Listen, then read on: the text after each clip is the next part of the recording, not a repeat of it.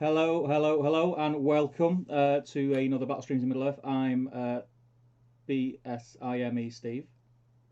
I'm Damian. How are you? Are we not there yet? Are we not Yeah, doing you it? don't want to do the first two. You don't I'm want B- to do the first I'm B- two. I'm B-Sam Steve. B-Sam. Be Simon, Yeah. indeed. How are you? I'm How very are you? well, very well, very tired, but Happy excited. Friday, man. Yeah, excited for tonight. I've been looking forward to it all I week. haven't muted the tab. I haven't muted the tab. I haven't muted the tab. I haven't muted the tab. One I've job, muted the one tab. job, Mr. O'Byrne. One job. Before we get going, Hang on, the other um, one's not. Hang on. The other one's not me. it's not, There's, it's not. there's another one. There's another tab. I can hear it. There we go. You got it. I had two Ooh. tabs open. Two tabs. What are the odds? Uh, That's how excited I am. I had two tabs open for the preview window. They're gone now. Past Damien and Steve have gone. How are you, mate? I'm very well, very well. Had a busy week with work, but it's like that at the moment. I'm hoping it calms down soonish. How about yourself? Very well, very well. Happy Friday, sir. Yes, Raise a glass to you. a glass. I may as well join you. Once Then. again, we at 8, 5 past 8, we thought we had everything in hand, and we were like, loads of time tonight, and yeah, 5 minutes late, here we go, stumbling dreadfully into your lives. Happy Friday, everyone. We hope Well, you are all very well. There's a lot in tonight, Damien. Straight off the bat. I can see there's 40 in. Yeah, Crazy loons. crazy people. It's very good to see you all, of course. Hmm. This is Battle Streams in Middle Earth, which is our fortnightly look through the wonderful artwork Battle Games in Middle Earth. And every week we look at one issue. This is, of course, inspired by the wonderful Lachlan Linton-Keane over on Zorpsop Gaming, who's doing the same thing but better.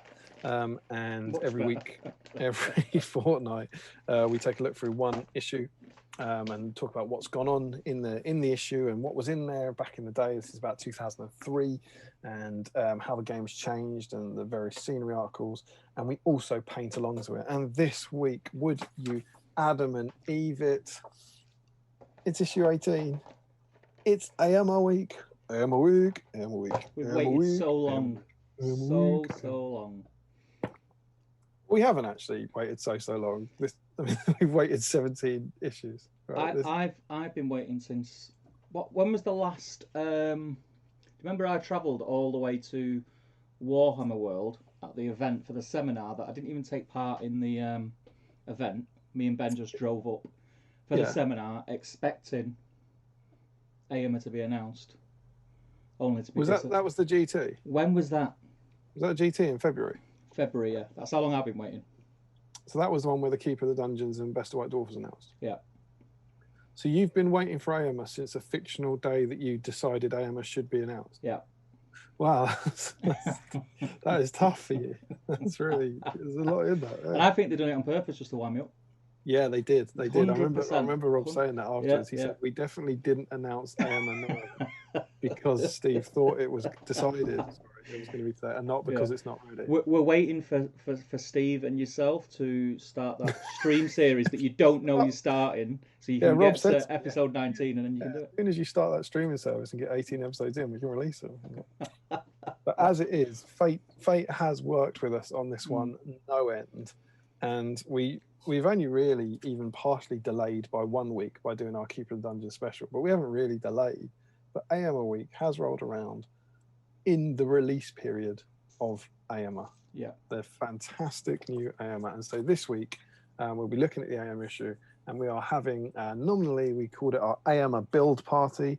I have my Eomer here. Check that out. In cellophane, untouched, ready to go. I have my Eomer in the Eomer box, plus the Eomer box. Eomer box is lovely. Just like Republica were back in the early 90s. He is ready to go. Of course, as ever on Battle Streams Middle Earth, it doesn't have to be that Eomer. There are, let me say, 4 other Eomer sculpts. Foot and mounted, Knight of the Pelennor, and Defenders of Rohan, yeah. Yeah. So any of those you're welcome to use, although we do suspect it's going to be a lot of the new boy. And we thought it'd be fun. We're normally painting along in this, but we thought it'd be fun if we all got together and kind of built Eomer together. So obviously I'm sure that some of you have already doven. I'm going with doven straight into the kit and couldn't resist. So you feel free to paint along. But I'm definitely going to be getting my hands covered in sprues and glues. But Steve, how does they get involved? So over on the Great British Hobbit League Facebook page, we have posted up a thread, which, funnily enough, I can actually pop it up like this. There's the thread. And basically all you need to do is post in there your whips, and you'll be... What actually, remind me, Damian, because I forgot what's happening. Right. I'm so excited. What about which bit? So anyway, there's a whip thread in the Great British Hobbit League. Do please get involved. Post your whips and your snacks and your beverages in there so we can have a look. And we will be delving into the Facebook thread later on in the stream. Yeah. Yeah. So I got confused because I normally talk about tokens. Oh, I see the prize. No, it's the mystery future Battle Games with Left Dice now, isn't it? Yeah. So yeah, and you can be put in that thread whatever you're working on. But if you're working on any Eomer model, you will be entered into the draw to win one of our Battle Games in Middle Earth. Battle Streams in Middle Earth. God Almighty, I'll get soon. It doesn't have to be Eomer. Work on what you want, really. You might not have him. To get in the draw for the dice has to be Eomer. True. This is the 19th time we've done this. What is wrong with you? So yes, if you're working on an Eomer this week, then you get entered into the draw, and at the end of the night we'll do a draw, and whoever gets drawn out will win an Eomer dice. And I look forward to explaining that process to Steve throughout the evening. So as well as that, of course, we have another super secret prize going on, which we're very excited about. Yeah. Which, if I go over to CCAM for a moment. Oh, CCAM's back. There we go. There he is. There's Eomer. Delightful in his cellophane. Looking rather good. I'm looking forward to tucking into him. But wait. What's this? An Eomer off his guard. AMI? Ayadu. There you go, some French for you. Oh yes, we have 2 Eomers in his house. And this isn't for me to build different versions. This is because one of these, probably the one I don't open tonight, will be being given away to one of our loyal patrons. Do you want to say about our little patron scheme, Mr. Crow? Yeah, so we do have a patron scheme set up, which we, up to now, I've been totally overwhelmed with the response for that. It's far exceeded what we expected, and it's kind of you guys that have spurred us on and got fire in our belly again, and have made it possible to be giving these cool things away. Getting special dice made, which are going to be the giveaways, but giving away new releases like this is always fun, and it's given a little bit back to you guys who are supporting us. So yeah, and I just want to say as well, and I think speak for both of us again, we've gained more patrons this week. So thank you very much. If you were watching, which I hope you are, thank you for supporting us. And we will do our utmost to make sure you soon realise the mistake you've made will pay off.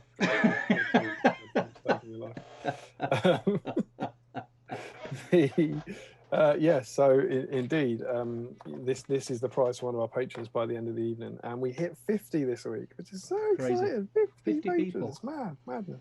So thank you all so much. So if you're one of the 50, you got a chance to win this. But if you're not one of the 50, no pressure. Battle Streams Middle Earth will always be free. But if you join up to the Patreon, and the cheapest one is £1.20, including that. But if you do join up throughout the evening, we'll keep an eye on it, and we will add you into the Pot of Destiny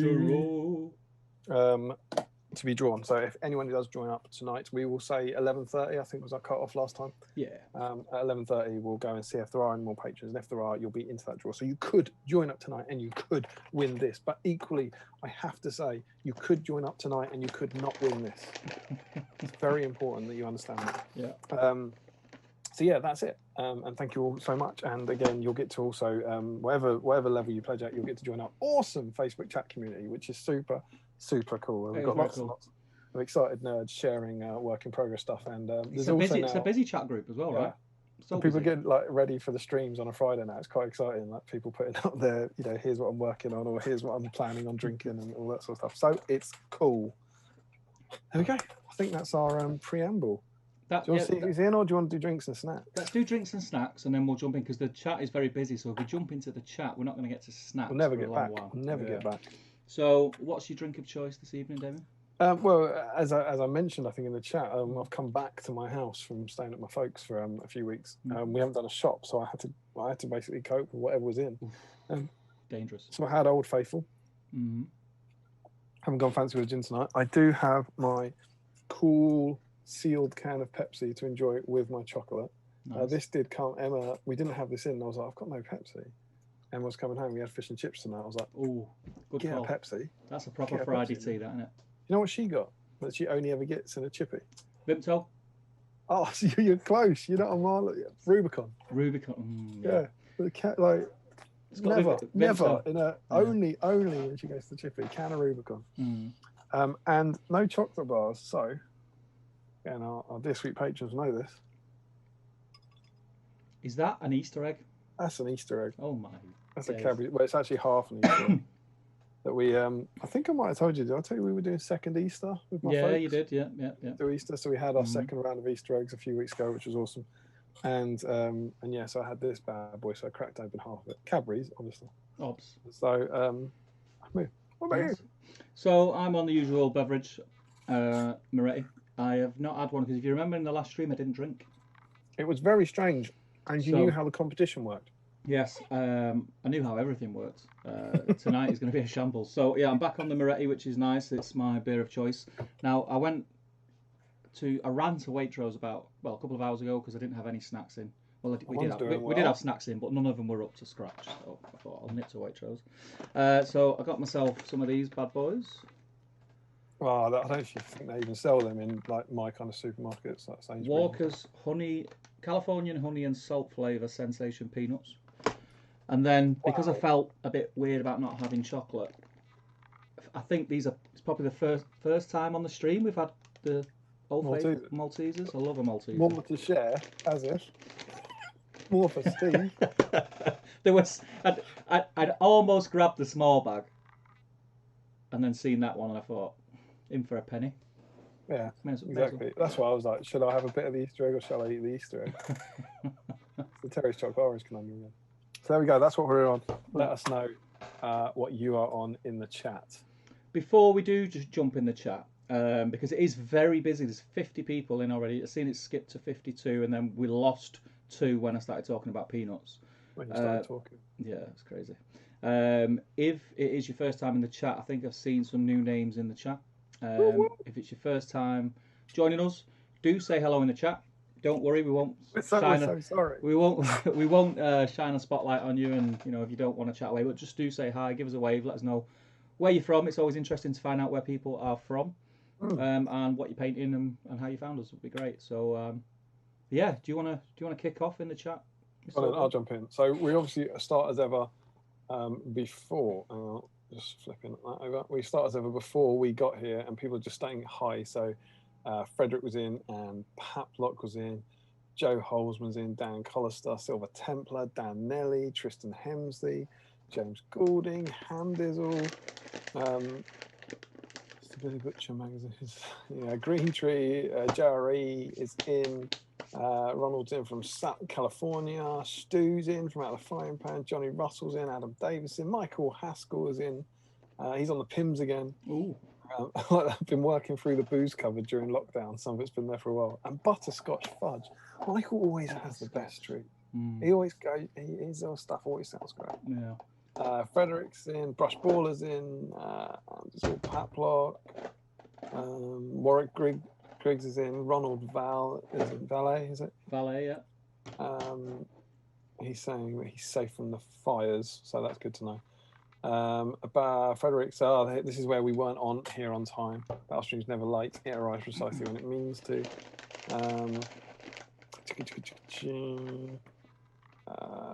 Yeah, they're talking about the fires in California still. I hope everything's well with you over there, Ronald. Dylan's in first time I catch the stream. There you go. Ham Dizzle. Steve's too busy sorting not one but 2 packs of Sensations peanuts out. Not even the best. See that's patron insider knowledge. That is. That's why they're telling each other why they're late. Damian and Steve labelled disturbers of unpainted plastic piles and whatnot. Have I really? James is saying I think they forgot their own live stream. Wouldn't put it past us. No, these are quite good. If you're referring to the incident with the Ashabti bone, Steve was hardly involved. Gif is in. Bruno is in. Glyn Seymour's in. Callum's in. So many in. 52, if you will. Ham Dizzle is clutching his crutchy for that. His crunchy for that Friday feeling. There's a slogan from the past year. Ian Whitehouse is in. Pat Lockie's doing the same thing but upside down. Classic Australian. Reece Giorgio is in. Nick Evans, morning from a drizzly Coughs. Home of the Big Banana. Coughs. What's Coughs? Home of the Big Banana. COFFS. Drizzly Coughs. What's that? What's the home of the Big Banana? Let us in on that, Nick. Is that a country? Is that a county? Is that a town? Is that a continent? Coughs. Don't know. James Holing, I was born the year this came out. Oh, 2003. Yeah, I was born around that same time. Yeah, me too, yeah. Sophie Wilkinson, March 6th and 7th. March 6th and 7th. Oh, don't know. People are then chatting about being old. Armageddon. Can't wait to get the podgy little bugger built. Now. James Holding, likely not as old as some of this chat. All right. Oh, no, that's Ronald saying about James. Well, indeed, yeah. Nothing to be ashamed of either way there, I think. Green Tree turns 40 tomorrow. Happy birthday for tomorrow, Green Tree. Make it till midnight and we'll sing you happy birthday. Yeah. Frederick Shaw's, am I the only one who thinks the plastic kit is the only set that got Eomer's helmet right? The metal version seems too short. The helmet looks quite tall and quite long. I have no idea. I haven't opened it. I will tell you in about 3 hours when I open the box. Where's the whip? There's a way. Hamdizzle, did he say Eomer dice? He did. You did. Did he? Yeah. I didn't want to correct you because we're mates and that. I just hoped no one noticed, but yeah, cheers for that, did you? What, to give away? you said Eomer dice instead of BSIM dice. Yeah, you can't get an Eomer dice. No. There's none of them. Battlestream's Middle Earth dice, so sorry. And unpatron. Is there a new... Oh, God, no, there's no new dice set. No new dice set. The plan for next stream? Well, you'll just have to wait and see, Josh Crosby. It's probably going to be related to issue 19 of Battle Games Middle. More that people are saying the plastic kit is awesome. And yeah, Frederick Shaw, hashtag 1 in 50 chance. Absolutely. To win the Eomer. Hans Kvadsheim? I'll go with that, yeah. I made it even. It was late. It's going to get painted next half hour. Good to hear it. Pat Block, I found another boob on the plastic Eomer. He doesn't have the pauldron straps sculpted. I'm sure we will forgive him. Ronald Vale, why'd you have to point that out? Yeah, Rio is the best canned drink, apparently. Incorrect. Pat Block then asked, do you want to know the first boo-boo? I'm sure we will. And the first boo-boo is that the planks on the shield's front don't meet the planks on the shield's back. Yeah, that's annoying. Is it? Yeah. They don't line up. I'll take your word for it. James Palmer? Yeah, James Palmer. I really need to paint my... Oh, no. Yeah, I really need to paint plastic AMR. Padlock also then defends it by saying that the explanation is the shield's multi-layered. Green Tree has tea and a bar of Cadbury's dark milk. Oh, dark milk's so good. It's not for me, dark milk. It's not for me, that. Frederick's now saying your image is flipped. My image is flipped? Your image is flipped. What do you mean mine? Yeah, it is. Oh, you mean when I'm on the other side? Well, you're... Yeah. Yeah. Yeah. Yeah. I'm on the opposite side. I don't know why. Ask Zoom. Dear Zoom. Rum and Coke and Orange Aereo for Silver Templar. That's pretty cool. Hey, Julian, first time live for him. Nice to have you. James Palmer is in. Frederick's done classic. Put the snacks and drinks in the work in progress. Fred working on AMR. Hashtag odds. OMG. I think it's another first timer of legend. Calman steals right in his house. Would you Adam and Eve it? Can't believe it. I just can't. Calman, how are you, mate? Good evening, darling. Something to get you thinking. Oh, he's only asking about Lord of the Rings. That's not what we're here about. With Chris, it's obviously his first time in. Yeah, it's clearly his first time. I'm going to be asking about chocolate or slippers or curtains. Yeah. With Quest for the Ring Bearer being teased, are you two planning on starting a new army with the hopes of it becoming a legendary legion?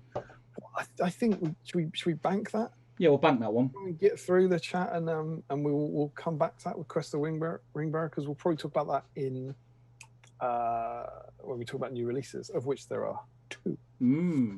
James Holding is in North Yorkshire. Hi everyone. Only up the road from me, that. Kenneth Vick, greetings from Norway. Couldn't catch the last 2 streams. It's good to be back. It's good to have you back. Celebrate. It's rum and coke for me this fine Friday. Good to have you in.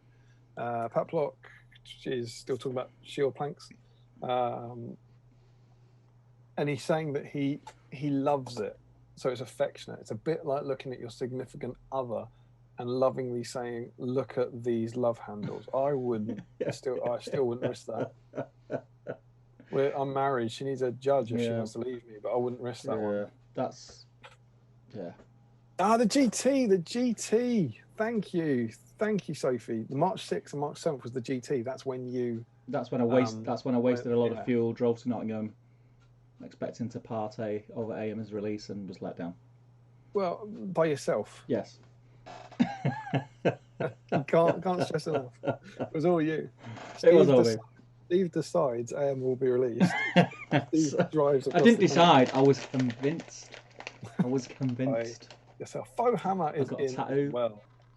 Yeah, Sophie, I know this is your first stream, so it's probably worth pointing it out. By the time we get you to your comments, we'll have no idea what you're talking about. Ask Larry Miller about that. It's the Miller rule, we should call it. Mr. Miller's not been. I've not seen him yet. He's got a family birthday, he said, or something, didn't he? I think he said he was going to come in late. Oh, okay. Let him off. That was in. Ronald said, everything they wanted in a new AMR. James Holding submitted my final uni assignment of the module on Monday, so I had a nice de-stressing game week. Nice. Congratulations. Final uni assessment of the module. Why are you submitting in September? Is that like delayed because of COVID? Or is that an MA, maybe? Maybe it's an MA. Well, anyway, congratulations, mate. Have a drink on us. I mean, you will have to pay for it. It won't be on us. I'll have a drink. I'll have a drink for you. Have a drink, pay for it, and then imagine that we did. Yeah.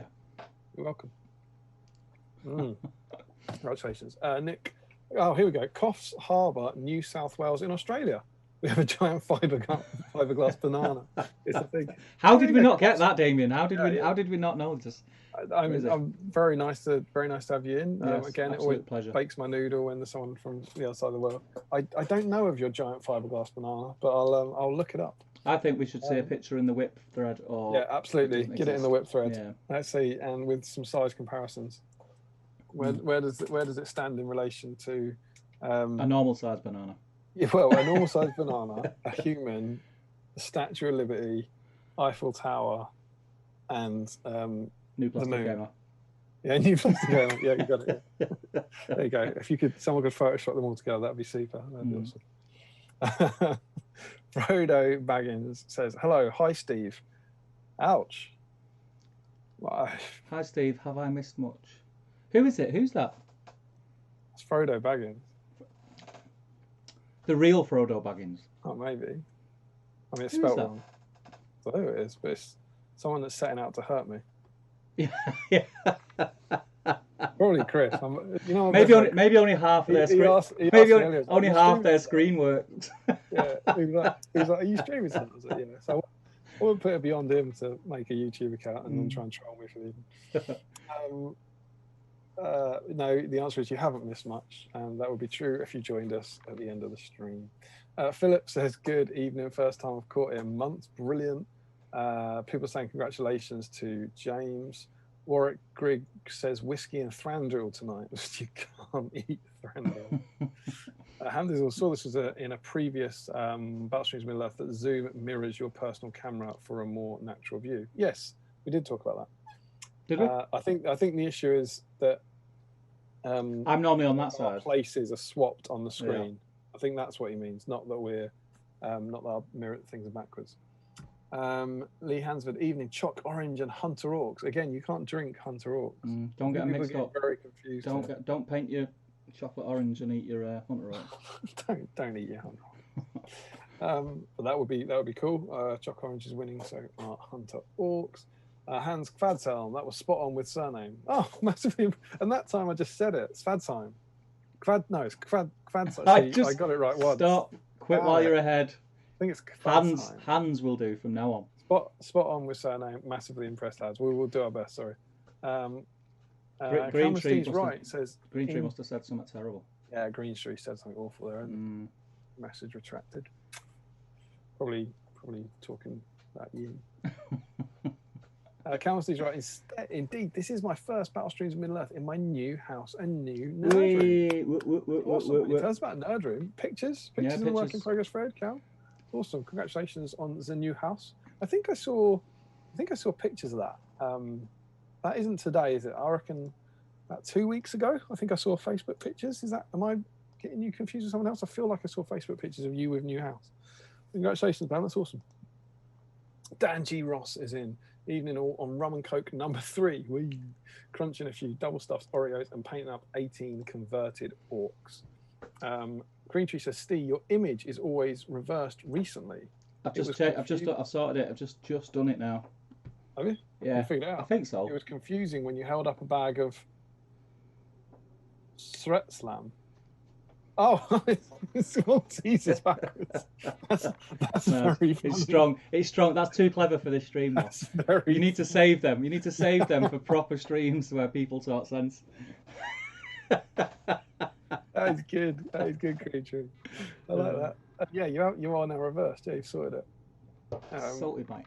Oh yeah, James Holden is doing it through the OU. The course will work throughout the year, and I'm below the legal age, so I'll pass.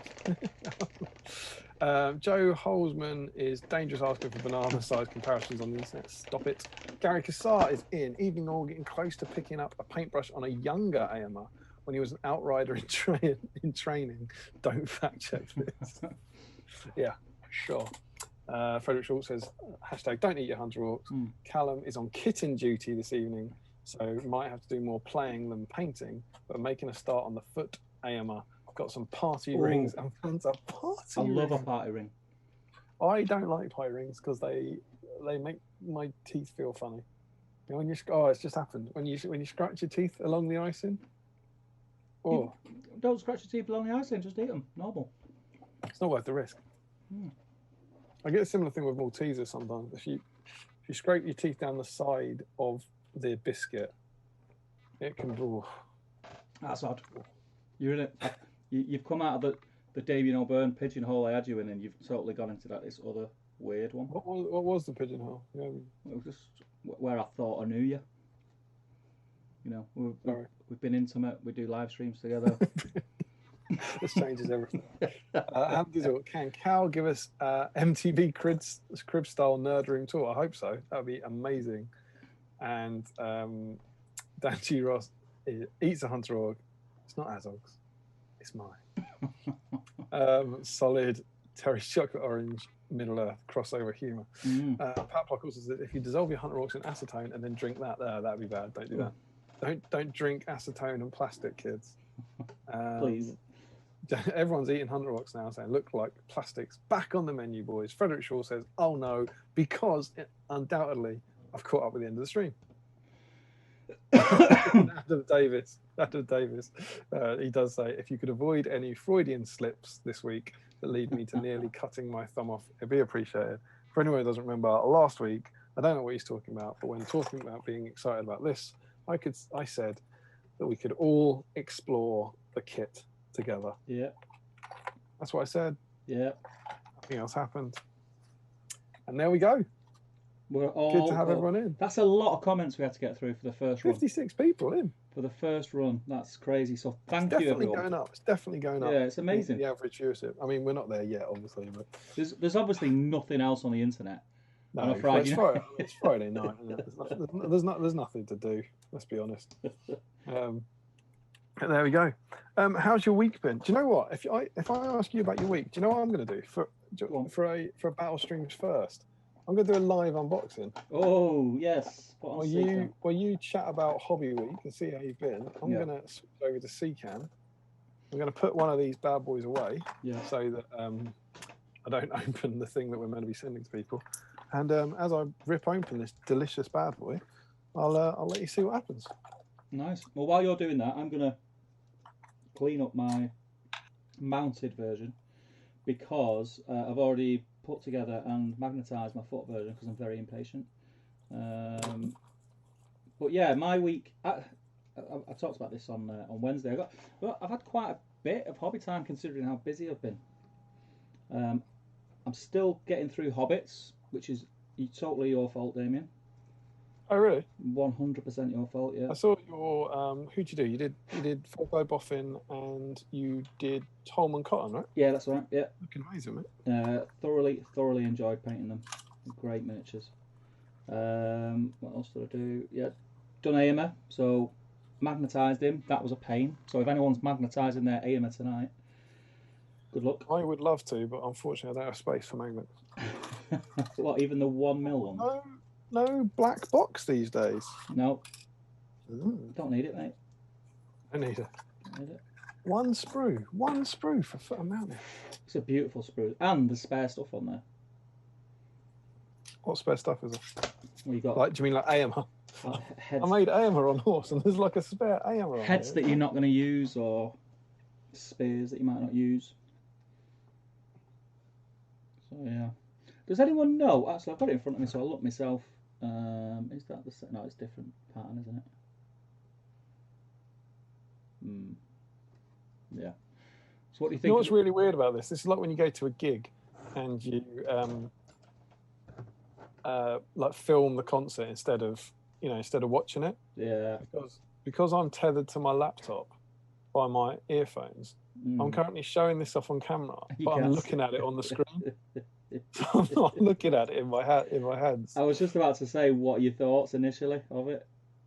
I mean, it looks great. I think it's a great sprue.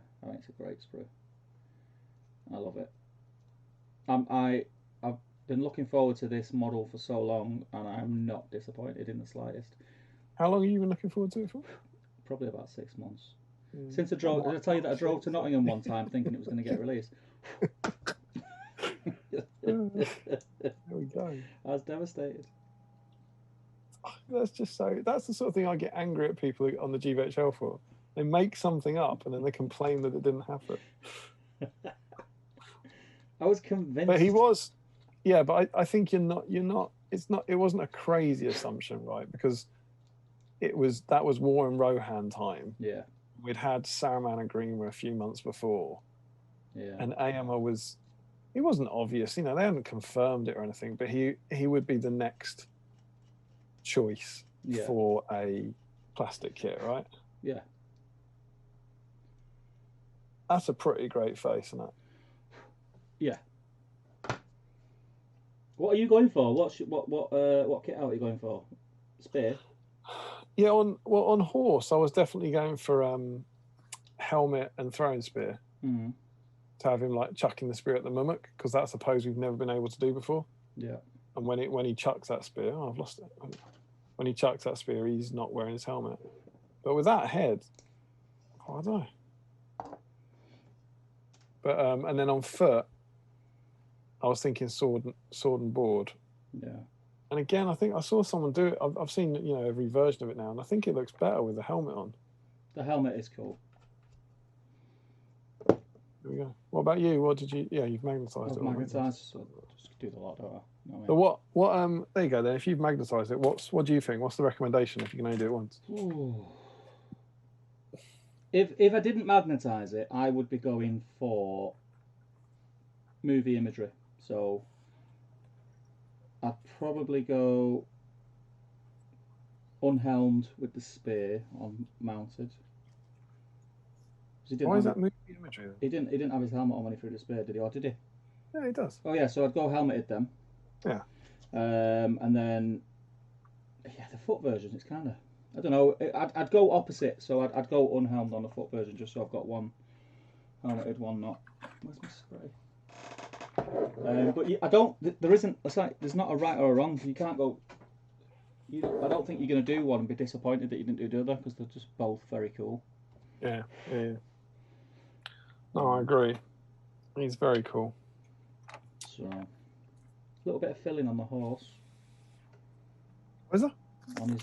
On the I mean, back, like it matters. I'm assembling him for the good of the stream and then not painting him. Like anytime soon. Yeah.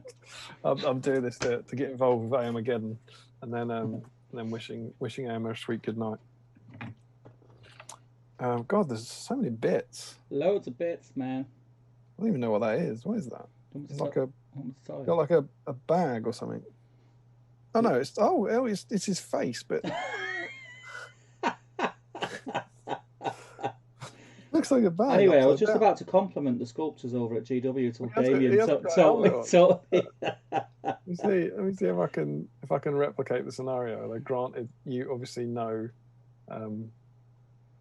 what it should be now, but I think he says, optimistically, that which one? This. Oh, the back. Because look at the back. Where my finger is. Yeah. That looks like a pouch, some sort of saddlebag, or a face. Oh, that's like a saddlebag. But then, if you do this tricky maneuver and turn it upside down, the saddlebag becomes a face. But he's missing his helmet. Shocker. Why did you chop the helmet off at that? Why is that an advantage? Chopping the helmet off? I don't understand that. Yeah, I was really worried when I seen it, but it goes together really well. It kind of clips. It kind of clips together as well. Yeah, they do, don't they? The plastic ones. So many bits. So what do you reckon? Sword and shield? Sword and shield with helmet? I'll go do the mounted one first because that's the one I'm certain about. So yeah, your hobby week? Yeah, it's been great. Bit of painting done. A bit of magnetising done. Bit of filming done. I was filming another battle report yesterday, which is great. I've missed playing games so much. Middle Earth? Of course. So is that 2 Middle Earth battle reps coming? Well, we filmed the first one, and everything went all right, but it ended up sort of being a bit of a slog towards the end. So we decided not to release it. It's some intense quality control. Because we will release it at some point, but we didn't want it to be because it's going to be the first one we've released in about 6 months. Yeah. So we wanted it to be like just kind of a nice easing back into it, interesting to watch. So is it the same? Is it the same scenario, or did you change anything? No, we've gone for the original one that we filmed was Hold Ground on the Hobbiton board. Was that Shire and Ruffians? Yeah, and what we decided to do is we definitely wanted to be on that board with those forces, so we went with one of the narrative ones out of Scar and the Shire book. Oh, cool. So yeah, it was quite which cool. one? Can't tell you which one's top secret. Oh, obviously. You know what I mean? You're gonna get Bill Fernie killed in the first 2 minutes again. Ruined. Is this? I haven't assembled. This could be one of those crazy things where it's absolute nonsense. Is this the first kit we've had to have hexagonal horse? No. Foot? Theoden. No. Theoden, did it? Yeah. No, I haven't assembled Theoden. There you go. There you go. That's why they pay you the big bucks. That's it. Yeah. All 75. Because I don't think I did Durnhelm. Did that have one? I suppose it must have done. Maybe I got excited about it then and just forgot about it. Who knows? Oh, there we go. What would you do? Do you clip everything off and then clean everything up and then glue it all together, or do you go bit by bit? I do it as we go. Do it as we go. What about you? So, yeah, I think so, because it allows the glue to bind a bit, but also breaks the process up. And it also means that you don't lose a head. I mean, God knows what's gonna happen to me, right? You know what? I was like, I assembling? Just make sure that bag's underneath your desk and you'll be all right, mate. Because it just keeps falling in there. What was it? Was it Saruman? Saruman, I think, yeah. Oh, I've literally just. What a plonker! It's all right. It's half a horse. It's a big bit. He's got it. Oh dear. Oh, dark times. Taking. What was I looking for? Like Saruman's hand or something? It was something. So there are mold lines. Yeah. Some of the new stuff's been amazing, but certainly on the horse at least, there are mold lines, which is fine. I think the Forge World stuff is very, very good these days at covering up mold lines. Mm. Need very little removal, and I think the plastic stuff, because now it's made in so many parts, they tend to be able to kind of hide the mold line on the parts that make the join. Yeah. I find, so that you don't tend to need to remove anywhere near as much. Is there anyone out there? Let's find out. What's our little mold line chatter going on? Do we all do mold lines? Does anyone not? Does anyone not care? What remove them? You mean? Yeah. Yeah, remove them. I don't always see them. Sometimes you get to paint it and then realise that you've left some on, and that's really annoying. Yeah, there's nothing. That is absolutely the worst. It's right up there with coronavirus. Yeah.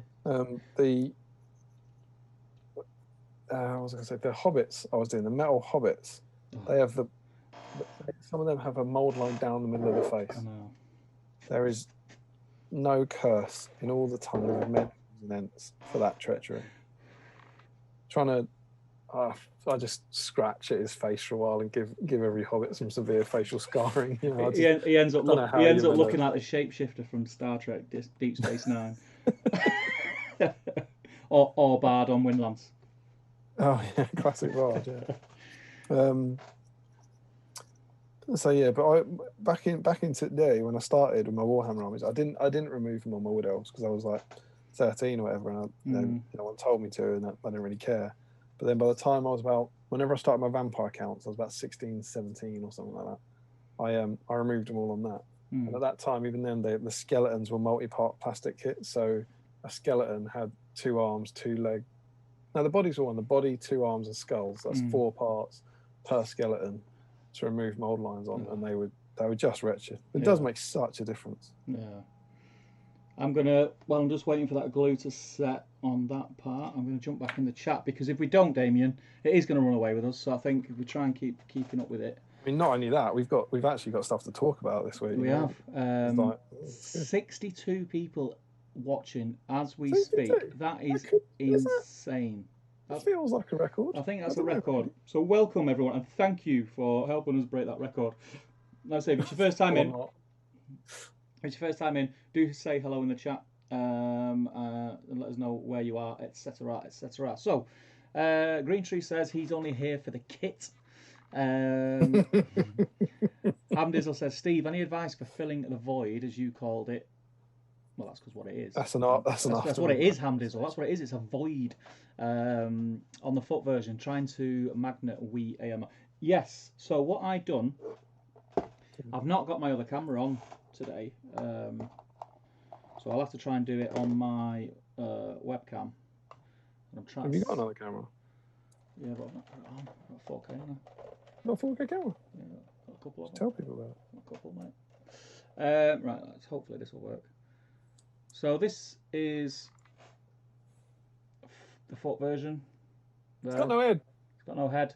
And inside the void, it's hollow. There's nothing in there. But as you can see on my, well, you probably can't see, but there's a magnet in there. So what I did, I see. Right, yeah. I stuffed some green stuff, or in my case, brown stuff, because I've got the brown stuff, which is, it sets harder than green stuff. It's cool. Green stuff will sell it. Get it. It's awesome. Made a little sausage, stuck it in. Wee. Move on. Stuck it into the body, pressed it down, and then I got the head. And I'd already put my magnet in the head, inside the head. So then the magnet that's going in the body, rather than pushing it down into the void, I let it just fall onto the magnet that was already on the head, and then I just pushed the head on with the 2 magnets on and let that set. And then the next day, when I pulled the head off, the magnet was set into the brown stuff and was in the perfect position to take the head. So as you can see, that's the unhelmed head, or I don't know if you can see. That comes off. And then this is where it gets crazy, Damian. You want to see this? This is something no one's ever seen before. So, as you can see, he's got his helmet under his arm. He does. Now he's got 2 helmets. Double helmet. That's the way you have to go with. That's the one. When I did that, I had a little chuckle to myself. Yeah. Oh, that's great. It's fantastic. No but one you else would, wouldn't you? If you you'd take a change of clothes somewhere. Yeah. Well, it's not. If you'd go on holiday, you might take a couple of caps. I mean, knowing you'd take about 50. But it's not crazy that they'd have 2 helmets. That probably explains the discrepancy between the helmets in the different kits. Yes, because they're different. Dad, where's my helmet? Where's my Sunday helmet? Oh, Eomer. Which one? The long, narrow one or the short, stumpy one? Oh, the short one. If I wear the short one, they'll say I look fat. So I hope that helps, Hamdizzle. And I hope I'm not very good at explaining stuff, but I tried my best. You're good at making it sound extremely sexual. If that.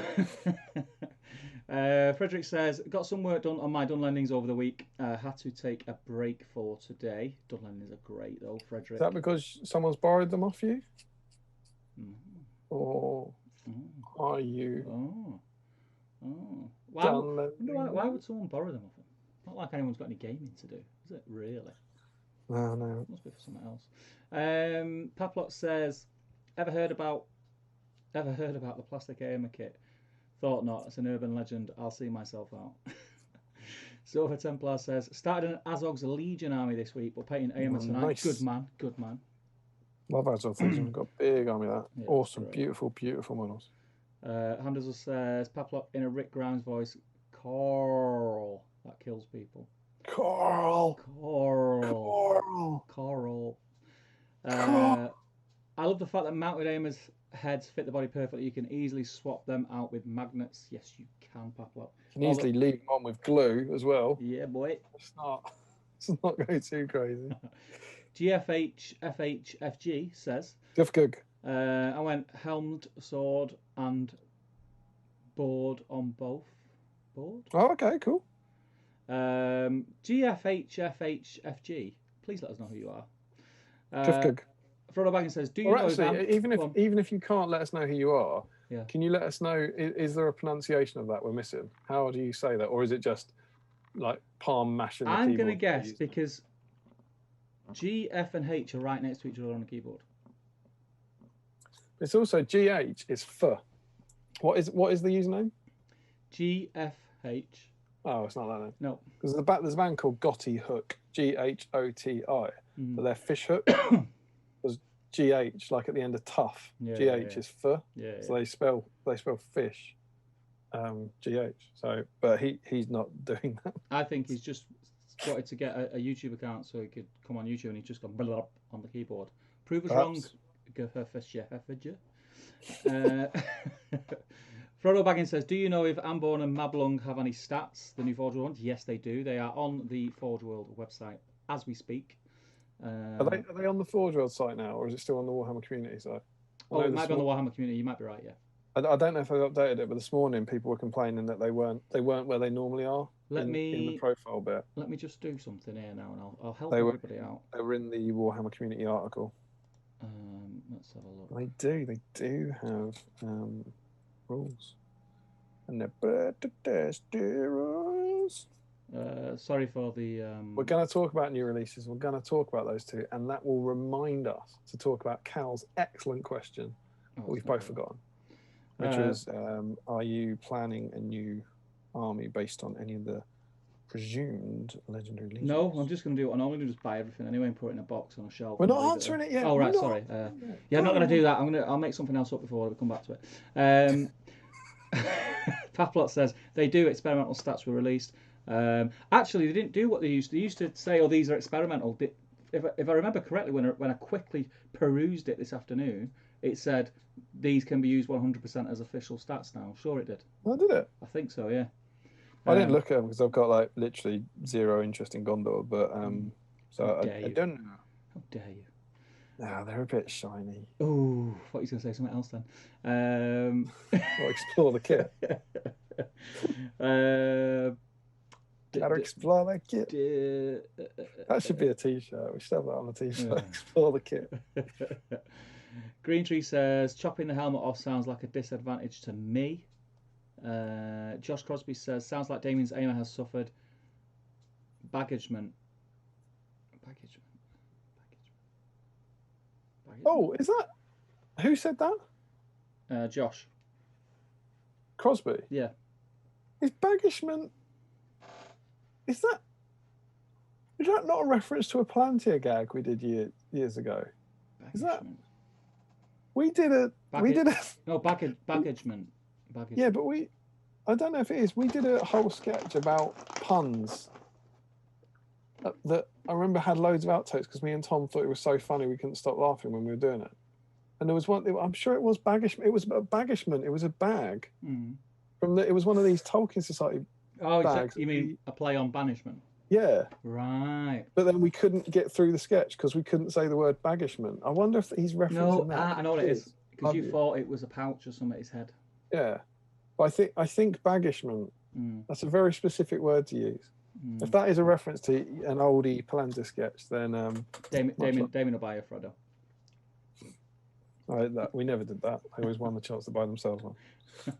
You know. Dave Robertson. I don't know if that's supposed to say Robson, Dave, but it says Robertson. Evening, lads. Hope you and yours are well. Keep up the good work. Thank you very much, Dave. And yourself. Hamdizzle says Saruman Probs had a hex peg. Yeah, he's a wizard. He's a wizard though, so he might be able to sort it out. On him as well. I think he did have a hex peg. No, I think he did. James Holden says baggishment is a blast from the past. It must be. It's a Palantir reference. You should watch it. It's a very funny sketch. We did magic tricks and everything. It was good. We turned like a bag into a cushion and called it baggishment. I've seen it. I don't remember the words though. Dylan Cluson says Saruman doesn't have a hex peg. I thought he did. No, because Saruman I don't think has a peg. Yeah. How does he fit on that base bit? Theoden's not going to have a peg. He's got a massive... He has got a peg. Has he? Yeah, he's got a peg. He's got a massive spiky bit. Well, you know. Are you sure? You don't know. Yeah. You don't know. I can see it in your eyes. You don't know. Yeah. Do you want me to go and get him? Yeah, go on. You're looking at the shelf. Go get him. I'll have to go. Yeah. You take over the chat then. I'm miles away. Oh, I've caught him. I've caught him in a lie. I've got to catch up now. Screw you, O'Byrne. Has he got it? He seems quite happy. He seems pleased. He is glued in, but you can see from underneath. It might not show up. No, you can't see anything there. But I can confirm it's a hex. Can you pan the camera over and reveal that there's not an open pot of Codex Grey between you and that shelf that you've just... An open pot? What do you mean? I was suggesting that you painted a blob of grey under the base. Oh. Has he not got a massive bit of plastic with spikes on or something? No. It's a great. Oh, do you know what I'm thinking of? I forgot the one that Kev Spector did for us for SBG. That I've obviously got used to seeing a lot. Yeah. Obviously, Kev being on a massive base, isn't fancy base. Yeah. In my head, I'm thinking, God, that's what Theoden looks like. So that's why you'd be wrong, Damian. That's why you'd be wrong. Yeah. So Dylan, even you were wrong. He does have a hex. Peg. Telling the viewers they're wrong. Giffer says depends how obvious the lines are. That must be when we said who gets rid of it. Oh no! It's just jumped, mate. It's just jumped. No. I think it's jumped 15 years into the future. 1 minute. It's quite some way. Are we still all right? Yeah. Still streaming? Yeah. Ronald Valley says, I think the helmet is separate from the face so that they could have the nose guard hang separately from the nose, an effect which I think is quite radical. Oh, that would be cool. I like that. Silver Templar says... It's like when Greemer's head pushes through the hair. Good depth. Silver Templar says, criminal not to at least attempt to remove them. Mould lines, I'm assuming. Warwick Griggs says, always remove mould lines, even mid-paint job. Ooh, I don't know. I can't do it mid-paint job. I did it once and ended up with loads of little burr bits, you know, like little lumps. I think I'm quite fussy about it, so it doesn't really happen. The worst I get mid paint job is when you get a bit of the metal flash, tucked up inside someone's cloak or something, and that you can just flick off with a knife. I'll tell you what, that sentence, tucked up inside someone's cloak and you can flick it off with a knife. It's lucky you didn't have a slip of the tongue anywhere in that. You're talking to me after your monologue about the brown stuff on the head? Are you serious? I'm not the threat to our shop when it comes to tonight, mate. James Palmer says, always ready to do them, but like you said, new stuff has been great. The plastic Mordor orcs, not so much. Yeah. Max Malice, not removing mold lines and killing small animals are the first signs of being a serial killer.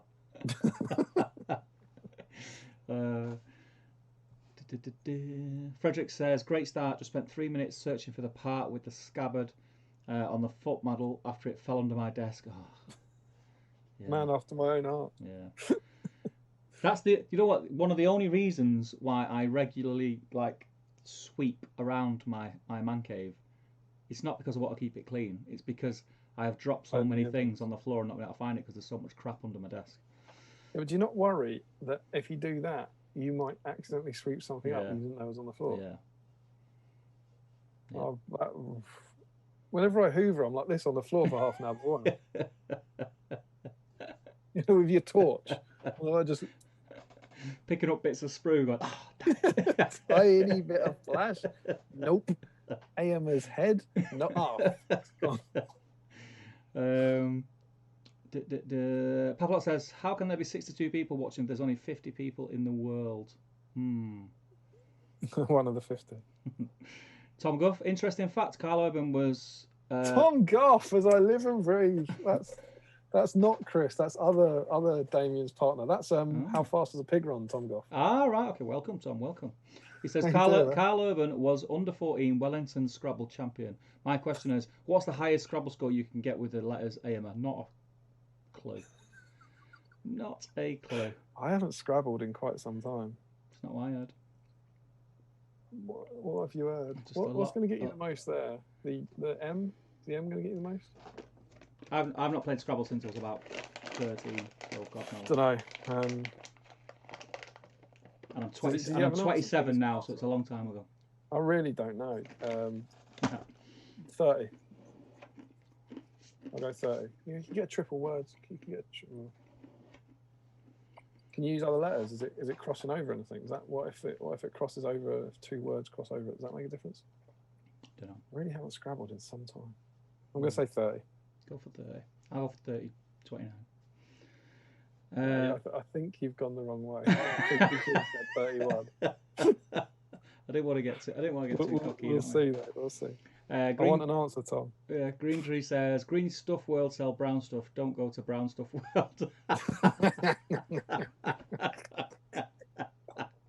or do go to brown stuff world. This is the broaden beginning your horizons. Of your horror show. That's what's happening. Yeah. Dan G. Ross says, I just can't. Wes AD says, have I tuned into a porn channel by mistake? This is when you were talking about your own. Was it by mistake though, Wes? Did you end up? I don't know how that got there. How'd that get in my history? Dan G. Ross says he's nearly crying. Like you and your filth. It's you. It's not me. It's about you. With your tongue twisters. You need to go back tomorrow and watch you describe how to magnetize Eomer.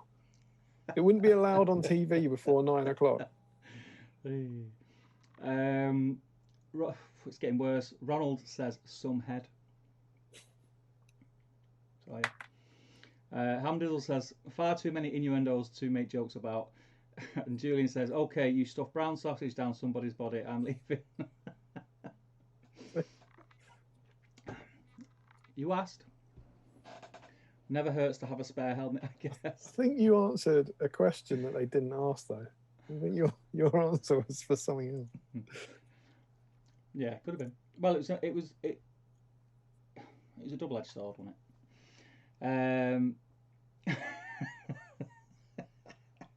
Michael Haskell says, I find the scraper tool, which was released for the fine cast phase, works quite well on most plastic mould lines. The mould line remover. I've never had one of them because I didn't really understand why it wasn't. I don't know why it wasn't a knife. Why it wasn't sharp? Well, if it was sharp or if it wasn't sharp, why? If it wasn't sharp, then I've got spoons. If it was sharp, I've got a knife. Now I'm saying that completely in the dark as someone who's never used it. Well, what it's got is it's got a very square edge that's got like a fine corner, so you can scratch it. It's all right. I've got one somewhere. I use it now and again. It's good for metals, but on plastics or resin, I use my X-Acto knife. X-Acto knife. Yeah, but they are good. I agree with you, Michael. They are very good. Dan G. Ross says best description of how to magnetise an item ever. Yeah, boy. When did anyone tonight describe how to magnetise a model? That's not what I've heard. I'll come to that later. Hamdizzle says, thanks, I understand. Might try something similar with arms as they look harder. It's getting worse. The arms are odd because there's not a flat contact point. If there was a flat contact point, it'd be a lot easier. But kind of the arm has part of the shoulder pad on it, and it slots in. So they're quite awkward. But at the same time, I think because it can only slot in one way. That helps if you slightly misalign when you're lining up your magnets. That will help because it can only sit in one place. So even if your magnets aren't perfectly lined up, it can't drag it out of the position that it should be. If that makes sense. Do you use this? Do you use Citadel plastic glue? No. My glue's gone again. If anyone uses this, are there any tips for not? Yeah. The tip is don't use it. Use this stuff. What's that? Mitafast. What does it smell like? It's super glue. Not interested. And an activator. You will never look. See this? I'll be very careful about what I say here. I mean, thankfully it's not the 90s anymore. But this used to be called poly cement, right? GW used to sell polystyrene cement. And you only used to be able to buy polystyrene cement if you were over 16 because of, I don't really even know what it was, but the glue, I don't know what to call it, but the glue sniffing scandal, the glue sniffing epidemic. Yeah. That, I mean, I was never really part of it, but there was a severe. Were you not part of the glue sniffers? No. What did you do, Tipex? Coffee decks, mate. There was definitely a kind of moral panic in the 90s about glue sniffing, right? Do you remember that? About, of course, teenagers glue, and it you could always tell the glue sniffers, couldn't you? Because they're all scabby around there. You have quite a lot of knowledge of them. They always have stuff stuck to their faces, and so you couldn't buy this stuff. And then so I'm being very careful what I say now. But poly cement smelled fantastic. Yeah, it does. It's like pear drops. Smells brilliant. Yeah. And obviously you couldn't, that's like, don't smell it because that's like going and that's sniffing glue. But you have to be 16 to buy it. And it reminds me. Hey son, are you a glue sniffer? No, I just really like the smell. Yeah, I just enjoy smelling the glue. I'm not a glue sniffer.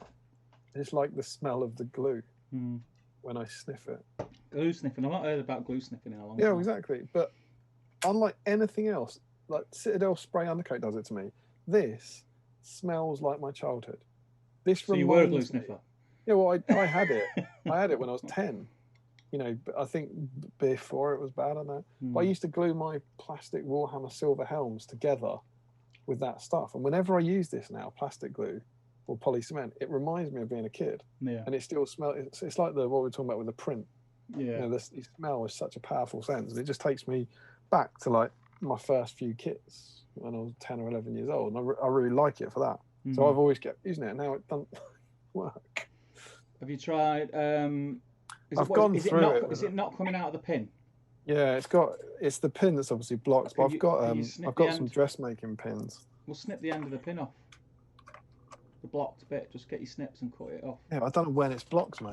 It'll be blocked near the end, won't it? Where it's dried up, obviously. Come on, mate. I'll be blocked all the way through, though. Scholar, you. That was like a glue sniffer over there. It's like somebody's freed a lot of glue in his time. Right. Anyway, I'm gonna jump back in the chat while you sniff glue. So This is going to interrupt my Eomer don't program. point it at your face while you unblock it, mate. Just going to give it a smell to see if it's come through. Don't sniff glue. Yeah, don't sniff glue, people. Do not. Calvin says too much talk about helmets, brown stuff, and heads. I feel like I need to go onto incognito mode. That's his first time in here as well. He's either going to be very, very happy or very, very sad. Frederick says I'm working on Rohan today, hence the break from Dunland stuff. It's good. It's a good switch up. The old switcheroo. You can easily swap out mounted aimers heads without magnets. You've missed the point. Right, I get what you mean. You mean it kind of just sort of snaps in and stays in, doesn't just fall off. Guffer says it's forehead meets keyboard typing. He's probably sniffing glue, wasn't he? Change the name, man. Change the name to... What is your name? What's your name? Guffer. What's your name? What's your name? And then we can call you by name. He hasn't put it there because he doesn't want people to know, Steve. I know, yeah. It's not Anna, is it? Yeah. He always seems to know what's going on in the stream. It's creepy. Hamdizzle says, yeah, because where was Gondor when the B-Sime happened? I'm getting more used to B-Sime. It sounds dreadful. It does sound. It sounds like it's an affliction, doesn't it? Yeah, it does. Yeah, absolutely. It sounds like a affliction of cattle. Yeah. What was it's mad cow disease? Yeah. The proper name. It's BSG or something, isn't it? What is it? God, that's another one. That's up there with glue sniffing. I haven't heard of mad cow disease. Remember when that was going to kill us all? Oh, yeah, that's crazy. Could catch it from eating McDonald's. BSE. BSE, yeah. Yeah, there you go. And what is it? BSIME. BSIM. I think it's too close to BSE. Welcome to Mad Cow Disease. James Palmer says, it said we should consider them 100% official, but final printed versions may change. Oh, there we go. Hamdizzle says, explore the kit tease for patrons of Legend. Is that, yeah, there's two of them, so we could. Is that what it gets you? Dreadful innuendo. And then James also says, and yeah, the PDF file wasn't under the product page. You had to go into the Warhammer downloads page, which confused everyone. Hamdizzle says Theoden defo does. James Palmer says Theoden did have a peg. Frederick says Theoden has a peg. All right. He's just jumped again. God. He's just jumped again. Oh my gosh. Theoden has a peg. Oh, there it is. Dylan Patel says, evening guys, keeping me entertained on my journey home from work. Well, you are welcome, my friend. Good to have you. Ronald says, Theoden does. I remember they gave me a base with round holes and I had to carve out a hex shape. Good work. It sounds like someone's trapped you, like on your granddad's farm or something. You know, he gave me a base and I had to carve out a hole with a peg all day long. That was said that was going to happen. James Holding says Theoden mounted has a peg. Yes, Theoden has a peg. Foot stance on a rock. Frederick's going off topic. He says Gandalf has a peg. I don't think anyone brought Gandalf as a peg. All right. It's possible that this is not the first model with a peg. All right. I'm willing to concede that. Hamdizzle, really, at Ronald, I got all hex holes and tore my hair out trying to fit the 12 riders into hex holes. Oh, in the Pelennor set, yeah, because obviously they changed the 40mm bases to all have hexes, haven't they? Even though because they use the older riders, they still got round. Yeah. Michael Brayer's in. He says, evening all. Evening, Michael. Listening in for a bit. I'm painting Riders of Rohan, which for once is related to the model of the evening. Good to have you in, Michael. Hope you're well. Papa says, even if only for pre-painting storage. What was that to do with? Oh, he's talking about the base designs being a nightmare. Kenneth Vic says, don't have the Eomer kit, so I have the following question. Would it be easy to cut off Eomer's head and put it onto another body without causing damage to the body? Planning on converting him into Theoden. It would, because his head comes separate. His head's completely separate, isn't it? So you You can put whatever head you want on it. You can put it on the head, on the body of the Balrog if you want. Yeah. Hamdizzle says, what annoys me about the foot Eomer is he has no kit under his armour. He's devoid of a groin and thighs to an extent. So do you know what? This is the thing. Like this is the thing. I don't notice these stuff, and then you guys tell me. I mean, yeah, you're not wrong. You're not wrong, Hamdizzle. He's devoid of a crotch. But you're not going to get down there and look, are you? I we might. Hang on. No, I hope not. That's weird. Faramir might. Paplot says to Kenneth, Vic, the heads are the heads are separate. Silver Templar, tell him it's separate. Torso ends, armor's edge, so no neck collar to cut either. Where's AD says always delete your history. Always delete your history. Go after one of these streams. Sophie Wilkinson, mold line remover is a kid-safe way of removing mold lines. Yeah, makes sense. Ah, so you don't. Yeah, it's not a blade, I suppose. Makes sense. Voice of reason. Mm-hmm. Paplot says, and a nice way to sell items that hobbyists already have but don't realise that, or simply want all the cool specialised tools. I was really good. Do you remember when the new design tools, like the ones that are out now with the red sort of burgundy handles, everything? I was really gutted that I didn't get in quick enough and get. Remember, you used to get it in the roll. It was like a limited edition. You got it in like a canvas roll, all your tools fitted in it. No idea, mate. Oh, I was devastated. I didn't get one of those. I'm weird like that. You've got tools. You must have tools. You don't. Tools for days, mate. Tools for days. Got a new chop saw this week. I'm really happy with it. Oh, you chopped. Oh, mate, you got to see it. It is the what's nuts. What is the? I just started cutting wood up. I didn't need to use it, and I spent about an hour and a half just cutting wood up. What's the best use of that for you? Where would you really want to use a chop saw? For cutting wood. Yeah, I know. I fundamentally know what it looks like and what it does. What I mean is is there a regular job? Well, the reason I got it because I've got two other chop saws, but they're the smaller versions. So I use three chop saws. Stephen. Yeah, this is a big one. This is a beast. This one, but I had to get this one because we're starting to do, the garden rooms, like outside offices. Yeah. Like some people have them as like a garden room as a gym or a summer house, or whatever. But loads of people now are getting them as offices because they're working from home. So we're starting to do those. So I'll go for that really, like decking and things like that, because it can cut really thick timbers. So yeah. Don't do mine if you want. Yeah, sweet, yeah. No discount though. And southern prices. Southern prices. The detail on this is proper good, isn't it? Yeah, it's cool. It is very cool. Very cool. I do wonder when these pieces are so small and sort of abstract. I do struggle to sometimes know exactly where to cut them off. Yeah. Like you don't know quite. Like on this is a good one actually on the arm. Mm.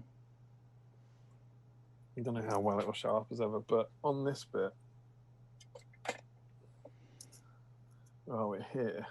You can actually see where that's going to focus for me. Yeah, I know exactly. I've just done that bit. I know exactly what you mean. Quite which one of those? There almost looks like there's a bit above the chainmail. Yeah. Then one more bit, and then another bit. Yeah. Where's screw and where's a plate? Is that one bit a bit of plate armor, or should it be cut off flush? Yeah, I was like that.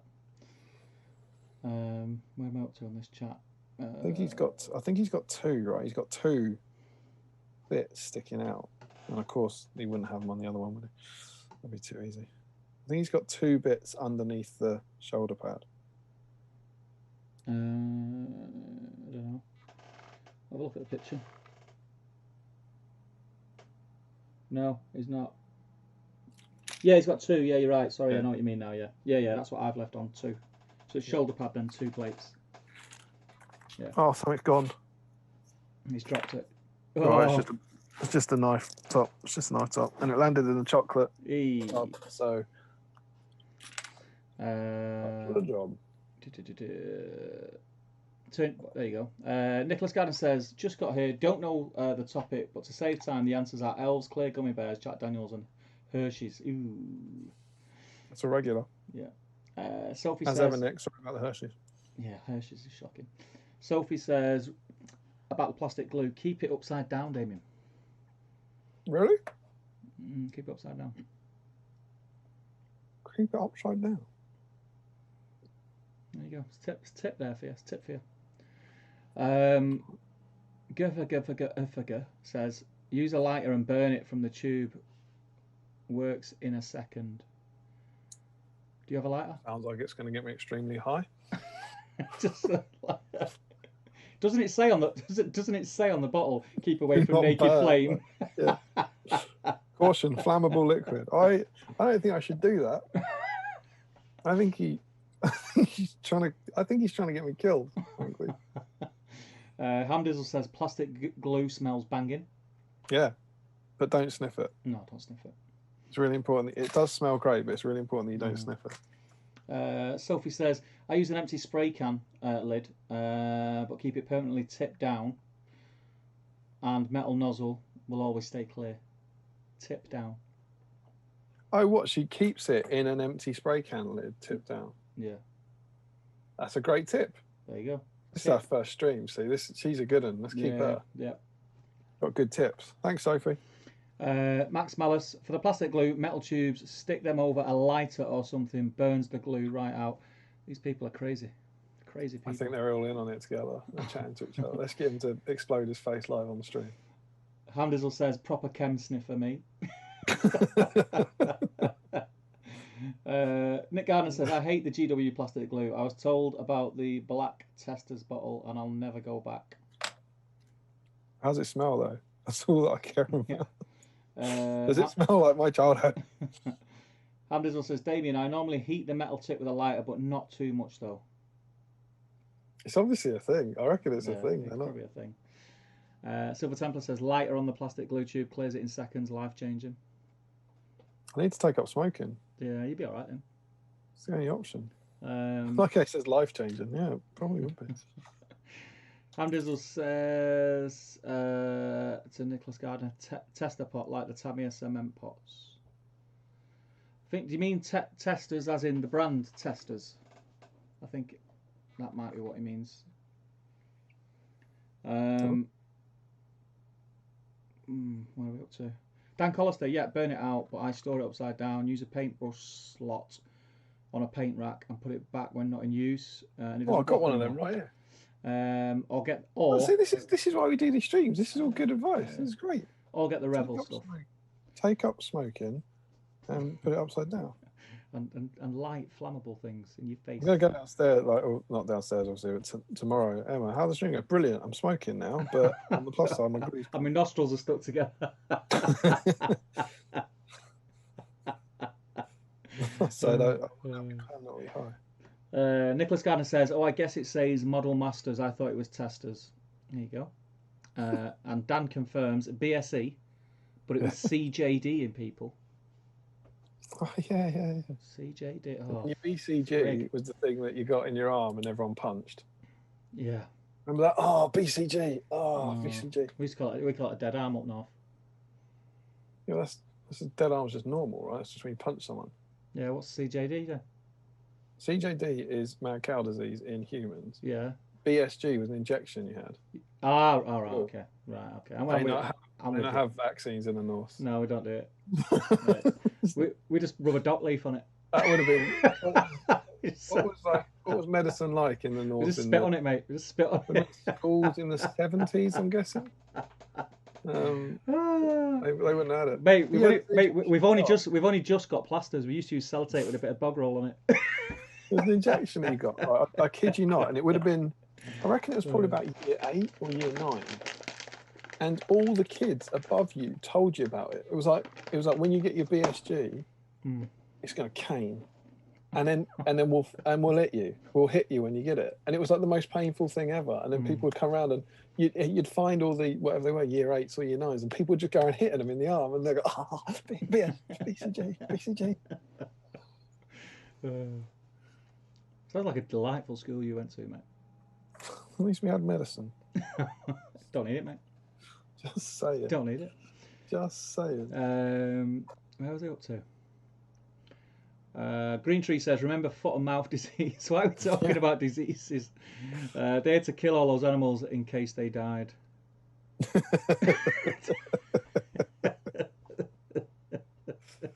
that's true. Julian says, I really miss the old glue smell. That was the good stuff. Still get it, mate. Still get it. Harry But Bates. don't sniff glue. Harry Bates says, evening, lads. Evening, Harry. From Australia. Hull to see Damian and my favourite Liverpool. Oh, you dare. Did you see what he did? Yeah, did he Photoshop you into your Liverpool kit? It's like lower than a worm's belly, that, mate. Why? Just why? Why? I think. Was it just to wind you up? Yeah, just to wind me up. I didn't rise to it. You know what I mean? You said it made you want to vomit, which I think is fair enough. Yeah. Jay found it amusing because he's a Liverpool fan. Mm. How bad's that? A mank that's a Liverpool fan. It's like the worst thing ever. The worst kind of person. Meant to go the other way. Yeah. Frederick says British chocolate tasting 2.0. I'm testing chocolate orange dark and Cadbury's dairy milk whole nut tonight. You will not be disappointed with a whole nut, my friend. Put a nut for me over a whole nut. It's got all the benefits of a whole nut, but also fruit. What are raisins all about? Just eat a grape when it's good, not when it's gone off. Chocolate covered raisins? No. No, you can't say no to chocolate covered raisins. No, mate. No, Rubbish. You know, in Revels, whoever it was that you know a packets of Revels are bob on. They're bob on, aren't they? They're bob on. The coffee one. I like the coffee one. It's the raisin one. As soon as you bite into it and you feel that give in the bite, it's spit. Yeah, I much prefer that chocolate where there's no give and you then crack your teeth on it. Whoa, that's what I'm after. Oh, God. There's someone, who was it that loved poppets in the chat? He's going to be raging. No, because minty poppets were banging.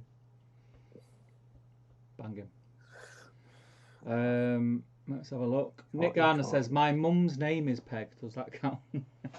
Is it Hexpeg? Is it Hexpeg? If it's Hexpeg, it counts. Someone put a curse on it. Paplot says, who would have known that Eomer stream is going to be mostly about pegging? Oh, now. You ever used to say that as a kid? Peg it. Peg it. It's something different now, doesn't it? Dan Collister, back to nostalgic hobby smells. I still have some of my old flip top paint, round Citadel before Hex Pot terracotta. And every time I use it a little bit, it takes me right back. It's amazing. Because I've, as you may have seen on other things, I don't think I did it on this. I've just cracked open this bad boy this week for Lockie's competition, which is one of the Hex ones. So this was, I did some looking into it. I think this is like 92 to 97. I don't actually know if there's got to be a date on here somewhere. A trademark date, won't be on the sticker. Yeah. But the range, I did some like Googling, and it was something like that, 1992 to 97. I can't see one, to be fair. Can't see an actual date on here. Stamped on the bottom, 1898. It's probably not that. Design number. No, I can't see one on there. But yeah, that was the range. So that is 20 to 25 years old. Before these were the round ones that I think Dan's talking about. And they predate me. This was like 92 or something. They had just changed to these when I got into the hobby. Well, I started late, didn't I? So the only ones I seen were the clear hard plastic Hex bottles with the screw top lid. Do you mean these? Oh yes. How about that? How about that? Right. These are actually not. Well, depends what you mean, because these aren't. You mean the ones we actually unscrewed to take. Are they to get flip? the paint out. Are they these are the flip, because they were rancid. They were the worst pots they ever did, like the screw ones. But these, I don't know why they're here. This was a talking point for later, but beautiful segue. I had 4 of these just in my paint tray. Bleached bone, classic colour. Codex grey, classic colour. Gandalf grey, Not green. And bubonic brown, another great colour. Yeah. They're all completely dried up. I don't think that's particularly unreasonable, to be honest. These ones were made in France, incidentally. These made in England. These made in France. Can't see a date on these as well. But these all dried up. So I'm going to chuck them away. Chuck them away, mate. But I thought we could have given them a nice little send-off on the stream. So I'm going to chuck them in the bin. But if anyone wants 4 hexagonal dried up paints for some reason, if you like collect old useless paints or whatever, let me know. But thank you for your time. You were incredibly useful to me 20 years ago. probably painted some of my vampire counts. I think my skeletons used to be given a flesh wash and then dry brushed bubonic brown and dry brushed bleach bone, I think. But Nice. thank you guys. Good night. Latest. There you go. Battle Streams Middle Earth, clearing the backlog. Yeah. I've lost where I am now. Can you remember what I said? No. Oh dear. Try not to listen. It was pegging, wasn't it? It was Nick Gardner's mum was called Peg. Oh, that was quite recently.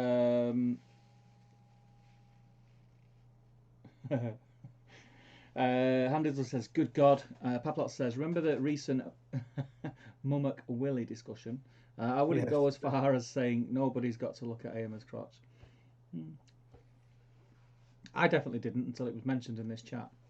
No, it can't be unseen. Can't be seen by the. That's true. True that.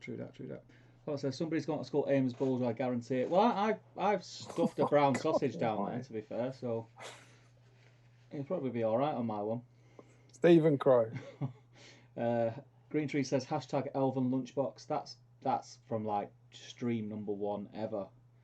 And Mr. And you're crossing the streams. Streams. That was Dave Fredericks who came up with that. No, you stop and you listen. You give crossing the streams a moment. That's the pun to end all puns. Cross the streams. Why do you not cross the streams? Why do you not cross them? The problem is if we've got a young audience. It's not the answer. That's not. No, we're not being filthy. This is the problem. This isn't filthy. No, but crossing the streams from the 80s, man. It is from the 80s. What's the reply? Why do you not cross the streams? I don't know. It would be bad. There you go. Ghostbusters. Have you seen the previews for the new one? Yeah, I saw the first trailer. Looks alright, isn't it? A lot. Is there only one trailer still? It's all set on a farm and like a kid at school and stuff. Yeah. The kid is he Ray Stance's great grandson or something like that? And it was Ray's farm or something. I got the. Yeah, possibly because Ecto 1's in the barn, isn't it? Yeah, it was pretty good. The last one we did was shocking, wasn't it? Yeah, I just didn't get the point of why it had to be Ghostbusters. I didn't understand why it couldn't be 4 smart female scientists chasing ghosts. Yeah. I didn't know why they went so much to make it look like they even were styled after the original Ghostbusters. Yeah. In their facial appearance and the same suits and the same. I just didn't get why it was so kind of such a almost copy of it. I didn't think it was a great film. I didn't think it was a good film at all. Cheers, by the way. I'm on bottle number 2. Which is good going for me actually, seeing as it's 10 o'clock. You're meant to be painting, not drinking, though. You know? We're not painting in the stream. Some of us are doing a bit of work. I'm trying to get through the chat here. You know what I mean? Yeah, you jumped ahead. You've already done your bit. Let's have a look. Mummock Willie's Elven Lunchbox. James Palmer says, if either of you guys had a say in the quest of the ring bearer made to order, what related models would you bring back? That's a good question. What's not available? Should we park that as well? Should we park that for a quest of the ring bearer discussion? The car park's getting full and all that. We've got what legions would we like and what models would we like to see? Yeah, okay. It's part of made to order. Ronald says, he's answering James's question. Came for Eomer and people keep commenting on glue sniffing and burning. Classic B-sign. Classic B-sign. James Miniature Space. Become a B-sign patron and fuel Damian's drug habit. Plastic glue and gummy bears that don't exist. I only think the gummy bears exist because of the you know that's going to be a thing now, don't you? Every time you say something like that doesn't make sense, have you been sniffing glue?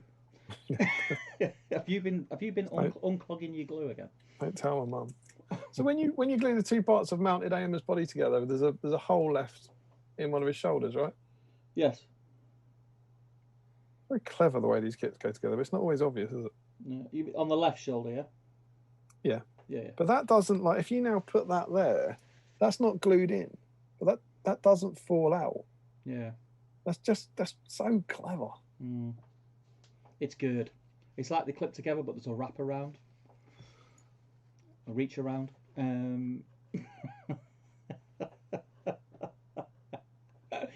Okay, onwards. Paplot says gummy bears are a hallucination caused by inhaling glue fumes. I totally agree. Rubber Dock Leaf on it says he's laughing.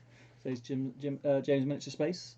Silver Templar says, shouldn't paint eyes while watching the stream. Trying to keep the brush true whilst laughing. Thanks, I think.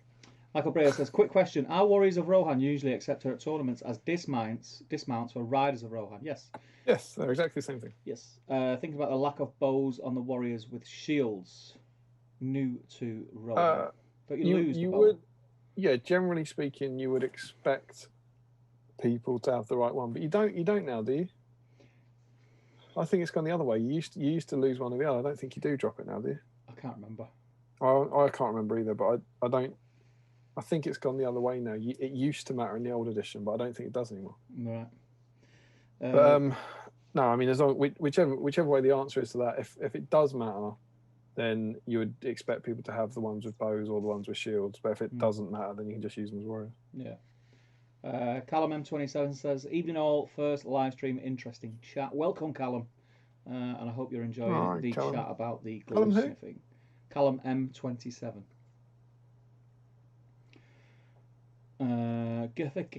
Says, that was all schools. I still have the scar. That's from the Dead Arm. It's BSG. Thingy, BCG. Yeah. Dan Collister says, my school was the same with the BSG jab, to the point where kids started to get sent home after having it done because the upper years would hunt them down. Hashtag best years of your life.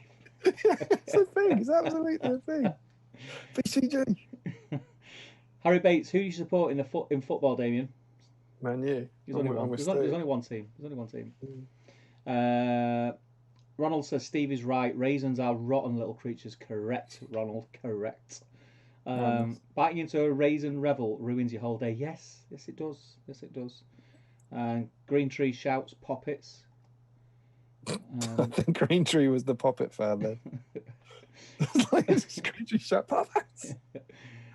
Dan says raisins are just grapes that failed wine school. Kenneth says, anyone planning to put a sword hilt on the scabbard, don't feel like modelling Eomer with the spear without it, even if it is movie accurate reference, it falls out while it's talking to free hunters. It's one of them for me. It's not a massive deal, is it? Really? I wasn't planning. I mean, I will have the spare sword, but I wasn't particularly planning on it. I mean, it's not a deal breaker for me. But the problem is you've got to cut the hand away from any spare sword you've got, haven't you? If you're putting it in the hilt, it's got a hand on it.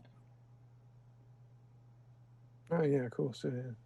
Is it worth it? No, I'm definitely not doing that. Yeah, it's not worth it. You probably wouldn't cut the hand away, would you? You'd use something else. You'd cut the pommel off, and then you just use a little length of shaft.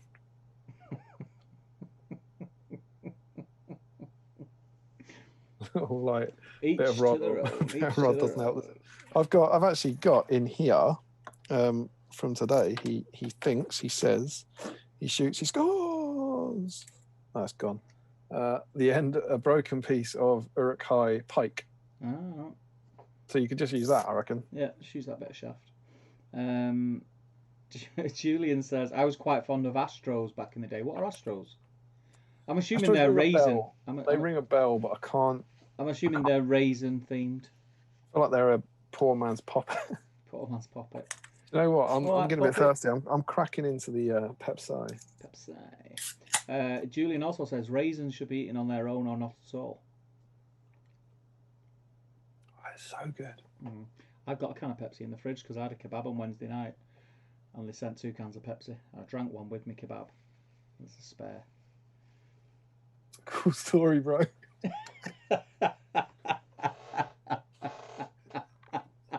It's a great story, but the chances are we'll get a choice between drinking the Pepsi or drinking a beer. Pepsi's still probably going to be. It's just sometimes cold Pepsi out of a can, particularly with chocolate. I prefer the pop with the chocolate.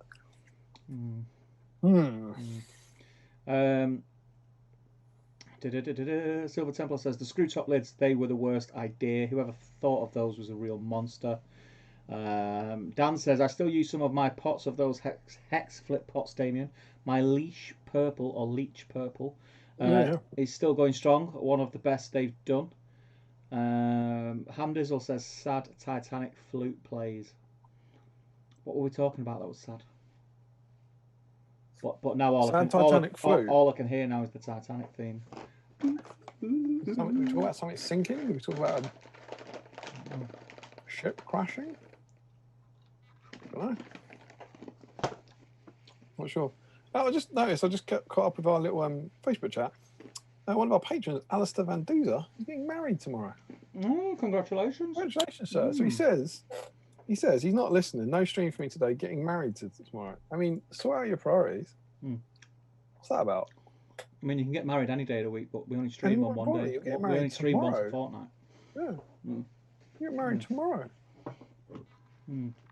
But no, congratulations, mate. That's awesome. He's put a little, I think it's a little photo of maybe where they're actually getting married, which also looks very lovely. So congratulations, mate. Hope it goes really well.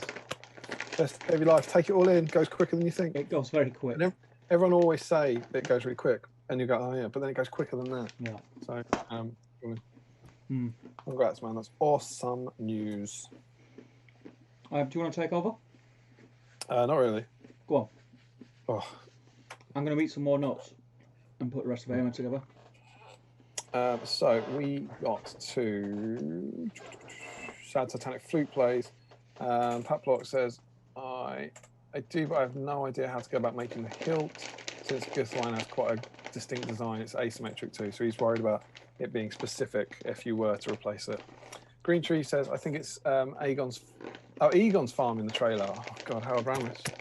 As you can see, it's a collection of mold, spores, and fungus. Can you really? Is that true? That'd be amazing. Spengler. Do you have hobbies? No, I collect mold, spores, and fungus. If you do drop one of them, I waste a lot of time putting green stuff bows and quivers on my dismounts. That's for Rohan, isn't it? BFG, BSE, BSIME. Okay, HT Crow.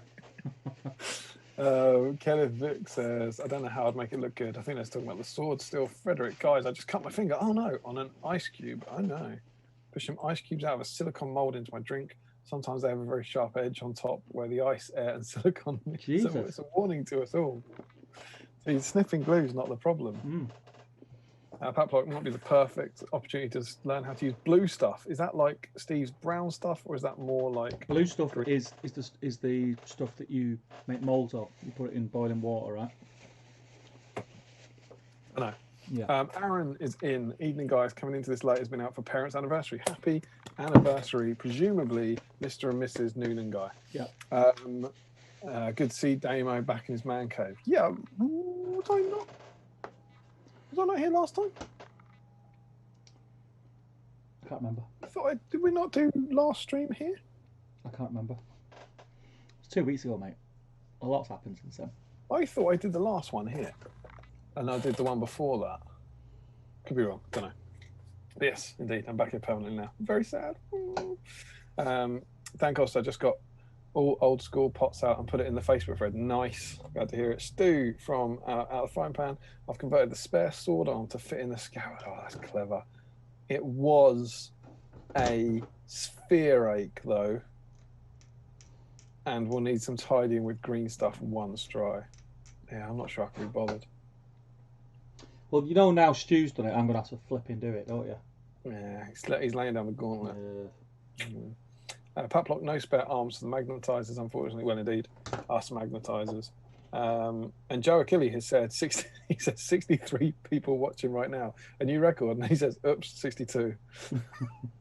Yeah, we were saying that. I think so. I don't know. We don't necessarily follow it all the way through, but 60 seems to be up there, I think, for us, which is super awesome. Harjinder Singh has just turned up saying, hey guys, just tuning in. Welcome. Harjinder, are you working on AMR? Steve, I've caught up. I've managed to do in 5 minutes what you couldn't do in about half an hour. Hashtag just saying. That's what all the ladies say, my friend. It's a foolish brag. So, shall we... All right, where do we want to start? Do we want to start with the magazine or AMR? You pick, Steve, and I'll do it. AMR. All right. So, we thought it'd be fun to take a wander through history to see how AMR has developed over the years. Mm-hmm. So, buckle up, because this is going to get intense. but it's not actually going to get very intense because he doesn't change all that much. So Eomer first joins us in the Two Towers era. This is the Two Towers rulebook that came out Christmas 2002. Good times, man. The very first profile. You would have been able to get this book before we saw Carl Urban as Eomer. So this would be your first kind of glimpse of him. So possibly working from a partial knowledge of him. So let's see, just for the first time before the film came out, what they said. Eomer is the bravest and most gallant of all the captains of Rohan, a realm under constant threat from the foul orcs, Uruk-hai and Wildmen under the leadership of evil Saruman. So maybe I'm reading too much into this, but 3 lines of his 4-line description is actually talking about Rohan rather than Eomer. But he's apparently the bravest and most gallant of all the captains of Rohan. And he was fight 5, strength 4, defense 5, 2 attacks, 2 wounds, courage 5. And he had 3 might, 2 will, 2 fate, and he was 70 points. He could have a throwing spear for 5 points. He could have a shield for 5 points. And he could have a horse for 10 points. So the most he could reach was defense 6. Yeah. He carried a sword and had sturdy armor. And additional cost, he could have those other bits. And his only special rule was expert rider. And that's it. That's his profile. Pretty basic. Yeah, really, really, really basic. So yeah, and that's when the model was released. He doesn't have a picture there. I'll give this a cursory flick through just to see if there's any chance. Scarinor Westfold, the Wrath of Rohan. I mean, he's not there in the Wrath of Rohan scenario, and he is there in the participant. So I think we're printing here before that model's released. But there's the range. No, he's not in the pictures at the back either. But yeah, there's an off chance he's in there, but I don't think the model was released. So then, of course, they released the foot-mounted Eomer that we all, I still think has a bit of a charm to it, but I think a lot of people were excited to see a new one. And then, of course, we get the Return of the King edition of the rules, which was 1 year later. It's tedious inevitability. And inside here, we get Eomer, who now has a picture of the Eomer we all now know and love. He's 75 points. Oh, he's gone up 5 points, Steve. Oh. Take a punt. What's he got? Why does he go up 5 points? Did he have a shield option before? He had a shield in the last one. Thanks, as ever, for listening. Has he got a special rule? Nope. I give up. Fine. He gets an extra point defense. There you go. That's what I was going to say next, but I didn't. I thought, was it? Drag it out a bit, you know what I mean? So he's exactly the same, except he gets defense 6 base, because now, if you'll recall, and I won't ask you because you weren't listening, his previous profile had sturdy armor. Sturdy, yeah. He now has heavy armor. So yeah. 5 extra points. It's exactly the same profile, so I haven't updated it to say anything about the movies. But that's it. He costs 5 points more, but he's now defense 6, so he gets a bit better. But he's still a bit naff, right? He's still not. The Rohan heroes of this era, they weren't great. And then a book that has a very special place in my heart, Big Blue Rulebook. The Big Blue one. Big Blue Rulebook, which is this is the version that I got into the game, and every single time I open this, I have to smell it because it smells so good. All GW supplements and that they smell fantastic, but I don't know. There's something about this book that just smells so good. This is the version that my good lady wife bought me in that Hobbycraft, as we talked about. Can I just say something? Yeah. It's a bit of a theme to this stream. Smelling stuff. Yeah, maybe I've got You a have problem. a thing for smelling. I used to do party poppers as well. If you pull a party popper, party poppers. you got to smell it straight after. Go and get a couple of party poppers. I'll text down to Emma for a beer and 2 party poppers to celebrate the 50 patrons, and I'll smell them on your behalf. Thanks, man. So he does have a profile. I love this book so much. It's obviously the game's come on milestones here, but this version of the book, this version of the game is really good. And he is exactly the same. He gets one new option, Steve. Okay. So you don't embarrass yourself. I'll give you him before. Yeah. He did have the option for throwing spears, a shield, and horse. And in this version, he gets an option for one more thing. Armored horse. Nope. Good guess. Damn it. He's already got heavy armor, hasn't Yep. he? Give me, what has he got? So he's got a sword and heavy armor. And the options, you can have a throwing spear, shield, horse, and Don't know. bow. Bow? I mean, he does have a bow in the film. Fires an arrow at a mimic. Don't Yeah. say a lot. But other than that, there he is. There's Eomer. Still essentially the same profile that he was, because this is now 2005 or 2006. Yeah. Still the same profile he was in the first version, except he's now defense 6. He has the option for a bow. Not a huge update. No. Then, 6 or 7 years later, Kingdoms of Men. Kingdoms of Men. But I love them before books. someone kicks off in the chat, between those two books, something happened that the Eomer did not. Oh, what's the word? Intend. Because there was I think there was a new Eomer released for War of the Ring, which was the Knight of the Pelennor model. And there was a PDF release called Reinforcements for SBG that included the rules for Knight of the Pelennor. So I didn't actually have that now, to be honest. But let's assume it's the same Knight of the Pelennor that turned up in here. But now, for the first time ever, we get our 2 Eomer profiles. So we have Rubbish Eomer, who is exactly the same as he was in that previous version. 75 points, 5/5 strength 4, defense 6, 2 attacks, 2 wounds, courage 5, 3/2/2. But then you also have, although you do get an updated blurb for him. Yeah. Eomer, son of Eamund, is the king's nephew and one of Rohan's foremost warriors. As the armies of Isengard crowd close upon Rohan, Eomer risks exile in order to protect the common people from marauding Uruk-hai, wargs, and worse. So it is that his path crosses with that of Aragorn, Isildur's heir. But you also then get Eomer, Knight of the Pelennor. It is amidst the carnage of the Pelennor fields that Eomer truly makes his name, driven mad with grief following the death of Theoden and the seeming demise of his sister Eowyn. Eomer fights orcs, Haradrim, and Murmikil as a man possessed, wreaking havoc amongst the enemy forces as only a great hero can. Belting. That's what this dude's going to be. I really like that model as well, even though I know he doesn't get a lot of love because the horse is weird, but I quite like it. Yeah, I mean, I used to love it, and he's very, very sought after. He's still, even now, you see that model go for an awful lot of money. He's 5/5 to the chagrin of some. Strength 4, defense 7 now because his profile includes heavy armor and shield. 3 attacks, 3 wounds, Great. Courage 5, 3 might, 3 will, and 3 fate. 3's in all the right places. Yeah, so attacks, wounds, will, and fate have gone from 2 to 3. That is efficient. That is really efficient points increasing right there. He also has you can also, that's him on foot. You can pay for him to have an armored horse instead of a normal horse. He doesn't have the option for an unarmored horse. He also had the rule devastating charge. If Eomer charges, he is strength 5 until the end of the turn. That's a cool rule. Yeah, it is.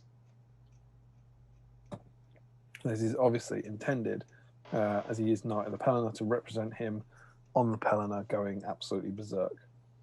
There's a lot of chat about the model, being that the shield doesn't look like anything, and the barding doesn't look like anything, and the cloak. And a lot of people suggested that it's meant to be him in the 4th age. Yeah. Like when he's king. But the profile was certainly meant to be him at the Pelennor. And if you recall, you were big into the game at that point. He was the Eomer we saw, right? He was what? He was the Eomer you saw. He was the... Yeah. Like Erkenbrand was probably your first choice hero back in those days at low points. And then you put Eomer, Knight of the Pelennor in because he was the real Rohan beatstick. Yeah, definitely. And he was the only one that you'd see.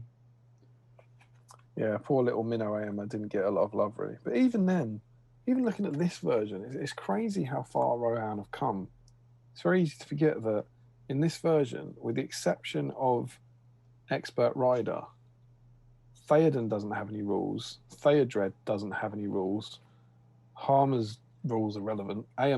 Normal Eomer doesn't have any rules. Knight of the Pelennor has got 1. Eowyn doesn't have any rules. Grimbold, his only rule was that you could upgrade people. And Gamling had the Royal Standard. And then Erkenbrand was the awesome one with the +2 courage. Horn, and the fact he could upgrade red shields. But Rohan heroes really were a bit naff. Mm. And this is the version that's in use up to 2018. And look at them now. Look at them now. Well, let's. And then, of course, we get to 2018.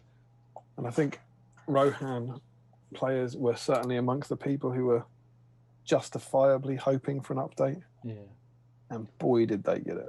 A little one. It's fair to say that in the right hands, Rohan are now one of the most powerful armies in the game. Yeah, big time. So we lose our 2 Eomer profiles, and we now just have the 1 Eomer profile, Eomer Marshal of the Riddermark, who's 100 points. So he's fallen in between the others, the 2 profiles of the past. But he is now Fight 5, Strength 4, Defense 6, 3 attacks, 3 wounds, Courage 5, 3 might, 3 will, 3 fate. So he keeps all the 3s, and then he has all the options. So Armoured Horse, Horse, Shield, Throwing Spears, loses the option for a bow. Mm-hmm. Don't need it, mate. Why is that, though? Do you reckon that's because he wasn't on any of the models? It's weird that they'd take an option away. What do you think? Did you? Maybe. Yeah, it's odd that they take it away, but I don't think I ever seen anyone with a Eomer that had a bow. You have 5 spare points. You'd always give a hero a bow. You've got 5 points. I always used to do it on Thorin. Maybe. But again, you can't do it anymore. Give Thorin Oakenshield a bow. It's like Lurch. You get a hero with a 4+ version with a bow and 3 might. That's quite easy to do cheeky hero wounds. Maybe. Kill a horse or 2. But yeah, and he has the special rule, the price of grief. If Theoden or Eowyn are in the same force as Eomer, and either are both are slain for the remainder of the game, he has +1 to all to wound rolls during the fight phase, but he has to charge if he's able to do so. Yeah. So he's basically swapped Strength 5 for +1 to wound. Yeah. The +1 to wound is better. Yeah, definitely. Without a shadow of doubt. And having to charge isn't the end of the world. But of course, you have to get Theoden or Eowyn killed for it to activate. Does he have to? Does it say he has to charge or has to charge closest? He has to charge. Yeah, he doesn't have to charge the closest. Okay. He also has got Horse Lord now, like all the Rohan heroes. So that's a nice bonus. Yeah. So he's a little more adaptable, I suppose you'd say. If you really wanted to, you could save a bit of money on him because you can now take the big Eomer with like a cheaper horse or without the shield if you wanted to, but you probably wouldn't. And he's got Heroic Strike and Heroic Strength. Yeah. Is he? Yeah, he is better. He is better than the last version. But yeah, there's Eomer, and of course he can also get +1 strength on the turn he charges through the army bonus. So you can have him on if he charges, you can have him on strength. If he charges and AoE's dead, you can have him on strength 5 with +1 to wound, which is pretty sweet. Yeah. There we go. Eomer. I should have said this before we started doing that, but tell us about your Eomer experience. What do we use Eomer? What about you, Steve? I've not played Rohan much, even though I am a big fan of the army, the aesthetic. I think I've said this on numerous occasions. When I was first collecting, I started to paint a Rohan army. Rohan was the army that I thought was, well, it appealed to me the most. But obviously the first players that I played against were Jamie and James. And James obviously took on Rohan, being Mr. Rohan at the time. And I went over to Minas Tirith. So I've had an army. I'm literally looking at a huge Rohan army on my shelf that's painted to different finishing. What's the word I'm looking for? Standards. And I'm looking forward to getting it done and using him. I have played the odd game with them, but nothing that is of note. But yeah, I really like Rohan, and especially now, since the reincarnation of Rohan in the newer rules, since the Pelennor box set with all the special rules. The special rules have just made them really desirable to play. Because the special rules are so cool. +1 to charge. Desirable. You like that? I thought it was that kind of stream. So, Theoden. Theoden is now. The rules have made Theoden kind of an auto include straight off the bat, whereas you used to always get like Eomer being the leader of Rohan armies in the olden days. Yeah. So You never saw third and this week third. no, so it's nice. It's nice that it's more thematic, and there's no penalty to that. It's a much better army for it. What about you? You've played it a little bit, haven't you? Yeah, they were actually they were my first army, really. I started, as I've probably said multiple times, I started collecting to play narrative scenarios. Yeah. Fellowship and the Two Towers. And then we went to this tournament, me and my mate Chris, who said he was going to be in tonight, but I haven't seen him. We went off to that, and so I suddenly had to turn these kind of I don't know, narrative scenario collections I had into armies. Yeah. It was 1,000 points, and I had a load of Rohan stuff for basically the Wrath of Rohan and the Helm's Deep scenarios. Yeah. I think I had something like 12 riders and 6 Royal Guard and all the heroes, so that was an obvious choice. So Rohan became the first army I built towards actually having 1,000 points, and we took it to this tournament. And it was combined arms at the time. It was foot and mounted, and we had all the heroes. We had loads and loads of heroes to get the points up to 1,000. But actually, even then, it worked really well. Like if you have even back then, if you had lots of Rohan heroes. Yeah. It actually performed surprisingly well, and they did all right for us. But I just loved them. I loved the way they looked. I still think, even though the models are dated, it's one of the best looking armies. Yeah. On in the game, like all mounted Rohan, they look incredible. Particularly now when you've got these staggeringly good centerpieces. The new plastic kits. But then the year after that, when I went with Tom, and Tom was in the chat earlier. I don't know if he still is. But he was the guy who was asking about Scrabble. So he came along, and he liked playing the game, but he didn't like he didn't collect them or anything. And I needed 1,000 points, and we decided to go all mounted Rohan. Yeah. And I also added in, which at the time you could, Radagast on horse and 2 Great Eagles, which I just painted up. Right. For a bit of magic and a bit of combat. And again, we had Theoden, and I rated Theoden. He wasn't nice. Ball of sellotape. What am I looking at? Brown stuff, mate. Oh, and I did rate Theoden in the old version. He wasn't as good as you wanted him to be, but he was fight 5, 3 attacks on the charge, armored horse. He was all right. It was always that thing with Rohan, wasn't it? Like, yeah, it wasn't terrible, but if you were being competitive, there was just much better options. Yeah, exactly. Yeah. And obviously he didn't have any will, but we obviously had Knight of the Pelner, and we'd use him, and he was awesome. He was a great, awesome little hero. And yeah, they clearly needed a bit of love, and I was really, really happy when I saw the new edition and what had been done to all of them across the board, particularly Theoden. But I liked having, generally speaking, combined profiles. Eomer then had that one, and I liked when Gondor at War came, and you suddenly got Elfhelm and Daelwyn as well, and it gave them a lot more choice.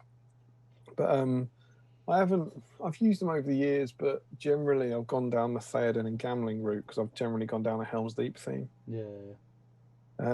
So I haven't used him too much since then. And did I take him? No, I was going to take him to the Grand Tournament. So I was going to do the Eomer's Riders Legion, and then, as I think we said, didn't get Gandalf painted in time. Yeah. So not sure I have used him, since. I think I took all my Rohan to a small tournament, a local tournament at Darksphere, so I think I had him in that army. Right. Yeah, I definitely haven't used him too much. But he's cool. And he's now that model he deserves. But he's certainly now, it's interesting that he was the only one. Certainly, as soon as you wanted a beat stick Rohan hero in the old game, you had to have him. You had to have Knight of the Pelennor. Yeah. And so he was, once you got over a certain points, he was your top hero. I think in small, I think at 500 points you'd put him in, but anything smaller than that, you probably went with Verkenbrand first and Eowyn to get your kind of, your model count up or whatever. But now he's probably dropped down the rankings, right? Yeah, I think so. Because now I think there'll be. Oh God. There's so many options now, Rohan. No, it landed on the table, all right. Yeah, I think you'd far more likely see Theoden, Gamling, Dernhelm first, Mm. and then you might start having a discussion, I suppose. Oh, this just me, or is this headpiece not quite obvious where it goes on? Which On the the horse. mounted? Oh, on the horse. Mine just slotted on nicely. Yeah, just the mounted version for the horse. Started on nicely, didn't it? There it is. So, Oh, I see. Yeah, I so see. Yeah, you're facetious. absolutely right. As soon as you find the groove, Slots in, mate. it just can't be wrong, can it? Yeah, it slots in. You just keep bumping it on the edges first, and all of a How's they sudden, in your pop. stop it? How do they do that? That's so good. So good. It's weird because I think they've obviously been developing this technique across like 40k and a Sigma for years, but we've kind of gone from, I don't know, single piece plastics in 2012 to 6 years later, incredible kits. So I'm going to try. I don't know if it's going to work because the light's behind. Try this. Let us all know in the comments about your AMI experience. Do you like him? Do you use him? Oh, do you like him? So on and so forth. So I've magnetised. What I'll do is I'll stand up. Hopefully it'll focus on Eomer. It hasn't. It's focused on the paints behind you. Yeah, stand that way. Yeah, yeah. There he is. He's gone again. Works anyway. Yeah, it's all that matters. I can cool. see it. I can see it. It's all that matters. That's pretty good. Pretty good. So now I've just got to cut up the spear arm and get that magnetised. Right, I'm going to jump into the chat, see who's saying what.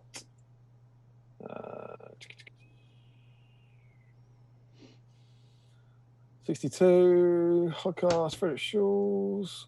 Frederick says, guys, can you give a quick shout out to my younger cousin Matt? I believe he's in for the first time. Hello, Matt. I hope you are well and welcome to this crazy Indeed. house. Thank you for joining us. We appreciate your custom and we hope that you haven't left since that was sent. Aaron says, how are the Eomer's looking, guys? I still need to order it eventually. I reckon I might get my mounted one finished by the end of the stream, but he is currently looking like this. Where all those leads come from? There you go. I have the horse assembled, and I have the body on. The body on. The top of the horse, like the ears, are a separate component. So that's what I've got so far. It's fun. It's going together nicely. Kind of enjoying the process. It's good. I like it. We'll just have a break. Dizzle says spicy. Paplock says, I had no idea these rulebooks are so thick. They are pretty thick, yeah. Jake W. Evening fella, it's been a while since I've commented on any stream. I haven't got Facebook, but I'd love to share photos of my projects and get your and other hobbyist thoughts, as I think my missus has got to the point where she can't even be bothered to pretend she cares anymore. Is there any other way or platform I could use? Yeah, there are. I mean, there's obviously, you could go down the Instagram route. There's a lot of hobbyists put their stuff on Instagram. You could still go onto the One Ring forum and upload there. It's now seems a bit dated, I think, in the way you have to do things because you need an image hosting website. Honestly, though, my best answer would be make a Facebook account and don't put anything on it. Yeah, just do it. Make a Facebook account. You could get a brand name. You could call yourself, it's Jake W. You could call yourself Jake SBG or something. Set up an email address purely for Facebook. Don't put any information on it, and then just use it to either interact on the group or to just make friends with people on the group. There's a lot of people who do that, and I would do that. And because irrelevant of sharing stuff, you'll see so much other amazing stuff going on those various Facebook groups, which I think you're otherwise missing out on. That would be my advice. Aaron says, rule and army books now, just the rule book is as thick as the old ones. Yeah, the rule book, yeah, it depends what era you're talking about, I suppose. But yeah, I think they're much of muchness. You've now got something like the Armies of the Lord of the Rings, which is that thick, which was the equivalent of about 5 of these together. It's gone. It's gone to the place where plastic parts go. And obviously that looks like it's about a fifth of the size of that. So there. That was close. That was close. What? Oh, gosh. You know, heart attack. Dropped the head and it stopped literally on the edge of the desk. Just about to fall off. On the edge of reason. Oh. Aaron says the old books were great, so full of such useful information. They were scenery guides, yeah. Patlock says, are they very expensive nowadays? They're not really. Yeah, Aaron says you can pick them up on eBay fairly cheap. Yeah, I think Patlock's asking if you get these for about 10 quid. I think so. They're normally about that. There's the trade groups as well. They don't go for a lot. And they're really fascinating. It's kind of like when we look through the magazine, really. It's, you know, they're fascinating little snippets in time. And like Aaron says, there's quite some good hobby content as well. Aaron says that I'm an unapologetic book sniffer. Absolutely right. Getting high on rule books. Yeah, Aaron says 5 to 10 quid's reasonable. Rolls says, first thing I noticed when I opened a new rulebook in the Pellunder box was the smell. I've never encountered that smell anywhere else since I played the game when I was a kid. How does GW do it? I know. Yeah, Pat Block saying, under Warhammer, there's an underground vault filled to the brim with various vials. Yeah, it's Warhammer smell. Aaron, it's the type of paper they print them on. Even the new 40k book has this thing to smell. Yeah, it's some combination of GW's paper and ink. Well, it wouldn't be their ink, obviously. That I don't think they've changed for years. Pepsi. And the vials, Patlock says the vials contain aroma samples of GW products across the ages. Yeah, maybe I'm looking at it the wrong way. Maybe they've bottled the smell of those silver helms. And so it's not that the silver helms smelled of rulebooks, it's the rulebooks smell of silver helms. Could be. Ronald thinks that must be part of their customer retention strategy. Patlock's got some lawn mowing to do tomorrow. Got to go. Oh, that's dedication to lawn mowing. Good luck with the lawn mowing.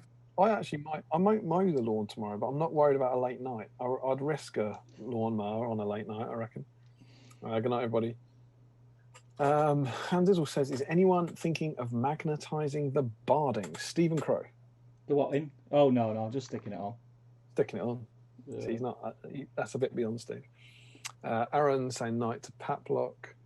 But he did. Patlock did magnetize the barding. Nah. And Hamdiz was seeing one solution and he thought it looked a bit clunky.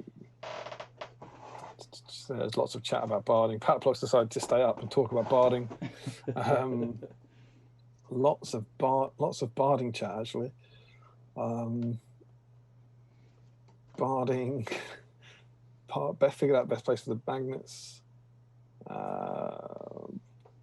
Damian whistles in saying, "Hey, let's." Much more barding chat. Frederick's just realised the back of his scalpel blade is a better mould line remover than the blade. Dun, dun, dun. Aaron asks you, Stephen, what do you keep spraying? It's probably, I know this. It's going to be activator. Certainly is. I'm not even watching. It's activator for his glue to make it dry quicker, but it doesn't smell as good as this stuff. Don't smell glue. Doesn't get you addicted either. So.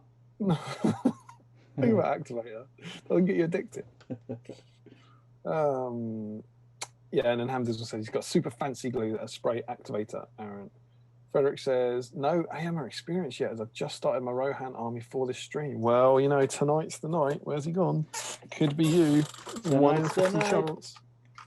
But we'll try not to plug this too hard. But for anyone who has joined the stream midway, if you do sign up to our Patreon during the stream, there is the link in the comments below. There's a draw for this tonight for any of our patrons of any pledge level. So we will check before we're closing that at 11:30, and we'll check to see if there's been any more patrons tonight. And we'll put them in the hat, and you will be have a chance of winning it tonight. Aaron says, in the few games I've played as Rohan, he's one of the first heroes I take, actually, regardless of point level. He's such a beefy dude. He can cut through most things. Yeah, he's pretty good. And Dizzle says, Damian, as a former hardcore player, I don't know where to be offended by that. I mean, he's right, but it's a little hurtful. How many throwing spears would you take in the AMS Riders Legendary Legion? Fair enough. I'll give you a decent answer on that. I think I would take all of them. I love throwing spears. All the throwing spears. And I love throwing spears in the all old edition. when they were 6 inches and you still got -1 when you charged. I thought they were amazing then, and I've never understood people who say they don't make their points back. They're 2 points each. If you've got 15 riders, that's 30 points. As soon as you kill 3 models, 3 average models with them, they've made their points back. And I think it's a psychological thing. I think people, you roll with them a hell of a lot more than you kill with them, obviously. So people keep missing with them or keep not killing, and they forget the times they kill. And then sometimes you kill a banner, or you kill a model's horse, or you wound a leader with one. He actually, the first game that me and Tom ever played, where it was me and my partner Chris playing against him, we got a draw with a Rohan army because in the last turn we charged his general and wounded him with a throne spear. There you go. There you go. There you go. I would, if I have the points, I would put a throne spear on every single model I could. That would be my answer. And now they're better. They've got an 8-inch range now, so you've got an added threat range against infantry, which is wonderful. So yeah, that would be my little 10 cents on that. Ron says, I accidentally glued my mounted Eomer torso together before I could magnetize the weapon arm, but then found out the arm slot into the socket very well without magnets at all. Oh, that's cool. That's good to know. Aaron says, can't wait to get my hands on the new model. Hopefully we'll get it from Santa, as long as she's not cancelled this year. Or tonight, Aaron. It's not too late. Handle, hope SBG Santa is still on. Oh, of course, yeah. Sebastian Ratz. Been one of the best hobby things. We don't know about that on the GBHL every year for the last, I want to say 3 years. Seb Ratz has run an SBG Santa. It's one of the most wonderfully altruistic things he does. You just email him that you want to take part, and he randomly assigns you someone and you send Santa gifts. It's brilliant. I would think that would still be on. I don't think COVID would stop that. I think we're all in need of a bit of joy. So yeah, fingers crossed. Harry, Steve, there's no way we're getting a new plastic Shagrak and Gore bag. What? Maybe Forge World like Shbishtak and Snaga. Sauron, on the other hand, it's coming. Damian agrees. I think that was talking about it on Wednesday on Top Table Live. Ah, I see. Oh! No, for me. He's referencing because his suggestion. I don't know if it's a serious suggestion. Was that Chris requested the ring bearer could be any of the ring bearers? So he said we might be getting a plastic Sauron, and I think I said that was. Well, I said that was an incredibly optimistic reading of the text to assume that you would. But yeah. No, did you suggest a plastic Shagrak and Gore bag? Didn't say plastic. I just said we get a new. I think I can see a new Shagrat and Gore bag. Yeah, I could see that. I reckon, and I'm with you. I think they'll be Forge well. Tristan, Eomer is the last hero I choose from Mounted Army. Just so many decent cheap choices. Yeah, that's the problem these days. But for me, like it's interesting that when Hamdizel said as a former hardcore player, and he's absolutely right that now I would pick Eomer because I like the model and I like the theme. Yeah, I've changed my whole perception about gaming over the last few years. So I now would take Eomer with a throwing spear because he looks cool, rather than taking Dale Wine, who doesn't appear in the films. Yeah, that would be my taking. I'm not saying it's the best thing to do, but I would do that. And then I'm trying as much as possible these days. I try and make completely thematic armies and then try and do well with them, rather than try and build armies to win. That's my current outlook. I agree, Tristan. Competitively, he's not up there. Max says I picked up all 3 journey books for less than a tenner. Absolutely, that's amazing. The journey book, because the journey books are better than these, because these are the actual old rule books, whereas the journey books are just chock full of painting guides and scenarios and scenery guides. They're amazing, particularly the first 2. Journey books is class. And 2 Towers are so much better than the Return of King one. But yeah, they're great. That's an amazing deal, Max. Congrats. Josh Crosby, what do you think to the riders of Eomer Legendary Legion? It's good. I was going to take it to GT. I think it's cool. Don't think it's as good as Theoden's one. It's probably not as good as the whatever the Woes' one's called, the Pass of the Druid. Then I think, but it's good. It's got an awesome one-turn rule. I think it's great. And suddenly you get Gandalf the White causing havoc amongst the matted Rohan army. It's pretty good. I like it. Again, it's not top tier. I like it because I think it's cool and it allows you to do something thematic and nice. I wish they had. What's the army bonus is +1 strength, isn't it? So they still get that. No, they don't get that. Is that it? They lose the thing they shouldn't lose. That's what irks me about it.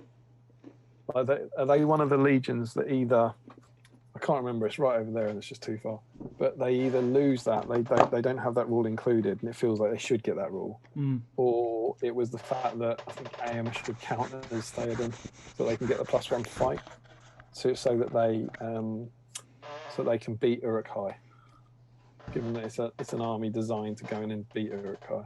That was my thoughts. I feel like they were missing. I think they're missing both of those rules, and I thought, and both of those rules are designed to help them beat Uruk-hai. So I thought that would be good. But yeah, it's a cool legion. Yeah. Frederick Schultz. After I bought some magazines from Damian, hello. I bought a second lot from someone else that also included the old Shadow in the East book. It's a very cool book. 100% agree with STF Andreas. It's one of the best ever done. Yeah, it's a very cool book. And he says that's the first time we saw Aol the Young, I believe. Yeah, maybe. There's some really weird little ones like that. Like, here's a test for you, Steve. Go on. You ready for this? Yeah. Khazad-dûm, or was it Khazad-dûm it was called? What was the first supplement called? Shadow and Flame. It's called Shadow and Flame. Shadow and Flame, yeah. First supplement for the game. First ever supplement for the game. Obviously featured all the dwarfs and Moria. What other profiles did it feature for the first time ever? What other profiles? Siege weapons? Nothing to do with Shadow or Flame. No, like specific characters, named characters. Nothing to do with Shadow and Flame in. I can think of 4, I think, but there might be more. So not dwarves and not goblins. Nope. Don't know, mate. Tom Bombadil, Goldberry, Barrow Whites, and Radagast the Brown. Yeah. What's that about? I have no idea why. Absolute madness. But I think that would be a similar thing there, like Shadow in the East. And I was like, well, we could work out the youngin from a little flashback there. So they did that a bit back then. That's cool. Green Tree says, when are we making the jump to the new channel? That's an excellent question. We didn't actually decide, so we don't have an answer. But did you say issue 20 or episode 20? I think we said we'll see September out, as we are. Yeah. And then going into... So we think October then, right? Yeah, so the next one will probably be the last one on the GBHL. Yeah. Fair enough. So the next one will be the last one here, and then we'll go over that. Yeah. The channel's all there, so do make sure if you're on here, you jump over to Battle Streams in Middle Earth, the YouTube channel, and give us a little cheeky subscribe. That would be super awesome of you, and we'll be there in a few streams' time. Are you're eating? Do you want to take over? Jump back into Eomer land. I'll keep going while you're finding it. Frederick says, "What should I do with a second Eomer if I win? I already bought one for the stream." Give it me. Well, I happen to know that I don't want to out him on here, but Bill Bolton, who won the old Keeper of the Dungeons, was very excited about it, very happy. But he's got him. He hasn't got Eomer. So I'm just saying, if you win, whoever wins Eomer, if you've already got Eomer and you haven't got the old Keeper of the Dungeons, maybe hit up Bill Bolton. But we'll have to see. We'll put you together. Yeah, Dan Entwistle says, Rohan is always an army that's interested me but never taken a plunge. This new Eomer might be the tipping point. You ran Danny ran all mounted Rohan before it was cool. All hero Rohan before it was cool. I want to say back in 2013, 2014 at some Slayer gaming tournament, I think he had all Rohan heroes. He was doing really well with it, and people were sort of like, "What's this guy about?" But now that's kind of the norm almost. But yeah, maybe he just didn't get the warriors. Aaron suggests that Frederick gives him the Eomer. Hamdizzle says, "My biggest lull with the throwing spear, absolutely very good. Was hitting the Shadow Lord's horse, killing it after the Shadow Lord just picked up the prize, took 2 in the ways from Rock and Tree. There you go. That's 2 points. That's exactly what you can do. That's what you can do with a throwing spear. It's board control." Frederick Schultz took part in the Santa last year, first time, and the pass I sent went all the way to England and came back to me. And Seb had to put me in direct contact with World Champion to sort it out. Well, at least you made a friend, and at least it got back to you. Hamdizzle, terribly sorry if I've touched a nerve of the likes of Damian. What was that about? Oh, is that about saying I'm a former? No, it's all in jest. Absolutely not. Frederick says it took a few months more than expected. Worked out in the end. Added an extra set of knoppers for Will when I said it the second time. Knoppers does sound filthy, doesn't it? It sounds like it's the filthiest chocolate bar. Go on, send it me. I'll send you some knoppers back. I also got a ton of stuff from my Santa. Super cool thing, Seb started. Yeah, it really, really, really is. And it takes an awful lot of effort. Max Malice says, Ari the Journey Books. First two very easy to find. Return of the King was a long wait, then went on eBay for 2-3 quid. It's a great find. Yes, so Hamdill confirms they get the strength 4 on the charge, but no fight buff. Yeah, so that's what I just thought that for an army designed to charge down the hill and fight Uruk High, giving them fight 4 seems reasonable. So I thought it would be good if Eomer counted a stay at them for that or something. Yeah. Yeah, Max Manor says Shadow and Flame first supplement had Tom Bombadil and Barrow Whites, and people are obviously guessing. I think it was Bombadil and Barrow Whites. I think Radagast's in there as well, isn't he? Max Manor says fantastic supplement. Loved every single model in the book. Barlin is still my favourite model. Harjinder Singh says how many supplements are left for SBG? It's infinite, isn't it? I think there's not, is that? Unless I've misunderstood the question. Mm-hmm. But yeah, they'll go on forever. Ross Tomlinson says, "What are you munching on, Steve?" Oh, the good stuff, mate. The good stuff. They're really Moorish. I've not even touched my Maltesers yet. We. You want me to take over? Hmm? Dan says, all hero back in the day. Take over, he says, 3 comments from the bottom. Yes. You have a rest. You have a rest. You made me lose where I am now. Come on. Let's stay professional. All hero back in the day, says Dan. 1,000 points limit with all named Rohan heroes, even Hamer. With Gandalf and Aragorn, went 4 wins, 2 losses across the event. Yeah, it was good. Yeah. He had Merry. He kept using. I remember him constantly using Merry as a might battery. Getting might back from the. I don't think I played it. It was it did really well. And people were like, oh, what's up with that? Where's Eomer's foot? Frederick says, by the way, Knoppers is a German name, as you might expect, so the K is not silent. Oh, no way. It's Knoppers, is it? Just ruined it for me. Just ruined it. That doesn't sound filthy at all. Joe says, when Steve sits back in his chair and Damian is sitting up close, it makes Steve look a little bit like a hobbit. Forced perspective. You do it? I'll take it. Like that? I'm only a crook. Trying to rob you. Oh God, hang on, we've got to do it great. And I need to be looking at the. Yeah, that was right. This way's right, isn't it? And you need to be looking at your paint, yeah. Yeah. All right, are we ready then? Not trying to rob you.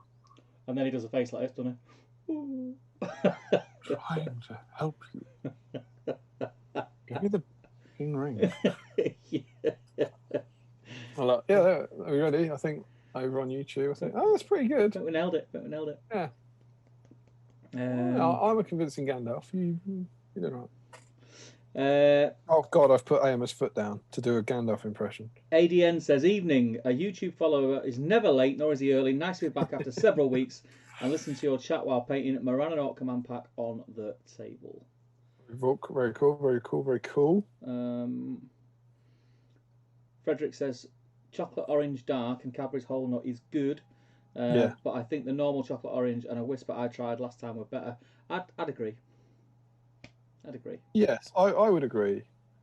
Yeah. Normal. I like dark. Dark's like a bit of a treat. It's for something a bit different. But if I had to pick a Terry's chocolate orange, I would pick a normal one. A milk. And I would probably pick a whisper over everything on earth for chocolate. As Hamdizzle says, is that supposed to say Murphy? I think that'll be Murphy. As Murphy says, it was a heroic merry. Ha. Is that Hamdizzle or is that? Hamdizzle says that, yeah. Muffet. Oh, yeah, of course, because you'll know Murphy. Sorry. I thought that should have been Danny Entwistle was talking about it, but yeah, indeed. And then Chris. Joe Kelly says, nice. That was about our Bilbo and yeah, no doubt. Legendary. Plaudits will start coming in for that scene. Reenactment.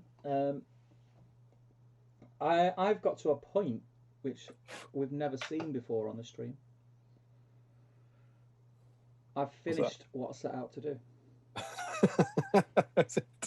It's never been seen in nature. It's never going to be seen again. So the 54 of you that are still watching, make the most of this. Wow, this is a huge moment. Out to. I'd already built and magnetised the foot version, to be fair, and I set out in this stream straight off the sprue to build and magnetise for every option Eomer on horse, and he's done. He's finished. That's really impressive, mate. Because I've set out to build Eomer on horse, and he's not finished.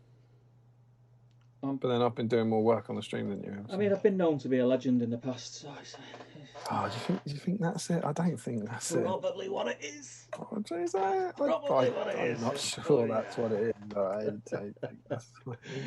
Oh yeah. Mr. Dan Entwistle says no SBG on the table for me. Boo hiss tonight. Working on the new Ghost Rider from Marvel Crisis Protocol. Any new armies you guys are planning for when events are able to go ahead again? Yeah. Have you caught up with the chat? I'm about 3 off.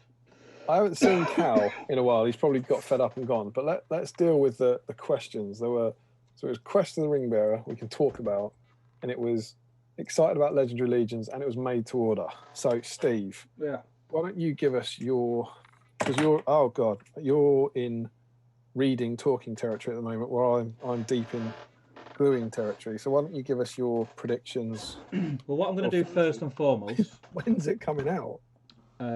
Before we get onto that, I'm going to move my camera closer so I don't look like a hobbit. Oh, so weak. Do you think it's the distance, or do you think it's the? Is that better? We look about even now, right? Yeah, definitely. So what am I? Right.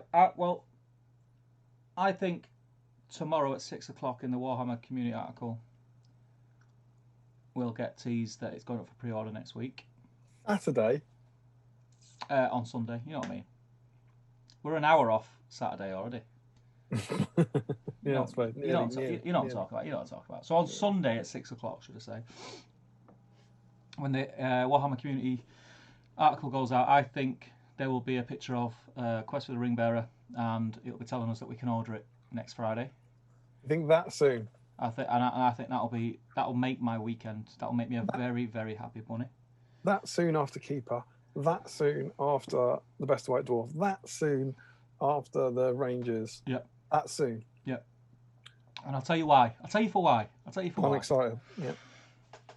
I think October we're going to get a few more new miniatures. So I think we're going to get the book in September, and then we'll get nothing then till October, first week of October. We'll get some of the new miniatures from Quest for the Ring Bearer. And if you, the same logic that got you to try to the cheating. You're saying, I just need you to hear this, because if it were, listen. Linda, look it, Linda, look it. You think it's coming out on Sunday because you've decided there's more models coming out in October. That's not. That's not proof. That's not science. Listen, I've thought it through. It makes complete sense. You've reasoned it out. Yeah. October's a good month for me. I'll have money to spend. Obviously, that's what they'll be thinking. They'll take that into account. What's a good month for Steve? What's a good? What do you want? But yeah, that's my prediction. And as far as am I starting any new armies, be it for Ringbearer or for the I think Cal originally, when it was 2 hours ago, I think he asked about Legendary Legion. I think he said, "What are there any Legendary Legions that you think will be in it that might make you want a new army or something like that?" So it was, yeah. Do you think the content of Quest of the Ringbearer will? There'll be Legendary Legions in it. Start a new army. Yeah, there'll be Legendary Legions in it. What they will be, I mean, what could they be? It's been a while since we chatted about it, right? Because I think we chatted about it when it was first announced, which was obviously now 3 or 4 months ago. We'll get a Shagrat stroke Gorbag Legendary Legion, I think. Yeah, I think a lot of people talked about the potential for a Kirith Ungol one. Yeah. Something there. That'd be cool.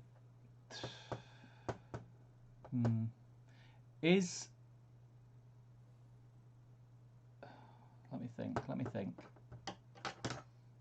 I could if you want, I could tell you some of the ones that you've suggested before. Go on, do it.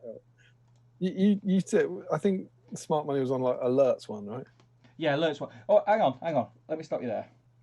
Is currently Grishnak in a legendary legion? Grishnak? Yeah. Yeah, he's in Ugluk Scouts. Right, okay, that's pissed all over that then. What point do you, what scene were you thinking of where Grishnak interacts with Frodo that you wanted to recreate on the table? No, because it leads on to something else, but it sounds silly now, so I'm not going to say it. Go on, it's fair enough. No. I'll save it for pissed up, Steve. Oh, come on, we're all friends here. It doesn't matter if you look like a tit. I don't know. Tell me what I said last time. I can't actually remember. I know we've had a discussion about Lurtz's Scouts. Yeah. Like there being, because there's Ugluk Scouts, and a major force in Fellowship is Lurtz. So I think. Yeah, I mean, Amenhen's a massive scene in it. So. Yeah, it normally gets a lot of narrative scenarios, doesn't it? So that but I think people want a new Lurtz model as well. I feel like so it makes sense to kind of. It's coming, mate. It's coming. Do that maybe. Yeah. So I think that we don't know how many there's going to be. That's the thing. But that's a fairly good shout, I think. If we get one good legendary legion and one evil, that's the evil. What do you think the good's going to be?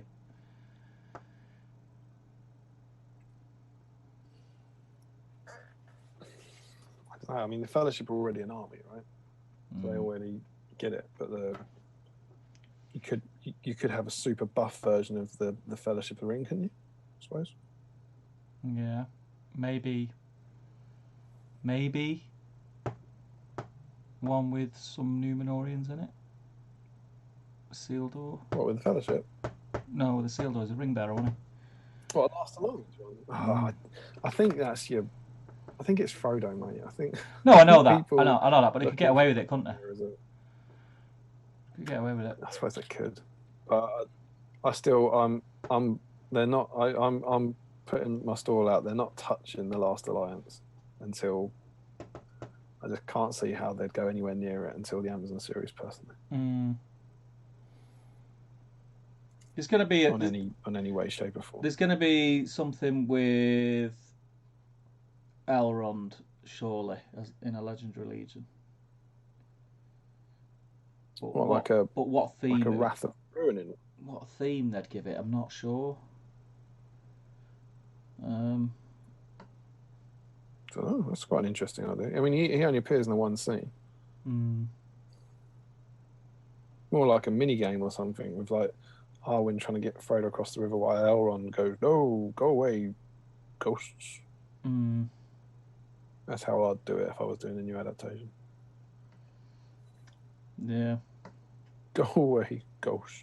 It's a funny as supplements go. It's a funny one to try and drag legendary legions out of.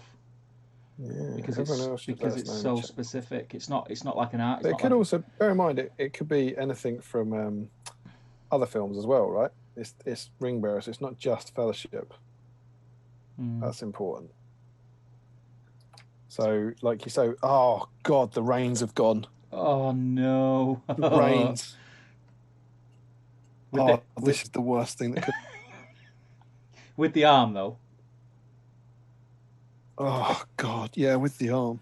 Oh, this is terrible. This is terrible. You've seen this live, guys. Live reaction. They might be in the bin. Oh, mate, why would you have a bin under your desk? Why would you do that to yourself? Why would you do it to yourself? He's dicing with death. I'm going torch. I've got to go torch. Oh no. Oh, the torch does help. What do you guys think? About my bin placement. About his bin placement. He's all agreed it's as shocking as I think. Yeah, it is a tough one because of the fact that it is so specific, and it's not like about a faction like Rohan and Gondor, and who their arch enemies are, kind of thing. Hey, this is wretched. I can't see this. You're joking. It's not even on the bag. Oh, mate. Things I do for the stream. So somebody might be winning an Eomer, but it'd be without reins. picked up the same bloody bit of sprue 3 times.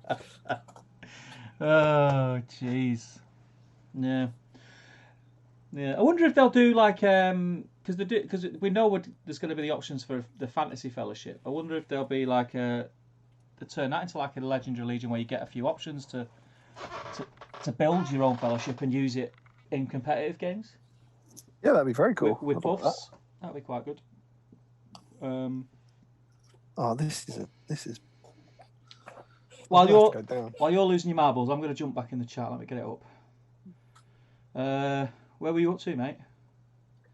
I don't know. You were reading it, you plump. Oh, it was Danny Entwist, wasn't it? Joe Kelly says, save the Zoom recording for that Gandalf imitation by Damian. It's YouTube, man. We'll have it anyway. You know what's worse? I've got glue on the other half. I've got glue slowly drying. Oh, that's shocking. Michael Breyer says, good night all, Colin. Good night, Mike. Sleep well, my friend. Hamdizzle says, well, Steve, since you've completed your task, you may as well eat more nuts. I am. Do you know what? They're really salty nuts, but they are really.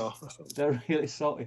And do you ever get that like thing where the side of your tongue starts to, you get like a little stingy bit on your tongue when you eat too many like crisp or nuts? I'm getting that, so I'm gonna have a break. Just gonna drink beer instead. Everyone say goodnight to Michael. I cannot see it. Carmen's letting us know he's still here. Green Tree's got 59 minutes left in his 30s. He's got 59 what? 59 minutes left in his 30s. We'll have to do. We've got to do him happy birthday, right? Yeah, big time. You've got to do that weird, sexual, sexy happy birthday. Yeah. Marilyn Monroe happy birthday. Yeah. He's in the bin. James Holden says, I'm hoping for a new mounted ring race for the book, at least a re-release of the metal generics. Yeah, that'd be cool. I can't see new models for him. No, we talked about for ages a plastic kit, didn't we? That was one of the things we were spitballing. I can't see it though. I could be wrong, obviously, but I can't see it. Sophie Wilkinson, I do love this speculating. Yeah, Sophie's in the know, isn't she? That's the thing. Found the D20. Well, that's good. At least we've got a competition. James Holding says to Sophie, it's great fun. Hamdizzle says there's a reason Rob's in charge and not Steve, yeah, because I can't hold my piss, basically. Hamdizzle says what? There's a reason Rob's in charge and not me. Oh, God. Carl Daly says, even though I've just finished work and heading back to watch this on Big Telly with sweets and a Rohan Royal Guard. Good man. James Holding says, I'd love a Kirithun goal. It would make me finally pick up Shelob. You shouldn't need a reason to get Shelob. It's a great model. Great model. It's just occurred to me, I can involve you all in the search. Oh, what, CCAM?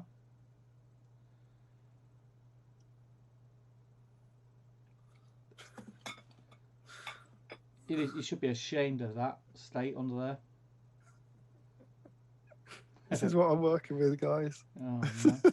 Can you really not find it in there? No, really. Mate. It might have bounced. No. There's a phone on the floor. Do you know that's there? Yeah, I think that's the arms phone.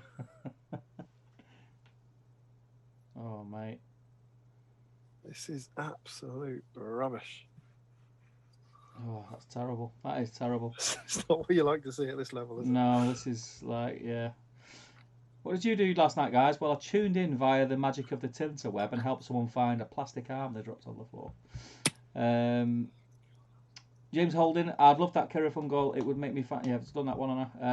Hamdizzle says cheeky Moria Gobbos, maybe a Lothlorien one. I think the goblins will come with the Moria supplement, which I think is next.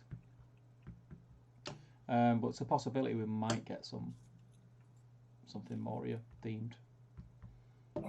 Possibly a new Balrog. Nothing wrong with the old one though, is there really, I suppose. Angie Ross, Road to Rivendell, Legendary Legion, Dunedain, Gildor, Fellowship, and Glorfindel and Arwen. I think we are going to get a new Elrond model. Yeah? Yeah. Is that you or is that a suggestion? I think yeah, I think we will. Hope we will. James Palmer says, defenders of Lothlorien with new captains of Lorien, Forge World Double Pack of Rummel and Orofin. Good shout. Gary Kazar says, when Steve loses track, refer to tonight's script. It's not above your screen. If that's one thing we don't have, is a script. Maybe we should. What? Should we have a script? What was that? I didn't understand the comment. When Steve loses track, refer to tonight's script if it's not above your screen. Know what that means? Don't Sorry. I don't know. But yeah, if you want to write me a script, I'll go off it. If I can drink more, don't have to think. Come on, chaps. Fellowship Legendary Legion would be ace. A Last Alliance Legendary Legion would also be ace. I think we will see a reprint of Rangers of Ithilien. Well, they've got to put the 2 new guys in, right? What's going on here now? That's jumped. James Palmer says Ring the Wraith Legendary Legion. Carmen says Lorien Legendary Legion. James Palmer, Gildor could do with a Legendary Legion, I guess. James Holding, 9 Ring Wraiths Legendary Legion would be epic. Michael Haskell, Moria Legendary Legion to face off against Enhanced Fellowship Legendary Legion.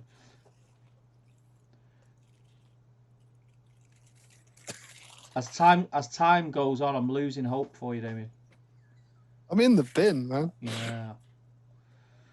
Colm, welcome Colm. It says Fellowship at different points. Like Amenhen, Boromir is Mother! You found it? You found it? Was it in the bin? This little word redacted. We're going in, right? I'm going to take you. I'm going freestyling, rock a microphone. These camera shots are making me feel ill. I feel like I'm on a roller coaster or something.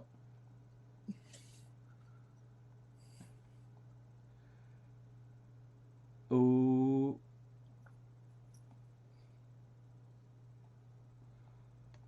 There's a lot of used tissue in that bin, Damian. Shut up. I can see it. Or no, is that it, or is that just a bit of paint out of a lid? Oh, it's in the beer. It's in the beer lid. It's in the beer lid. In a beer lid at the bottom of the bin. Yes, nice. Don't drop it again. And you were saying you should absolutely have a bin under your desk. What an adventure! Frederick agrees. Terrible bin placement. Frederick says. Yeah, well, it's easy to say now, isn't it? He says, "Go away, ghost! Great new spell for Elrond in the Brunnen Legion that combines banishment and wrath, and is always channeled." Michael agrees with James, reference a horse-mounted Nazgul Legendary Legion. Frederick says, "Frodo and Sam in Orc Armor Legion with Mordor Orcs." How would that work, though? Is that a good army or an evil army? Kenneth says... What do you think? How long does that glue last? Yes, scrape that off, mate. Scrape it all off. A Haldae's Border Guards Legendary Legion might be an idea. The elves need something to rival the Rangers of Ithilien now. And Mr. Larry Miller has arrived. Whee! He says he's finally made it, and I see Damien's dropped a component. Yes, he has. Mate, he's been in there for 2 hours, Larry. 2 hours he's been in there. That was the worst drop we've ever had on battle streams by some way. I got away with it. Eomer's head stopped on the edge of the desk. But yours went... I got away with it. Eomer's arm stopped at the bottom of the bin. Callum says maybe... maybe... didn't fall through to Lockie. Yeah. There's no getting it back from there. Australian joke. Nice. Callum says maybe a Faramir's Ambush Legion to incorporate new Forge World captains. Yeah. That'll just be an update. It'll be an addendum to the old one. Silver Templar Legendary Legion, just ring wraiths. Tristan says need rid of the old Tiptoes alerts model. Agreed. Well, you bring back the fire in the bow one. Get a new one. Yeah, bring that one back. Mertz has got 2 amazing models. Yeah, but we want another. Larry says you can't see it because it's not been released yet, Steve. Yeah, it's because you say I can't see it a lot. It's one of your phrases now. I can't see it. Oh, right. Frederick says Damian talking from under the table is odd, but also pure gold entertainment. And Joe says there it is. Found it. James Holding says, found it. It's in your house. Ronald says, carpet. Oh dear. Larry's asking which part he lost. It was the arm holding the reins. Yeah. Max Mallet says, Jesus Christ, that carpet. This is one of the carpets that was here when we moved in. This room hasn't been like done up since we were in here. It doesn't show any stains from dropped paint and stuff, but sadly it doesn't show any arms from dropped arms. Dan says, Damian, check it isn't stuck to your shirt or in the chair. I've done that more than once. No, I heard it or felt it go down. Yeah. I knew it was down there somewhere. Frederick says, also Kirathon Gold would be awesome and is quite likely. Would also be nice as I already have that army apart from any potential new Orc/Uruk heroes. That's what I love about Legendary Legions. I really like it when you've got an army painted up. Yeah.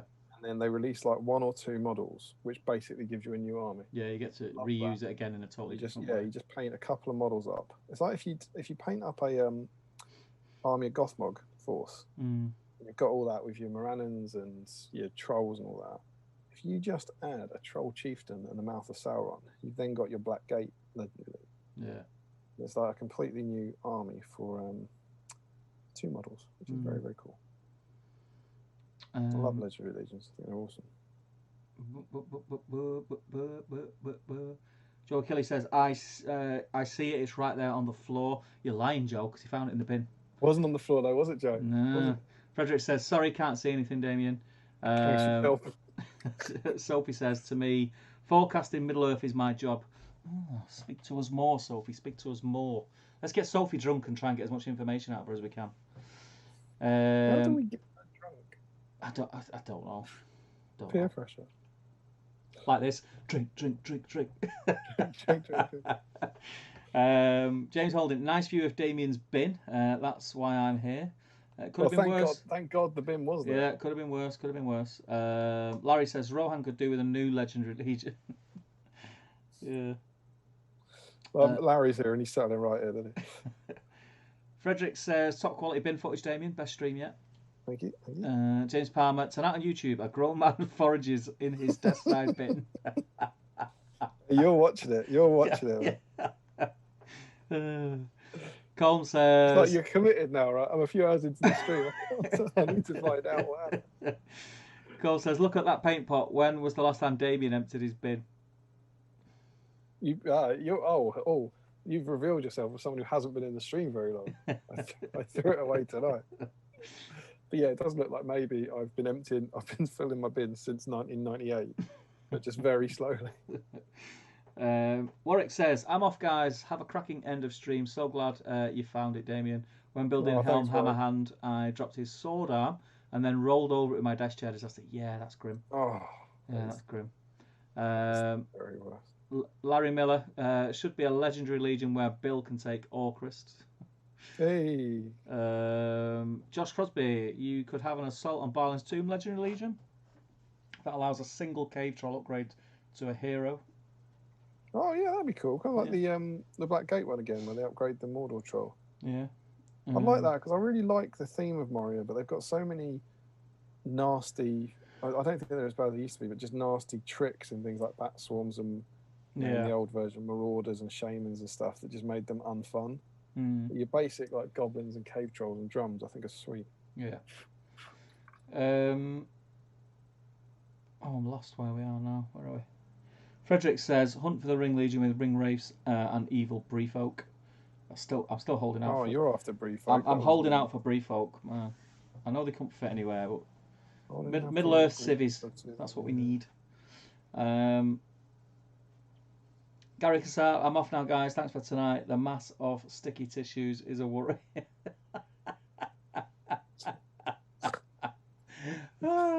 I can hear the voice in Damian's head going, don't. I'm not even going to dignify that. Of course, hobby tissues used drying paint brushes. That plastic glue takes so long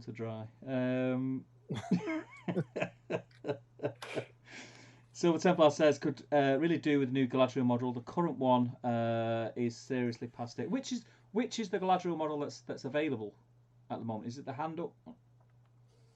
Yeah, hand up is the only one available, I think, because I don't think Protectress of Lothlorien is anymore, and Lady of Light isn't. I think. I'll work out where this scabbard goes. Is it on the mounted? Yeah. Yeah, you can see where the leather cross strap and like dent is, where it just sort of slots on nicely. Oh, what is that? Oh, that is clever, isn't it? Yeah, it's good. Because I was like, how do I know how far up it goes? And then you go, yeah, that's good. That is crazy. Dan Collister says you'll get loads of information out of Sophie, just none of it about Middle Earth, and very little of it useful. Does this scabbard have a hook, or have I left a bit of the sprue on it? No, but it has like a ring that's at the top. Yeah, that's what I mean. Yeah, it's coming out of one side. It's at the top. That's at the top, is it? Yeah, it's the top, mate. Frederick says, do a Patreon exclusive Damian's bin t-shirt. You should do that. Just like Photoshop a bin and put a tiny actual life-size Eomer's arm on the picture somewhere. Say where's Wally? Yeah, where's Eomer's arm? Master Exploder 765. It's better this stream. You know. Says, hey guys, when's the next Lord of the Rings battle report? I've just got back into painting and watching you guys is awesome. Thank you very much, Master Exploder. Where are you from, pal? I did answer this question earlier on in the chat before we even started. Someone else asked. In all honesty, it's probably highly unlikely that there'll be any more battle reports on this channel other than fun stuff that we might do on the stream like we did with the Wizards Duel and what was the other battle report we did, Damian? It was the ring race against. Yeah. But if battle reports are your bag, check out Top Table Gaming. I've got loads there on the back catalogue, and I filmed one this week, and there's more coming. Probably a couple a month, hopefully. So yeah, check it out there over on Top Table Gaming. But still keep tuning in here for some awesome bin talk and streams. You like battle reports? Top Table Gaming. If you like quality bin content, then I don't think it gets better than this channel. No. Larry says, if they do make brie, they had better be broken for all the potential cheese jokes that would open up. Yep. James Palmer, agree regarding Middle-earth civilians. Opens up so many new types of scenarios, especially Rohan folk fleeing towns or on the way to Helm's Deep. I totally agree. Well, there is the scenario, right? There's the scenario in Scouring the Shire where there is brie folk or whatever. Yeah. We need them, man. We need them. That'd be cool as well. Needs them. Yeah, we need them. Sophie tells Dan, I'm just going to throw all these cookies in the bin. Don't throw cookies in the bin. She made cookies. She made cookies today. I presumably for them. Green Tree says... What does the three arrows with down mean? What? Little black circle with three downward arrows or three shields. Is this on the instruction book? Yeah. Does that mean optional? I didn't read the instruction book. 3 arrows. Well, look at you living on the edge. You mean there's 3 shields? You're tough. Is that what you mean? Oh, no, thank you, society. I'll make my own rules.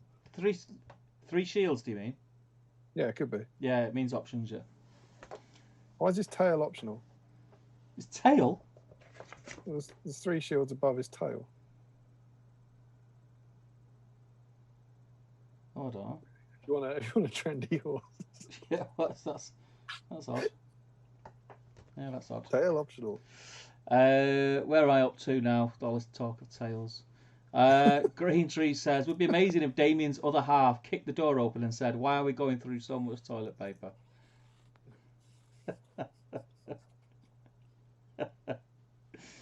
Oh, dear me. It's the glue, Emma, it's the glue. See, now I need tissues now to mop up all the Pepsi I've just spat onto myself. Yeah, of course it is Pepsi, mate, yeah. Josh Crosby, if Brie Folk came out, then my butcher, baker and candlestick maker, which were class, by the way, still love those, can be used in more than a single scenario. Those are great. Did I feed back to you that I showed them to my friends, who were the people that suggested it, and they absolutely loved them. They thought they thought it was absolutely incredible that had happened. They were great. They were. Frederick says, all these pieces seem fiddly and difficult at first, but once you have it in the right place, it always just slots in perfectly. Yeah, that's what we've been saying. It's incredible. I don't know. I literally don't know how they do that. Yeah. Madness. Crazy talk. Master Explorer says, thanks guys. And GBHL Steve, I'm from Brisbane, Australia. Big fan of your old Gondor armies. Just painted Boromir to my army. We'll definitely check out the other channel. Yeah, do man. And thank you very much. Yeah. I miss playing Gondor. Might dig them out. I've always threatened to repaint the whole army, but it's a lot of silver. I mean, Gondor's just never ever appealed to me as a hobby project. I quite like them. Larry says, when assembling my Eomer, I decided it was a good idea to cut the spare sword hand off to put a hilt on the scabbard as I was going with the spear. Did you file away the fingers? We discussed this before you got here, and Stu's done it, and he said it was very fiddly, and Steve's now thinks he has to up his game and do it. So what did you do, Larry? What did you do about the hand? Cut it away. Eternal question. Just caught a fly on like Karate Kid. Dan says, t-shirt idea, where was Damian when the left arm fell? That's good. And Frederick says, it's not the tail, it's the spear stroke sword arm. Yeah, because it's saying, because the other one's the head. Yeah. I think that should be slightly higher on the diagram. Yes, I think it should be above the spear. I think you should have a trendy tail. Above the spear would have been better. Don't use it. Imagine whatever poor member of the design studio or the book design studio at GW, that when they did that, they never ever thought that was getting critiqued. But nerds can even find that. I think you'll find that's too low. Larry says, I didn't use the instructions either. It's because we're legends. Larry. There's so many renegades. Yeah. I get a little bit of a thrill out of the fact that I could be gluing something together that I'm not meant to glue together. Well, I get a thrill out of knowing you. And Larry as well, knowing that these are the sort of people. My mum's always like, "Oh, I hope you're not falling in with a bad crowd." And I'm like, "Well, these guys, they do not use the instructions." Michael Haskell says, don't forget to look at the Facebook thread. We won't, my friend. I'll jump on it in a minute. James Palmer, anyone who's got competitive experience playing Gandalf in a Ministry list, is he worth it at 220 points? That is kind of an age-old question, really, with Gandalf the White, isn't it? Well, whether he can get his points back. He's obviously better now. He's certainly better now than he was, and he can now lead troops, can't he? So he's definitely better. I've seen a lot of success with him at large points when you put him with a like Elisar or something. Yeah, with Elisar. Two of them together are kind of mega. But again, my answer is do it if it fits the theme. That's what I would care about. But if you like Gandalf the White and you want to do a Ministry of Defenders force, then put him in and go out and beat people at the game. And if you lose, play more games and then get better and then go and beat people at the game, because that's the army you're passionate about. Yeah. That's how I feel about these things these days. Yeah. Larry says the shields above the tail are supposed to be for the arm options. Joe Holzman says, I'm adding a sword hilt to my scabbards at the min. Larry says, I cut the hand off, then filed away the hand as best I could. It's not perfect. Joe Holzman says, just clip the pommel off and glue it to a piece of paper clip for the hilt. Yeah, we were talking about that earlier. Yeah. Harjinder Singh says, at GBHL podcast, I can't wait to see what units they add to the army of Thror, as they have no range units. I don't think Grimhammers look so cool, but the warriors are a bit meh. No, I don't see that happening anytime soon. I think we're way off the Hobbit. We're way off the Hobbit. Frederick says, I never used the instructions on the new plastic kits. #rebel. Larry says, Then had to tediously sand down the edges of the scabbard pointy bits and the hilts get it to fit. Instructions are only the manufacturer's opinion on how to build a thing, says James. We get we have flagged these videos up as not for kids, haven't we? Yeah. Because otherwise, you know, the government might be onto us for sort of like anarchy and that sort of thing, inciting, you know, civil unrest. Don't read instructions. James Palmer says it's for exactly that. Defenders of Minas Tirith. So you answered my question. Thanks. Solid narrative theme. Rule over all. Yep, that is us up to date. So I'm going to jump in the Facebook thing. Do it. It's all gone. It's all gone a bit skew whiff over there. So just let me sort it out. Oh dear. Oh dear. Oh dear. Bodes well.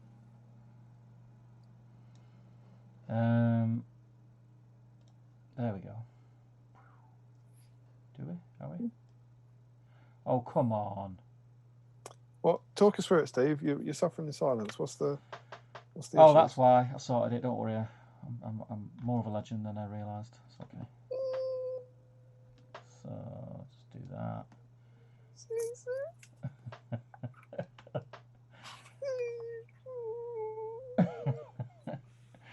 Right. Okay. So yeah. Shut that. That door. So we're on the stream. Oh God, no. Are you jumping on? Are you taking names and kicking ass? In ass and taking names, always the same. Always the same.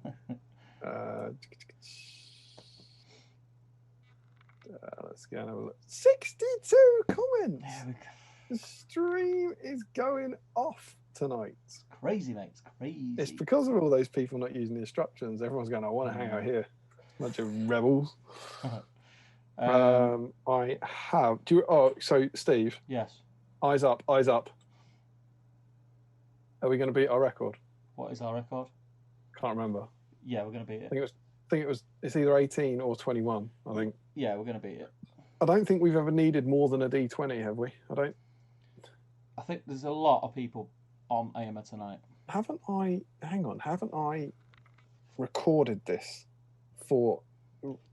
No, mate, it's live. No, Silbill. Battle streams in the middle. Have I not? No, it's not that.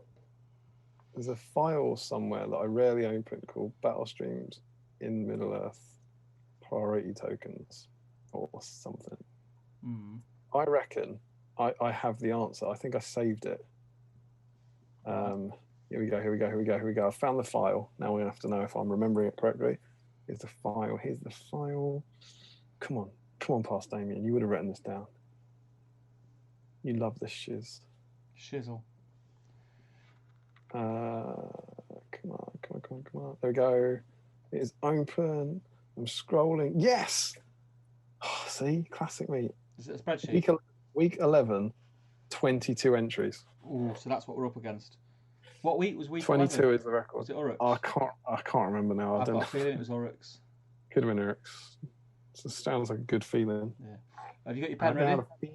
I've got better than that. I've got a digital device. Ooh, okay. Are you ready? Yep. Okay, Mr. Ben Stanley is in. He had his Eomer built and undercoated pre-stream. Good stuff. Lovely. Pavlok. Oh, yeah. He's magnetising the shiz out of Eomer. Magnetising it. Mr. Frederick Schultz. Rocking his chocolate orange and whole nut along with Eomer. Oh, lot. Hang on, just scrolling past Pavel's. Are they all magnetised? All those different options. It's very cool. I love Frederick's commitment to like setting up his photo before the stream. It's very methodical. Yeah, absolutely. I love it. Very That's methodical. Great. Tristan Helmsley, a Rohan spear thrower we all forgot about, featuring soup can painting handle. Is that? No, it's not him. It's not Eomer. No. Joe Holzman, going to be waiting for it still is. Lovely elf helmet. Joe Hole's been working through. Is that chocolate at the top and Mark? He's got Yorkie Chunks Munchies, which he's got Eomer on there though. Eomer's there, but Joe, if you're in, did you actually start on Eomer? Because I remember you saying you're doing the Marvel Crisis Protocol. Not sure whether you said. I'm going to put him down. Yeah. Because he's included in there. Okay, fair. Remember, Joe, we won't know. It's just about your integrity. Yeah. Santa will know though. James Holden has converted a Cardush. Very cool. Very cool. Very cool. Will Whitfoot, great model. From James Holden. Ronald's in. Yeah. Loving life there with Eomer. What does he say? Come on, Steve. Ready and rearing to go. There you go. Nice. See, I've got you back, Ronald. I wouldn't let you miss a pun like that. Stuart Mack. He's in. He's got a whole box of Freddos there. He's greedy. Is the word. What a night. What a night. He won't sleep for a week. James, he's put it off for too long. He's getting it built. He's in. This is worrying. My internet is spinning to load more comments, and when you're live streaming and your internet starts spinning, that's a bit of a worry. Yeah. At the moment, I'm now 20 minutes. I'm 20 seconds behind you. So is that James RE? James RE, yeah. Okay. Hamish is in. Hamish Gentles. Yeah, he started to build. He's in. It's very, very cool. Yeah. Max Bottledrill's in. He's been drinking his wheat beer whilst watching two idiots on a live stream and building Eomer. Well, you should be watching us. Mr. Gazballer, he's in. He's ready to go. You're seeing a lot of people who are in here, aren't you? There's not a lot of people doing something that isn't Eomer related. And then Dan Collister rocks up with Keep of the Dudgeons. And just totally, we did. You know, and totally disproves what you literally just said. That is great. I'm gonna zoom in on that because I love that paint job. I think that looks ace. He was saying in the chat he was trying to get him finished tonight. Yeah, I love that. It's great. Great work, man. Riss so Shanza. Good, let me zoom in. Yeah, it's Eomer. We're in. Yes, it's Eomer. And he's only gone and got a Galaxy Smooth Orange Vegan, hasn't he? A Galaxy Smooth I've never had one, but it's Galaxy, so I know it's going to be good. I don't even know which word to start with on that one. Galaxy Smooth Orange Vegan. Dan G. Ross, a little whip snap. Whoppa. That's a great whip snap. Whoppa. I'm still in the past here. I've tried refreshing that page, so hopefully. Kalman's made major progress with Eomer, and it looks cool, man. I'm always envious of people who get the colours very vibrant. I'm always scared to do vibrant colours. Oh, what's going on with that? Oh, I see. Someone put a whip snap on. So can I just confirm? I've got Reece Shancer. Yes. Has been in. Is he the last one? It should be in before G Ross. Yeah, G Ross is just not. He's not in. He's not in it. He's whipped. Dan G Ross is not in the draw. I've not seen a picture of him painting Eomer yet. He posted the whip. Kalman's in.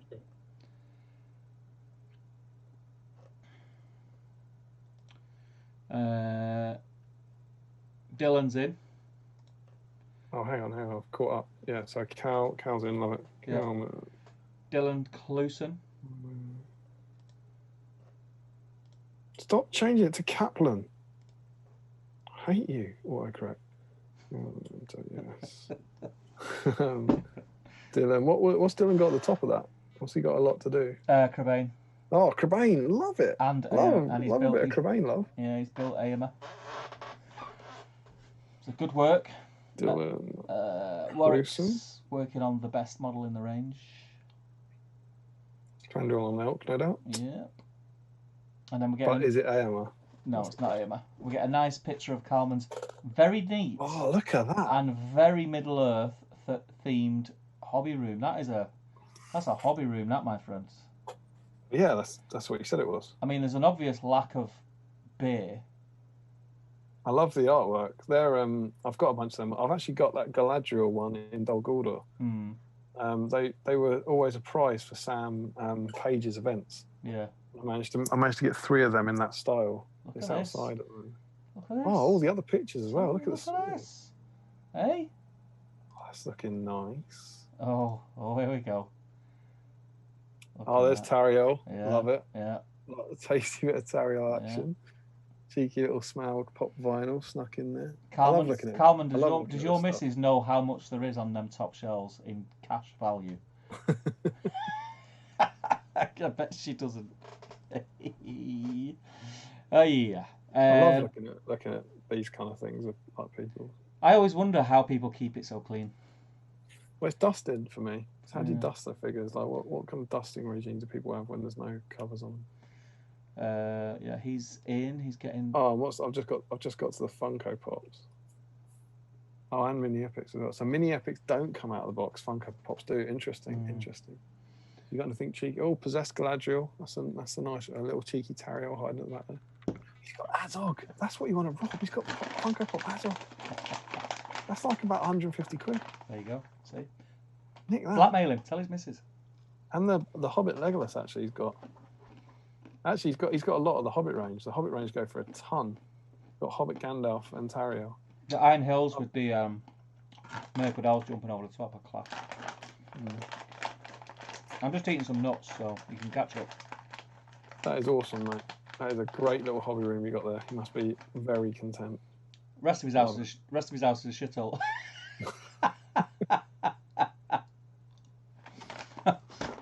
But he's not. But no Eomer, tragically. More.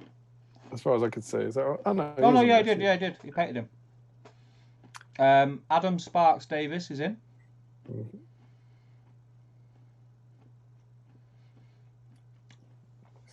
Philip Lawrence Scarpeed, who's not painting Eomer, but he's building a Rohan house, which looks pretty cool. No Eomer. Maybe he's building Eomer's house. Oh, here we go. You're going to like this one. Nick Evans, told you it was big. Police on the scene last year, as people have calling it as it's been vandalised. Turns out it was a chocolate company PR stunt. So that is a big banana. That is a big banana. The big banana. It looks like it's bigger than Eomer, but smaller than the Eiffel Tower. Very cool. Ian Whitehouse is painting the old Eomer. Good man. Is that the first non-new Eomer we've seen? It certainly is. Big respect for that, Ian. Big up. Bit of a retro feel. Josh Crosby is part of the building party. Love it. Gary Cassar, young Eomer in training as an outrider. 10 out of 10 for effort, definitely. Yeah, absolutely. Oh, look at those pots. It's really weird. That is. Hang on.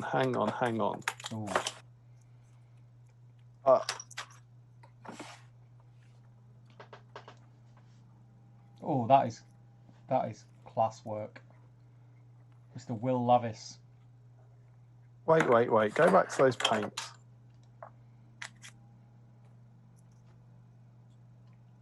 Well, I don't know where the other ones are. You know, it's there, right? What's he got? Call them out to me. I don't know what they are. You know. They've got them written down on the sides. Yeah, but I'll zoom in. So we've got snakebite leather. Yeah. Hang on.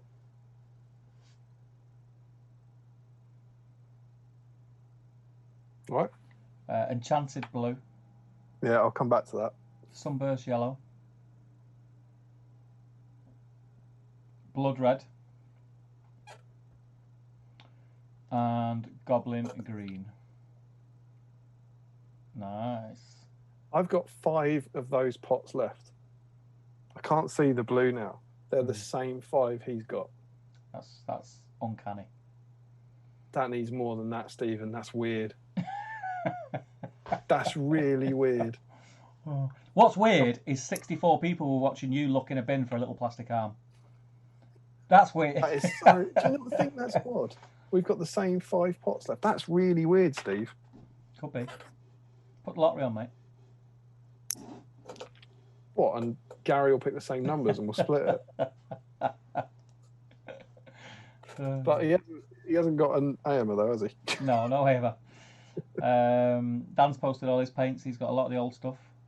I haven't got any of them. And then look at this. This is going to freak you out though, because we've mentioned this in another stream about people who paint full bits and before they move on. Will Lavis, look at that. That is amazing. That's class. That is class. Jiminy cricket. And then he's started on the armour. I'm obviously, because I'm in the past, I'm looking on here, but this is on the, it is on the stream, isn't it? Look at that face. That's Will, that is great work. That is disgusting. just stop it, William. Yeah. Is that? I mean, that is amazing. But yeah, what Steve's saying is I can't comprehend the fact that you would now have to do fairly messy work on the horse and armour and risk ruining that face. Yeah. That is absolutely beautiful, dude. That's great work, mate. So you're in. Harry Bates. Oh, he's at it, mate. He's at it. Have you seen this? Is that why he asked you?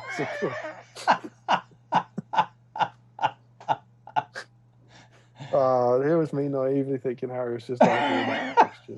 The thing is, like mine, you can tell it's superimposed, like it don't really match up on the neck. That actually looks like you. Yeah, well, he's just taking a photo when I used to support Liverpool. Oh, God.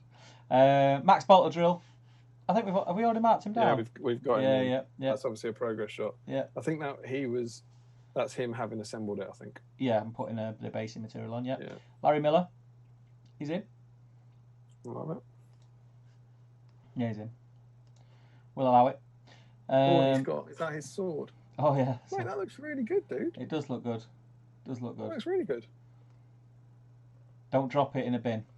Don't drop it in a bin. You'll never find it again. It's the worst thing you could do. Alas, not finished. My eyes are now tired, so best finish tomorrow, says Dan. Let's have a look. Mate, that is class. That's looking awesome, mate. That's looking really, really good. That is class. Again, it's a very...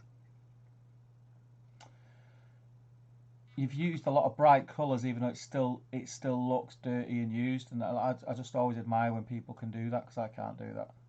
Yeah. It looks great. I love that. And that is all the comments in the thread. All right, so Steve, do you want the good news or the bad news? What's the bad news? The bad news is we only have 18 entrants. What's the good news? There isn't any good news. So if we want to beat our record, come on, people. We need 4 more people. 4 more people working on their AMers in that chat. I think we need 5 actually. There's 46 people, still watching now, right? If you're working on AMer and you've not posted a picture of it in the whip thread, get it in there now. It's 10 to 12. In about 15 minutes, I'll have another look and we'll do one last count up at 5 past midnight. Yeah? Yeah, if you want. Let's do that. Do you want to? So we've still got 4 items on the agenda, you know. Let's power through it. I'm going to eat nuts while you talk about the mag. Some people say that we should have a look at the magazine historically. Right, that's all. So this is it. This is issue 18. Yeah. AMR week. To be fair, we have done quite a lot of chat about AMR tonight, so just haven't got to the magazine. Lovely little kind of charging in. They do nice little vignettes that aren't stock photos, which are quite cool. This is the end of our Wrath in Rohan. Mm-hmm. Little 3-issue exercise. So we get our traditional lovely massive photo of Carl Urban, which could be really, really useful for people for colour studies and stuff. Try and figure out exactly what's going on with that kind of tricksy armour, how the red works and all that. It's quite cool. Good bit of fluff about including AMR. Now, of course, Larry's very, very excited because this is what you were meant to get with this issue. Yeah. But as we discussed many episodes ago, you got AMR, but you didn't get his horse with this issue. And more on that at the end of the stream. And then we go into the Forces of Rohan, which is our second army list. I feel like we got the Forces of Isengard last time. Yeah. So it is an army list, basically. It's, we're moving towards points match games. So we get the Rohan special rules, which are Expert Rider. Expert Rider at the time, you could re-roll the dice for a jump test. So that was it. And they also, there are the special rule for the army, Horses of Rohan. Mm-hmm. Do you know what the rule is? No. Special rule called Horses of Rohan. They can move 10 inches on a horse. Yeah, they have horses. I'm not joking. That's the rule. That's the special rule. Many of the Rohirrim are mounted on horses, making them cavalry. All of the heroes of Rohan have the option of riding a horse at an additional points cost. The profile for horses is shown below. Not lying, is it?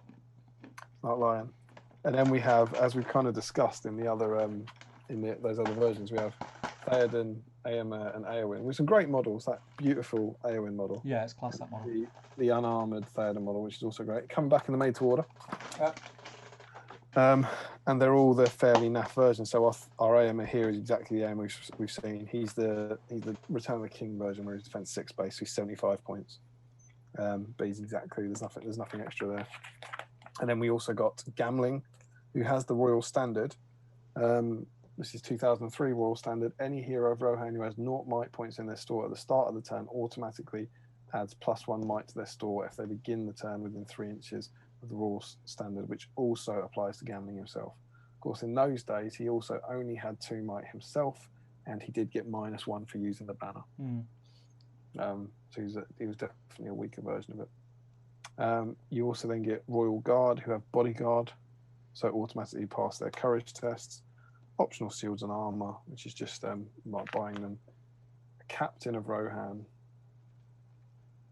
who is pretty much the same, like defense 4 base, but then you can buy him armor as opposed to that. That's a cool picture.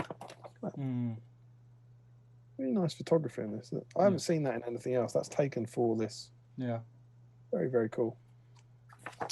And then you get Warrior of Rohan and Rider of Rohan.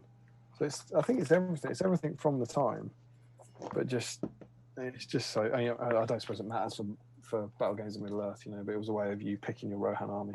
And then we finally, after weeks of collecting the participants, we get the Wrath of Rohan, which is the first version of this classic scenario. So we have Warriors of Rohan, Uruk-hai, Mordor, Orcs, and there's our setup. It's obviously using your participants that you've collected. So we get Riders of Rohan, and we also get 2 batches of Warriors of Rohan on foot. Yeah. Who then have to charge into the centre to try and merit and try and save everything. The really weird thing I found about this is the objectives, right? I find them. There's a little objectives thing. So the evil side wins immediately if it can get either Merry or Pippin off the board on the Fangorn Forest side under guard. So they have to they can knock him out and carry him off. The good side wins if Merry and Pippin are freed and manage to reach the safety of Fangorn Forest by moving off the board on the Fangorn Forest edge side without their guards. So this seems odd to me, but basically you're going to start here and everyone is trying to get into here. So the evil side are trying to carry Merry and Pippin towards here and carry them off, and Merry and Pippin are trying to get over here and walk off, which I don't know, I've never played it, but it strikes me that the whole game is going to hinge on the very final turn here on whether like a Rohan guy can shoot an orc. Because, how many, normally in scenarios you're running different directions, right? It's quite, you're both trying to run in exactly the same direction, and so that you would both be 1 turn away from winning, depending on like if an orc fails a courage test or something. Yeah. It seems a bit odd to me. But it uses our wonderful, beautiful Photoshop trees. Extend Fangorn Forest. That was pretty cool. You get to use Ugluck in that. He has this cool old Ugluck rule where he gets to charge orcs, and there isn't a Mordor captain this time, so you couldn't swap Snaga in should you wish to. You do get Grishnak in there. But obviously, if you wanted to, you can spung them in. And then you get tactics. You get Rohirrim tactics, Uruk-hai tactics. You also get this, which I think this is the first time we've seen. It's our favourite section, alternative approaches, but in a scenario. And so for the first time now, because we started learning about points values, it says if you want to play this game with alternative forces, choose an equal points value for each side of at least 200 points per player. And then another great way to play this scenario is to combine force with a friend and try the game with 12 riders of Rohan and no warriors on foot. So because we now have points value, it's the first time where they're saying you could play with different armies. Okay. We also get next pack. we've talked about this once before. This that reeks a bit to me. That we've got the back, right? That's a bit kind of, oh God, we've run out. Yeah. Doesn't it? It's got a massive quote about the next pack and then a massive caption. It just, I don't know. Let's see. They've never done a next pack scenario this. They never do that normally. No. It seems a bit odd. But what I will say, that's a hella cool picture. Yeah, it is.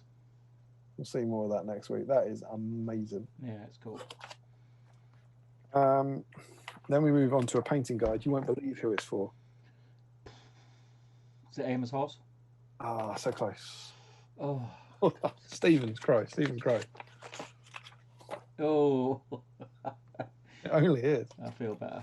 Yeah, painting guide for Eomer, fairly standard.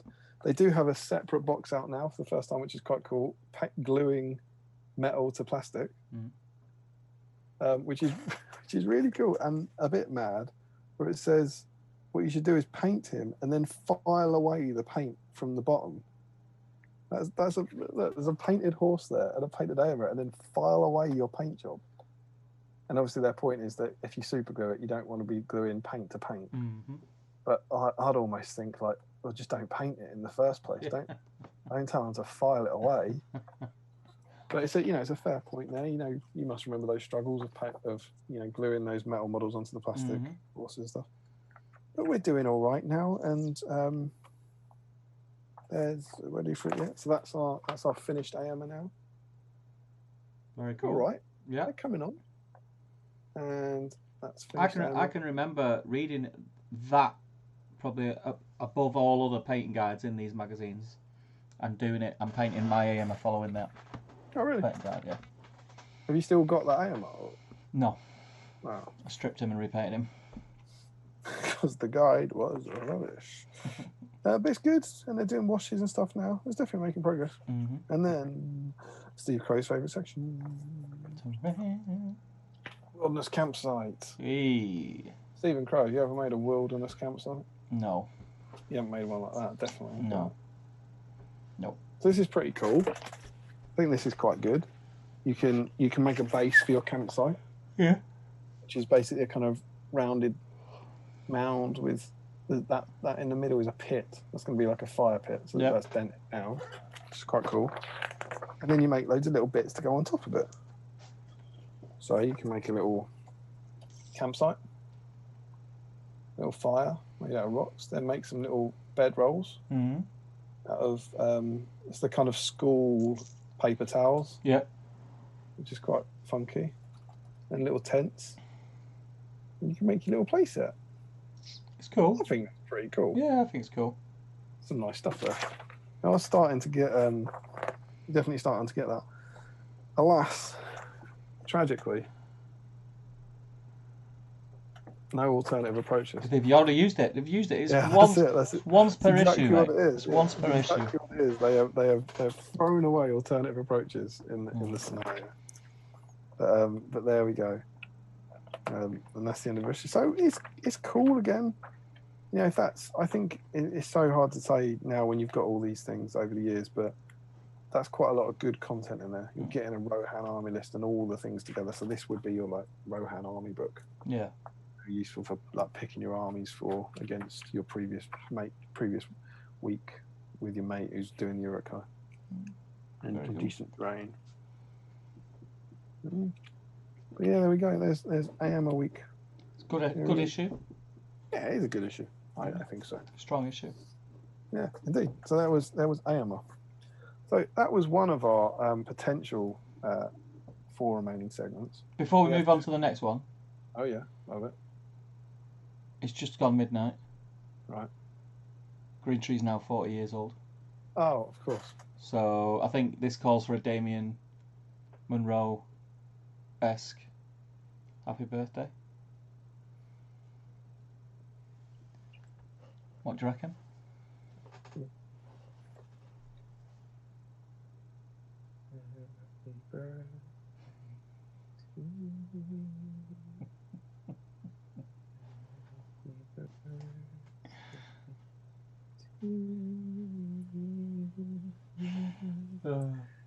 Happy birthday, dear green tree. Happy birthday.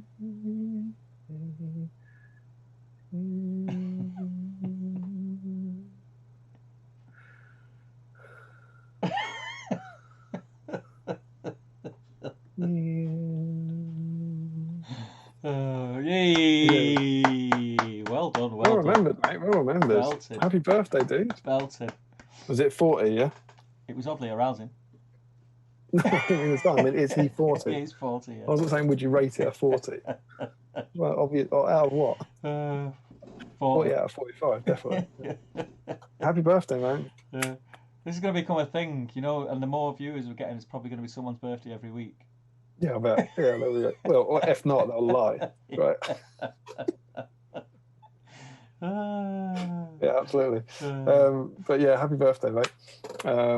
And yes, 40. That must mean you fall kind of almost plumb between me and Steve, I think. In the age reckoning. Yes, happy birthday, mate. I hope you have a great day. And age, 'tis but a number. Age is just another path. 40 is just another path, one we all must take. It's definitely just another number because everyone that's in your company right at this moment in time all plays with toy soldiers, my friend. So don't worry about it. Don't worry about it. Yeah, look at the age range. There's actually that chat about, I think it was James when he said, I'm older than that magazine's older than me or something, and then you see everyone else talking about the age range in this chat. I think we're going from something like 17 to I don't know who the oldest is, and I'm also not going to suggest who I think the oldest is because whoever they're going to be, even if I'm right, they're probably still going to be upset. But it wouldn't surprise me if there's someone in their 50s in here, probably. I think. But yeah, that's kind of cool. It brings it all together. Wonderful, wonderful stuff. So we've got 2 competitions to draw. Yeah. There was a question about what we were predicting in the made to order for the Quest of the Ring Bearer, and there was the other thing we were going to talk about tonight. Yeah. I mean, I'm easy. We could save it, I suppose. Save it. Yeah. Always push it back. Always push it back. I think save it. I think there'll be something else to talk about in 2 weeks. Well, there'll be something else to talk about in a week, but I think if we save it. All right, fair enough. I think save it. I think save it. Well, nothing to talk about. Nothing to talk about. Yeah. So, should we do the first of our draws? Yes. So, if we start with the Patreon one, I'm not actually prepared. Oh, hang on.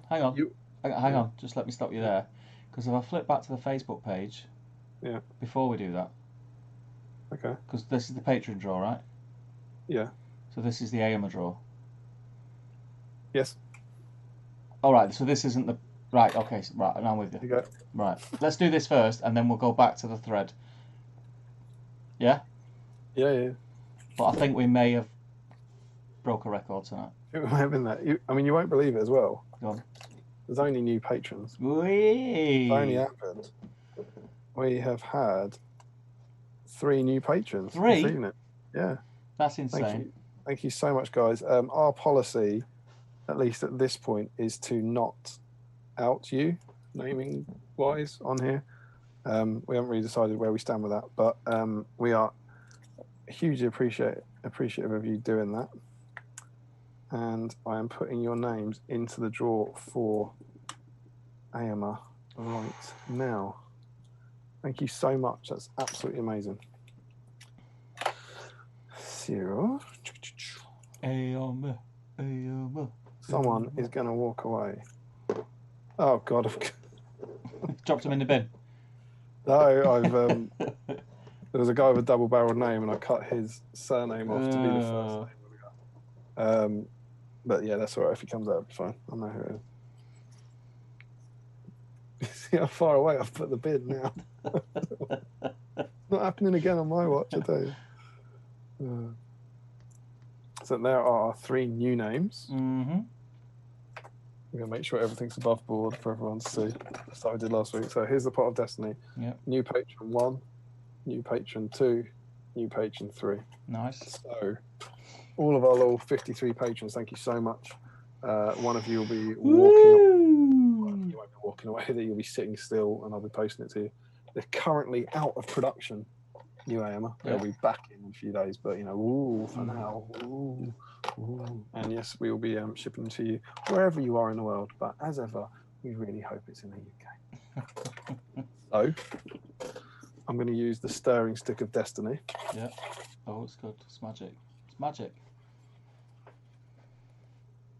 And then, just like last week, we found out a really safe, impartial, and fair way to do this. I'm going to reach it up, put it up here, so that I can't see, and put my hand in. Yeah. And Steve's going to direct me.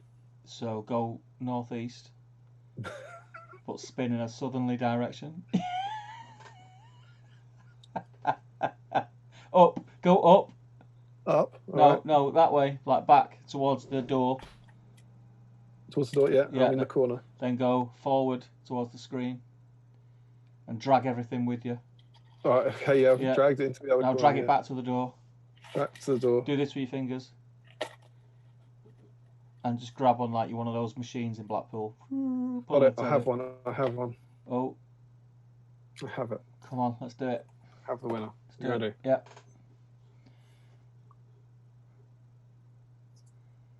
Eric Carlson. Well done. Eric Carlson, congratulations. I haven't seen him in the chat. No. Relatively new patron, I think this week. Yeah.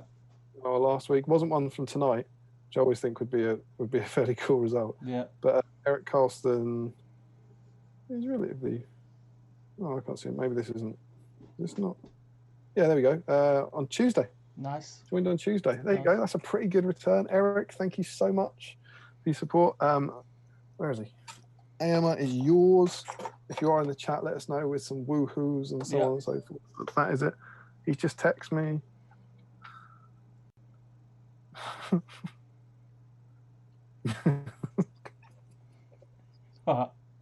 As out, my best mate Chris is watching. And it's just put redacted word. I really thought I had a chance.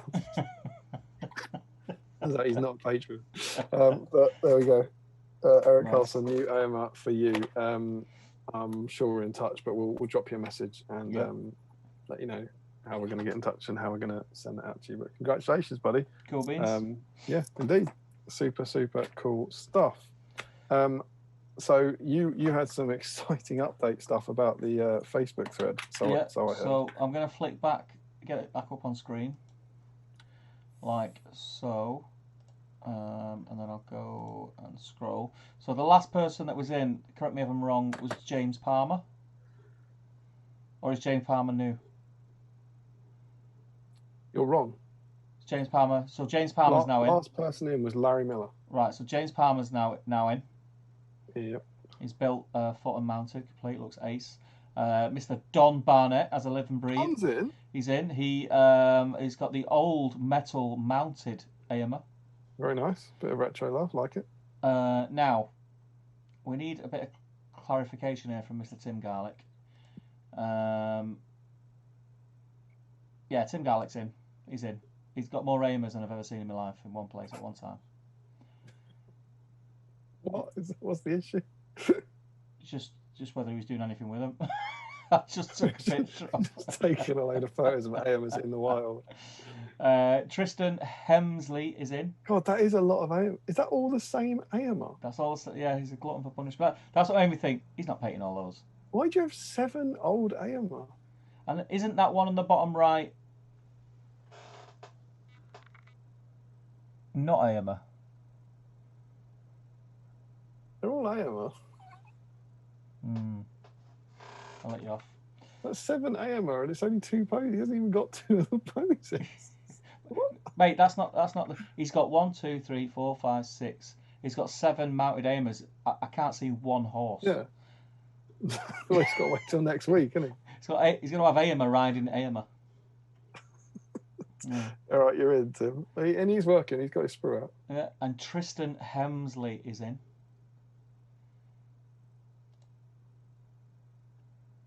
Yeah. Yeah. Carl John Daly is in. Now let's have a look. Joe Halsman, we can confirm, has built Eomer out of the box. Look at Will. I just want to look at Will's now. He's done the armour. I know. I'm gonna. I was saving it. You see. That is violently impressive work. And quick, which is annoying. Yeah, it's really annoying. No fun. Oh, mate, that's beautiful. Beautiful. Let me ask you, Will, what colour have you highlighted that red in? I think it's red, isn't it? It looks like it could be Wild Rider red or Troll Slayer orange.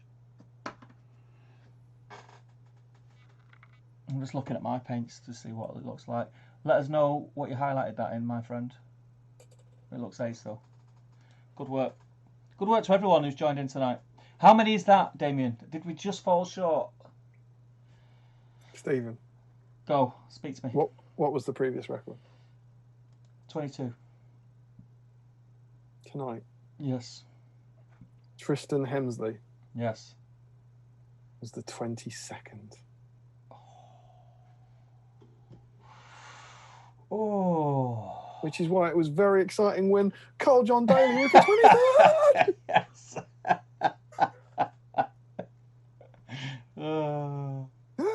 Yes. Smashed it. Breaking records all over the show, mate.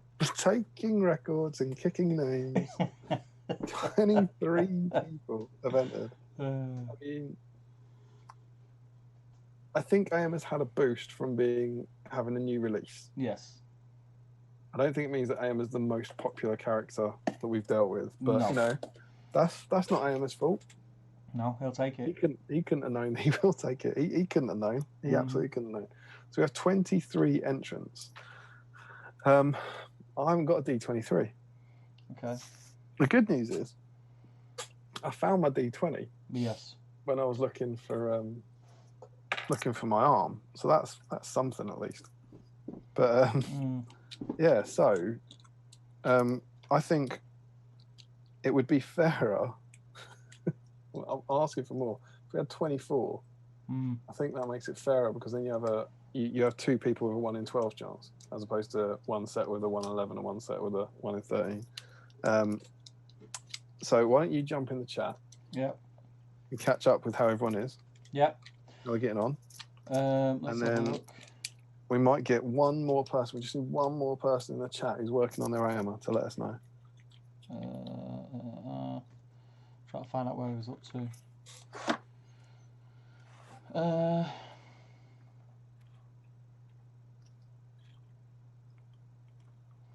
Larry says, if they did anything for Amir Throw, I'd want options to give Grimhammer spears and shields, so I can use my converted ones without it bothering me that they have the same defense as shieldless Grimhammers. If I use the Warriors of Erebor, yeah, it always was a bugbear. Joe Holzman says, I'm currently painstakingly gluing a tiny pommel to a paperclip for my mounted Eomer. Silver Templar is Will Lavis. Right. Did he just win? Right. Who won? Eric Carlson. Oh. But I get where you're coming from because. Oh, Will Lavis is the painter. Yeah, No? The fourth letter of Carlson is L, and Lavis begins with an L. So I can Mate, see I've had a few beers tonight. What the hell, man? I've had a few beers every night. You know it. Just go with it, Damien. Just go with it. You should have built up some tolerance. Damien.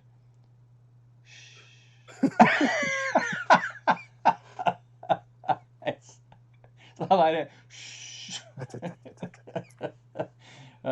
Michael Haskell says, down paintbrush, too tired now. Won't be long before the eyes shut her down. Been a hoot. Laughed out loud several times. Great gateway to the weekend. Stay safe, everyone, especially now. Thank you, Michael, and you stay safe too. It's very kind words. Damn, is he still there? He's still there, as far as I know. He's still there, yeah. If you're still there, I meant to do this as a shout out earlier.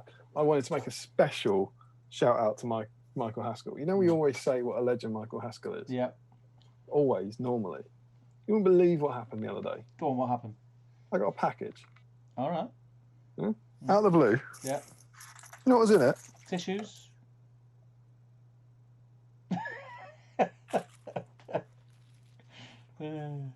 Hey, folders. Okay, it's been a left binder. Nice. The 12 issues I'm missing.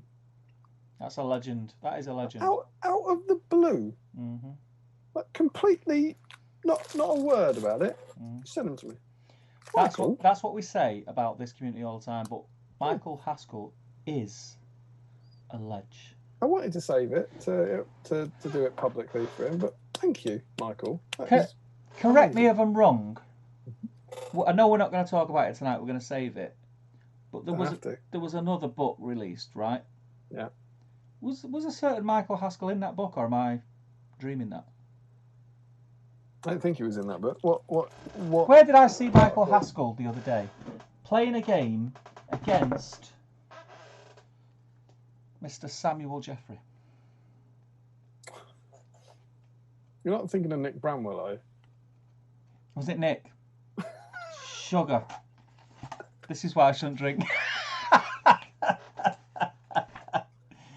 Oh, that's embarrassing. I'm going to enjoy this. So let's turn to the Battle Company's campaign. Was it Nick? Oh! In the new Best of White Dwarf. I only flipped through it. Hang on, let me find it. And it's the picture of him playing. Oh, there he is. Look. See him? That's very cool. Do you know what's even better? Oh yeah, here we go. So what we've got, it's on page 65, and there's Sam Jeffrey. Sam Jeffrey's playing a man. Oh, it is Nick flipping it with a beard, which, if you don't know, Michael Haskell doesn't have. However, he does. I get you this. It's a bit it would like, suit a beard though. Yeah, it's like Will and Eric, because what you've got here is Nick. Nick does have ears. And Michael Haskell does have ears as well. So there you go. I apologise, Michael. Obviously, Nick Bramwell, lovely man. Nick Bramwell, he's lovely a lovely man. Yeah. Michael Haskell, lovely man. I had in my head it was Michael Haskell. If I had to choose between them, Nick Bramwell's never sent me 13 issues of Battle Games Middle-earth. Yep. Michael, thank you so much. And Michael's here every week. Yeah, it's blown me away. It's amazing. You're an absolute legend. I will do the thing that you suggested in the letter. Thank you. I'll try and get you in the next book, Mike. And in about 3 years' time, we'll be on to your issues. So, thanks, man. I'll obviously write to you personally, but I wanted to sing. It was very Battle Streamsy, so I thought we should announce on here. But cheers, dude. You're an absolute legend, and that's really blown me away. It's very weird. Like I got this package, and I was like, I'm not expecting anything. On the back, it was Michael Haskell. I'm not expecting anything from Michael Haskell. And then, hooray. I was also very sad yesterday. It cheered me up knowing. So, thank you. It's a cool present. Yeah. So, sorry. I just want to catch him before, on the off chance that he was still in the chat when that happened. Yeah, he was saying that he was getting tired, but he didn't say he was gone. Yeah. He might have gone now, really sort of just mistaken him for someone else. But yeah, absolutely. If he wasn't gone, he's gone now. Mr. Max Mallis says, Moff guys, have enjoyed tonight a lot. Thanks. Welcome. Very happy to hear it. Thank you very much for joining us. Larry says, some people might not have had a chance to post in the thread as they're still digging through their bins. James Palmer says, Larry, these streams wouldn't be the same without you. James Palmer says, just added my Eomer throwing space for the win. Yeah, we got that one, I think.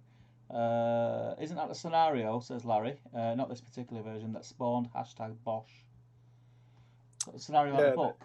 Yeah, it's Wrath of Rohan. I mean, it's the one, I'm pretty sure it's one from the Journey book, but it's on this channel, it's on the GBHL podcast channel, but if you search that channel for Wrath of Rohan battle report, that is the battle report where Jamie charges Eomer on horse into 2 orcs. Picks up his 3 dice and goes Bosch as he rolls 111, and that's where #Bosch came from. Seems like a lifetime ago. Green Tree says, I just officially turned 40. Do I get a slightly disturbing, arousing song? That must have been before you sang it. I think you do. Larry says, happy birthday. They must not have had room for the alternate approach. Oh, that was in a magazine. I'm just saying happy birthday to Green Tree. Sean Boys says WTF LOL. I think I'm singing. Happy birthdays to Green Tree. Hands up, who isn't sleeping again? Says Dan Collister. Frederick says, sounds more like a creepy horror movie trailer. Singing. Well, that's pretty much what I was Excuse going me, for. them So nuts. thank They're you. repeating on me something terrible now. James Holding says, crikey, Damian, that was creepy. You're welcome. Green Tree says, just wow. Carl Daly says, made a start on touching up an old Eomer, whipping the thread. Good man. Don Burnett still playing at Toy Soldiers at 58. And I keep told you we going, started in Don. the 50s. Keep going, Don. Green Tree says, I shall be signing up for the Patreon tomorrow just for that song. There you go. Thank There you, you man. go. I'll keep singing them. Michael Hester says, hanging in still, and yes, there is someone here well into their 50s. Even been getting letters recently from my pension providers, as apparently I have options. Carl Daly loves the Pot of Destiny. Yep. Harry Bates says, how the hell are you guys still going? Trying to break records with this stream. Larry says, I so hope he has He's 8 also, riders. you can see it in Steve's eyes. He's all right. Some streams he gets to about 11 and he's not there. But he's a lively crow tonight. Silver Templar, Wazdaka, Squig, Orange, Cadian Flesh, Ungor Flesh. Wazdaka. I think that's 3 colours, isn't it? Wazdaka Red. Yeah, Wazdaka Red. Have I got Wazdaka Red? This helm is beautiful. What's that red that I've got there? What's this that one? This small recreation of Eomer's helmet is beautiful. Yeah, it is. I've not got Squig Orange. I've got Wazdaka Red, Word Bearers Red, Wild Rider Red. Can you say Weird Bearers? Word Bearers. Weird Bearers. Fire Dragon Bright. People who bear stuff, but they're really weird. Where was we? Squig Orange. I'll have to find that one. Fohammer says, I don't know why I bought 7 mounted Eomer. I'm hoping I can convert them to Royal Guard or something. They were cheap. So, yeah, they're cheap. They're cheap. Silver Templar says, Fohammer, you don't need to explain yourself to anyone. You have as many Eomers as you want. And Harry Bates Harry Bates says he's turned 67 today. Can you sing for me, Damian, old boy?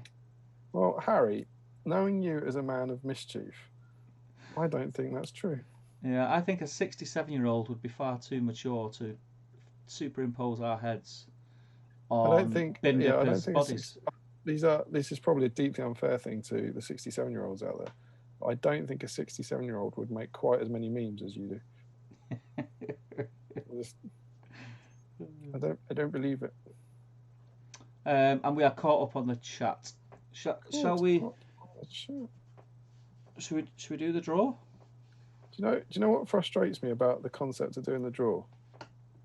I'm really close to finishing Eomer. Oh. And so if I finish Eomer, you see, the appeal of finishing Eomer is that then Eomer's finished. And that seems quite a natural end to the stream. Hang on a minute. Yeah? Hang on a minute. Hold your horses. Something might have happened. Oh, no way. Something oh my God, those 2 bits of that head go together so well. Yeah, they do. What was the last name I gave you, David? It was Carl John Daly, wasn't it? He joined us as the 23rd. I made a big exciting twist. Yeah, and Ronald Valet we already had, didn't we? Because yeah. Did we have Niels Beach T. Ver? Stephen Crow. We did not. Well, there you go. There's another, my friend. How do you spell that? Is it N-I-L-S? N-I-E-L-S. And then separate word B-I-J. Yep. Separate word T.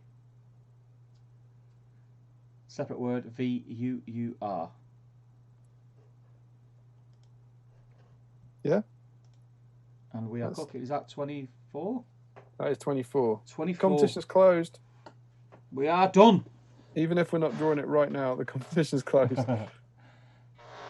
24. Well done, people. 24. I mean, there's also an argument that maybe we peer pressured some people into entering the competition there. But we're taking that as a new record. 24. 24. And that helmet is absolutely incredible the way that goes together. Yeah, it's belting. And there's a big gap, which I can only presume is for an arm. Oh no, it's his shoulder. Oh, that is fairly awesome. Beautiful. We do glue these two bits together before we put them on, don't we? Which bits? The head and the helmet. Yeah. I think I might just do it all at the same time, sort of ram it in. Which way does it go? The good thing about magnetising the arm the way that I can have the sword in different positions. And that way looks pretty cool, actually. I would love to look at you, but I'm currently trying to not destroy my armor a lot. Just being rude. There it is. Found it. All right. I found the slot. Harry Bates says, "Come on, I'm old AF." Carl Daly says, "Tried to get more paint on models tonight, but too tired to concentrate. Just going to enjoy the comedy." Harry Bates says, "Got to keep me busy." What are you watching? Yeah, what comedy are you watching? And that is it. Let's do this draw then. We have been going nearly 4 hours. I thought you haven't heard me. Yeah, come on. You've dragged your feet with that tonight, Damian. I've been doing the work. I've been reading magazines and going through profiles. Well, you've been like, I've got to put another little egg in his little hand. I'm on my last piece. Did you put a shield on? Does he have a shield if you do unarmored horse? I put the shield on, yeah. Just because I would probably I would never take him without, I don't think. Right, then I'd like to change my answer to I'm on my second to last piece. But I will, I'll call it a day without the shield, that's all right. The model will be assembled. So arm slidey in there, that must be pretty easy. That looks spectacularly good. That is fit. As the kids say, fit as fudge. Fit as fudge. A little bit of hoof glue to get you through the night. Hoof glue. That sounds so wrong, mate. Stop it. It doesn't sound wrong. Only you can make hoof glue sound wrong. Is it a camel hoof glue? No. No, it isn't, Stephen. As well you know. He's quite hard. It's quite hard to get him in there. Oh, stop it. Is that quite hard to push in? Come on. You're better than that, Damian. You know what I mean, though, is it? What bit are you doing? Just trying to shove his hooves into the pegs. Yeah, mine was quite difficult. Yeah. I've only put him in. I've not pushed him all the way home anyway. I just put him in temporary because I've got to texture the base. I've pushed them all the way in because I don't like doing things like half measures like you do. Oh, I don't know. I don't want a sword. I don't want a spear. I don't know. Just go for it, mate. Just go big or go home, you know. That is a kick-ass model, isn't it? Yeah.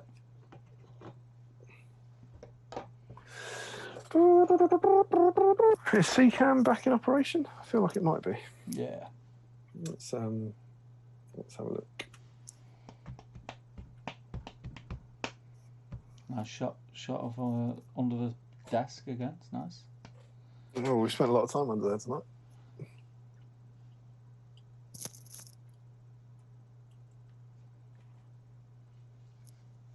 So how we doing this? I'm going to roll a d20 twice with a 1 to 12, and we'll have finalists. Okay. Like you said, okay, and you don't have a clue. I don't understand what you meant by any of that. But yeah. There he is. There's my boy, Eomer. Oh, he's backwards. That's so weird. On Zoom, he's backwards. You can turn it round. That's what I did.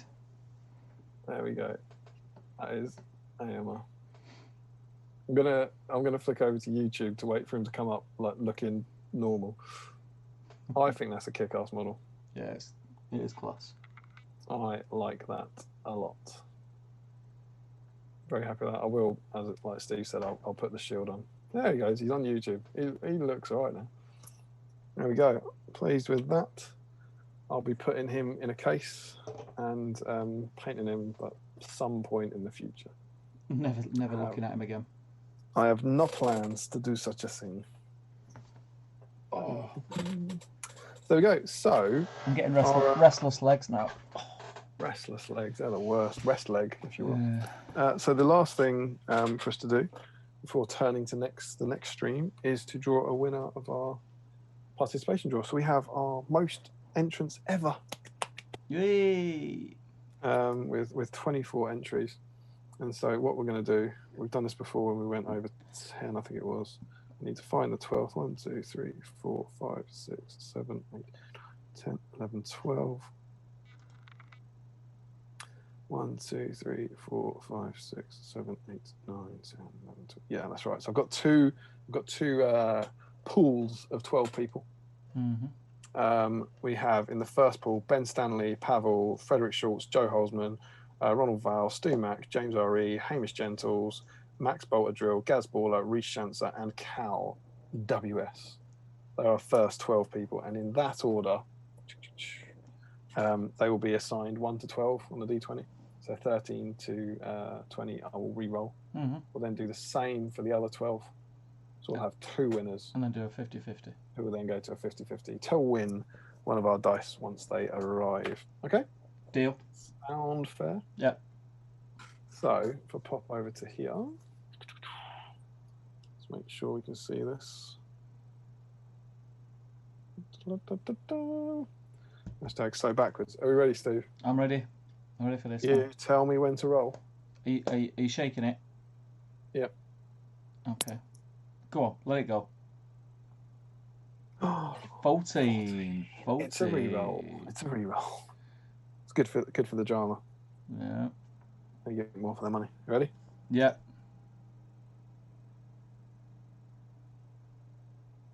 Go. It's an 8. It's an 8. We have a result. We have a result. I forgot you were waiting for me to say go. That's why that one took so long. It's Hamish Gentles. Hey. Hamish Gentles is our first finalist. Okay. Congratulations, Hamish. Pool number 2, please. Pool number 2. So people in it. Mm-hmm. It will be the people who weren't in pool number 1, but just in case you were thinking about it. In this order, Dylan Clusen, Adam Sparks Davis, Ian Whitehouse, Joshua Crosby, Will Lavis, Larry Miller, James Palmer, Don Barnett, Tim Garlick, Tristan Hemsley, Clark John Daly, and Niels Bidge TV. Let's do it. Our second final. Give it a shake. Give it a shake. Give it a shake. Go. Oh, it's a 13. Good for the drama. Unlucky for some. Unlucky for some. Bad for the result. Okay. Ready? Give it a shake. Yep. Go. Oh, it's a 20. It's a 20. The tension. It's too much. Oh, okay. Go.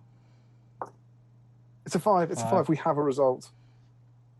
It's Will Lavis. No, I don't want to confuse you, Steve, but Will Lavis is not the person who won the previous competition. Imagine if it was, though. And Michael was not in a battle report in the new book. Yeah, absolutely. So it's Will versus Hamish. Finals. Yeah, Hamish being from Group 1 will be 1 to 10. 1 to 10. Will being from Pool 2 will be 11 to 20. Is it a straight roll-off, or are we doing best of 3? It's obviously a straight roll-off. Okay. Oh, do you want to do best of 3? Let's do best of 3. Let's drag it out. Drag it out. Drag it out. We're nearly 22. Let's go till. Let's do best of 3. We'll go till quarter to 1, and then we'll call it a night. 1 to 10 for Hamish. Yeah. 11 till 20 for Will. Yeah. Round 1 has gone to Hamish. Hamish. So another sub 10 roll, and Hamish takes the dice. Can Will come back? Will come back? I think we all want him to for the tension, right? Just for the tension, yeah. It's a walkover. Oh, he smashed it. It's a walkover for Hamish. It's a net ripper. Hamish Gentles is the winner of our dice. Hamish, well done, Hamish. I will add you to our spreadsheet. As I think we explained last time, we're in the process of getting them made, but we are making note of everyone, and then as soon as they arrive, we will get it posted out to you. Congratulations. Unlucky Will. Yeah, he got so close. Yeah. So close. If he was just listening, at one stage he thought he won a night. Yeah, just disaster after disaster. Poor Will. What have I won that? No, you haven't won that. Oh, I won that. Yeah. Oh dear. But yeah, do you have a quick look at the next issue? Yeah, absolutely. Let's jump in. So we have a bit of a decision to make, actually. Okay. First decision is, where did I put the next issue? So one job. I definitely want to jump into the chat because Larry is going to be beside himself. This is issue 19. Mm-hmm. So suddenly we've changed tack. We had our little narrative run through Wrath of Rohan with Grishnak, Ugluk, and Eomer. And now we get into some very cool new stuff. There's that fantastic photo of the Watcher in the Water with the Fellowship. Yeah. We also have some stuff here, more Fellowship and the Watcher in the Water. And we have Frodo front and centre. So Steve, what model came with this issue? It wasn't Frodo.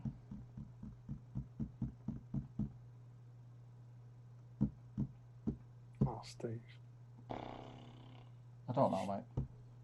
Eomer's horse, mate. Eomer's horse. Yeah, we've talked about this. Yeah. So supposedly due to some mix-up, whatever, you were meant to get the horse in the last issue, but you only got Eomer. You got Eomer's horse, and this issue was meant to come with 3 acrylic paints. Yeah. Which, after 20 issues of this, I don't think is going to dent your need for paints. No. But yeah, so this actually came with a horse. Now, I'm going to offer this over to Larry in the chat, because Larry's been excited about Eomer's Horse Week for ages. So we'll allow a horse of some sort, and Larry, you can decide what is the horse-based entry? Is it any model on a horse? Is it any model of Eomer? Is it just a plastic horse? You can decide on that, and you get that factor. But then, as well as that, Steve, because that's kind of a mistake, we'll allow horse-based, but also we've got Moria here. What do you want to do for model? It didn't come with anything. Is it Moria themed, the issue? Yeah, so we'll have the briefest of flicks. It's the start. The art. There's an article about linking your games, and then it suggests, I believe, I haven't read this one yet. Obviously, don't look ahead. The main scenario is the Watcher in the Water. Cool scenario for that. And then does it add the other ones? No, it doesn't. So then, and the scenery's cool, actually. Scenery's about making the kind of Watcher's pool. And the painting article is about colour palettes as well. So the only scenario in here really is about the Watcher, but there is they at least imply that we're going to be taking, there's a kind of double page, it's going to be taking a little stroll through Moria for the next few issues. Yeah, it could be Moria, but like you say, have we got any more Moria stuff coming up in the next 5 issues? I think for the next. Do we do there's a 3 or a 4 issue Moria run? Do we do something like, although they all come up, some have come up already, but they all come up eventually? Do we do any Fellowship? Yeah. Any Fellowship? What about any model that appeared in that scene? Yeah. Could allow the Watcher. Yeah. Yeah. Yeah. And then that'll save some of the juicy Moria goodness for other ones. Yeah. Yeah. Because everyone's got loads of like Fellowship models, so might beat 23. Yeah. So let's do that then. So yeah, there we go then. So when we get into the chat, the entries for the next stream will be the Watcher in the Water, any Fellowship model, including Bill. Yeah, including Bill. Or whatever the hell Larry has decided for Eomer's Horse Week. And then that's what we'll be looking at. Let's have a look. Everyone's just saying good luck. Catch up in the chat. Yeah, everyone's just saying good luck to Hamish. Frederick had a nightmare. He was putting sand on his bases and the PVA cap come off. Splashed a huge amount of glue all over Eomer. Got most of it off with a wet brush. Hope it's all right, my friend. James says, good stream, guys. Green Tree, awesome stream as always. Can't believe I made it all the way to the end. A very special way to celebrate my birthday. Thanks for being with us on the eve of your birthday. Yeah, absolutely. Larry says, any model that is a horse, provided you don't work on any rider. Models that is a horse. Does that mean what? Any model that is a horse, provided you don't work on any rider, so it's a horse. Okay, Larry, we're at the bottom of the chat, so we can get a live reaction to this. Does that mean if I have a model like this, that's Eomer on a horse, and I just paint his horse, is that allowed? So can it have a rider as long as I don't work on the rider, or does it have to be an unmounted stream? An unmounted stream, an unmounted rider. Stream. James Holdings just said, "Never got to the end of one of these streams before. We're not there yet." You haven't done it yet. So I'm waiting the obligatory 20 seconds. I'm now on the screen, showing Larry the horse. I want to hear those. Indeed. It says indeed. So yes, it's so Larry has deemed that it can be. I think that's a good result. You can have an unmounted horse, just a horse. Yeah. Or you can have any model with a horse model with a rider, but you're not allowed to paint the horse. Yeah, not allowed. So, no, the other one, not allowed to paint the rider. Yeah, get kicked out. Yeah, kicked out, won't be allowed. Yeah. Well, I quite like that because maybe by the end of the stream we'll have a whole load of these odd models with fully painted horses and bare riders, or they'll just be painted Fellowship. Yeah. There you go, Fellowship, Watcher in the Water, or a horse. I'm probably going to go Fellowship because I've got a couple of conversions to get painted. Anything? Aragorn. Aragorn needs to get painted, so I'll start. Aragorn. Yeah. Which one? What is it? It's the one from the Moria scene, Balin's Tomb with the bow. What, conversion? Yeah. Oh, have you done a new one, or are you repainting the old? No, I've done it. I've not painted him yet. Oh, cool. Yeah, so I'll get him painted up. I'll start on him anyway. Basically, I'll put flesh colour on his face and then get pissed. Standard. So yeah. Remember what I'm doing? What about you? Do you remember? I have told you. Was it Gandalf? Nope. I think you'll kick yourself because I think you do know in there somewhere. Have you started painting it already? Yeah. Is it Gimli? No, I'm going to say I've started painting them already. Them? Hobbits? Them? Them. Go on.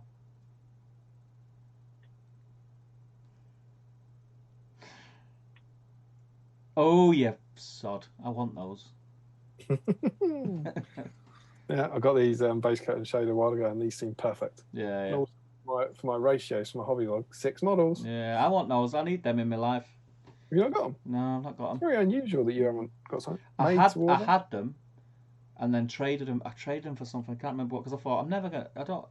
You know, it's one of them things where you got me think they're not really a model. I'm not that fussed about them. And then as soon as they went, I'm like, oh. Well, I didn't have them. I got them relatively recently. I think maybe in lockdown or just before lockdown. It was one of my mates in Canada who he was getting rid of them. And I think it was because I knew Quest of the Ringbearer was coming up, and I'd never really wanted them, and they were a decent price. Yeah. And I was like, yeah, all right, I'll get them. They'll be fun. And then this all came round, and everything seems to line up. Right. So I've put the lid on that.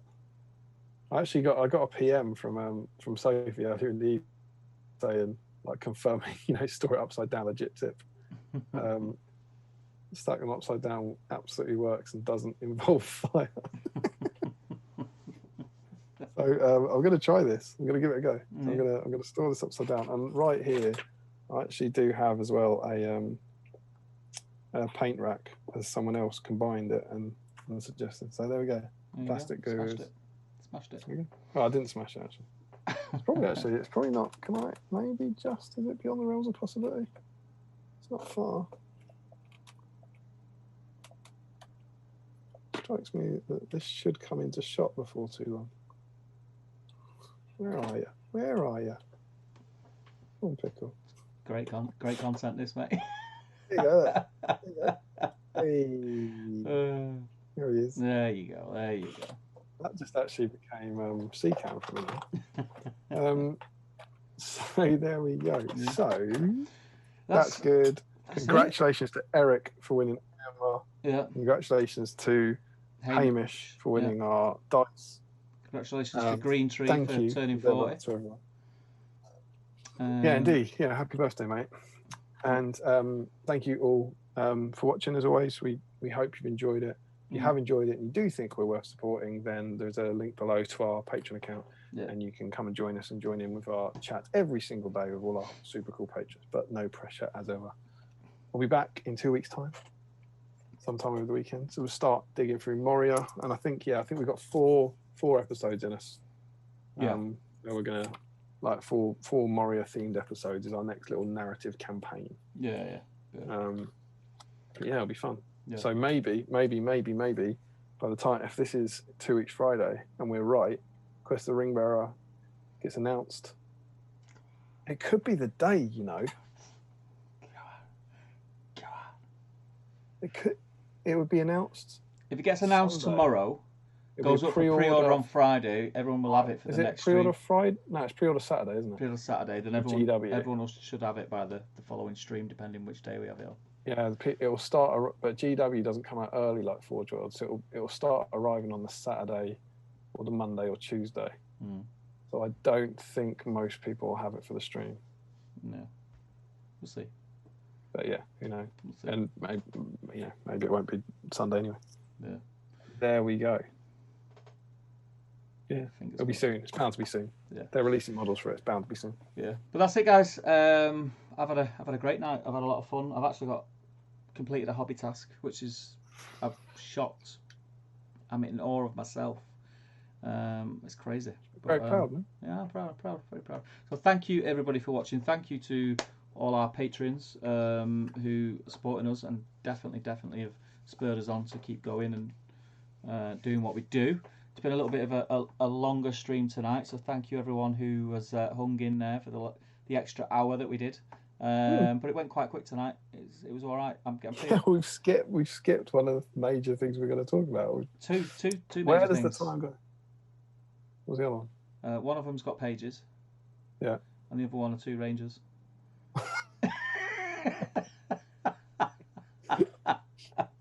We should say that someone asked, will we do a stream about the new Rangers? And we said no, and not a big enough deal, not like Gorb. But after Moria, we go to Gondor. Yes. So we'll, if you can, anyone has the patience to, or just chuck them in a box, we'll allow the new Rangers to be painted as part of the Gondor week. Yeah, definitely.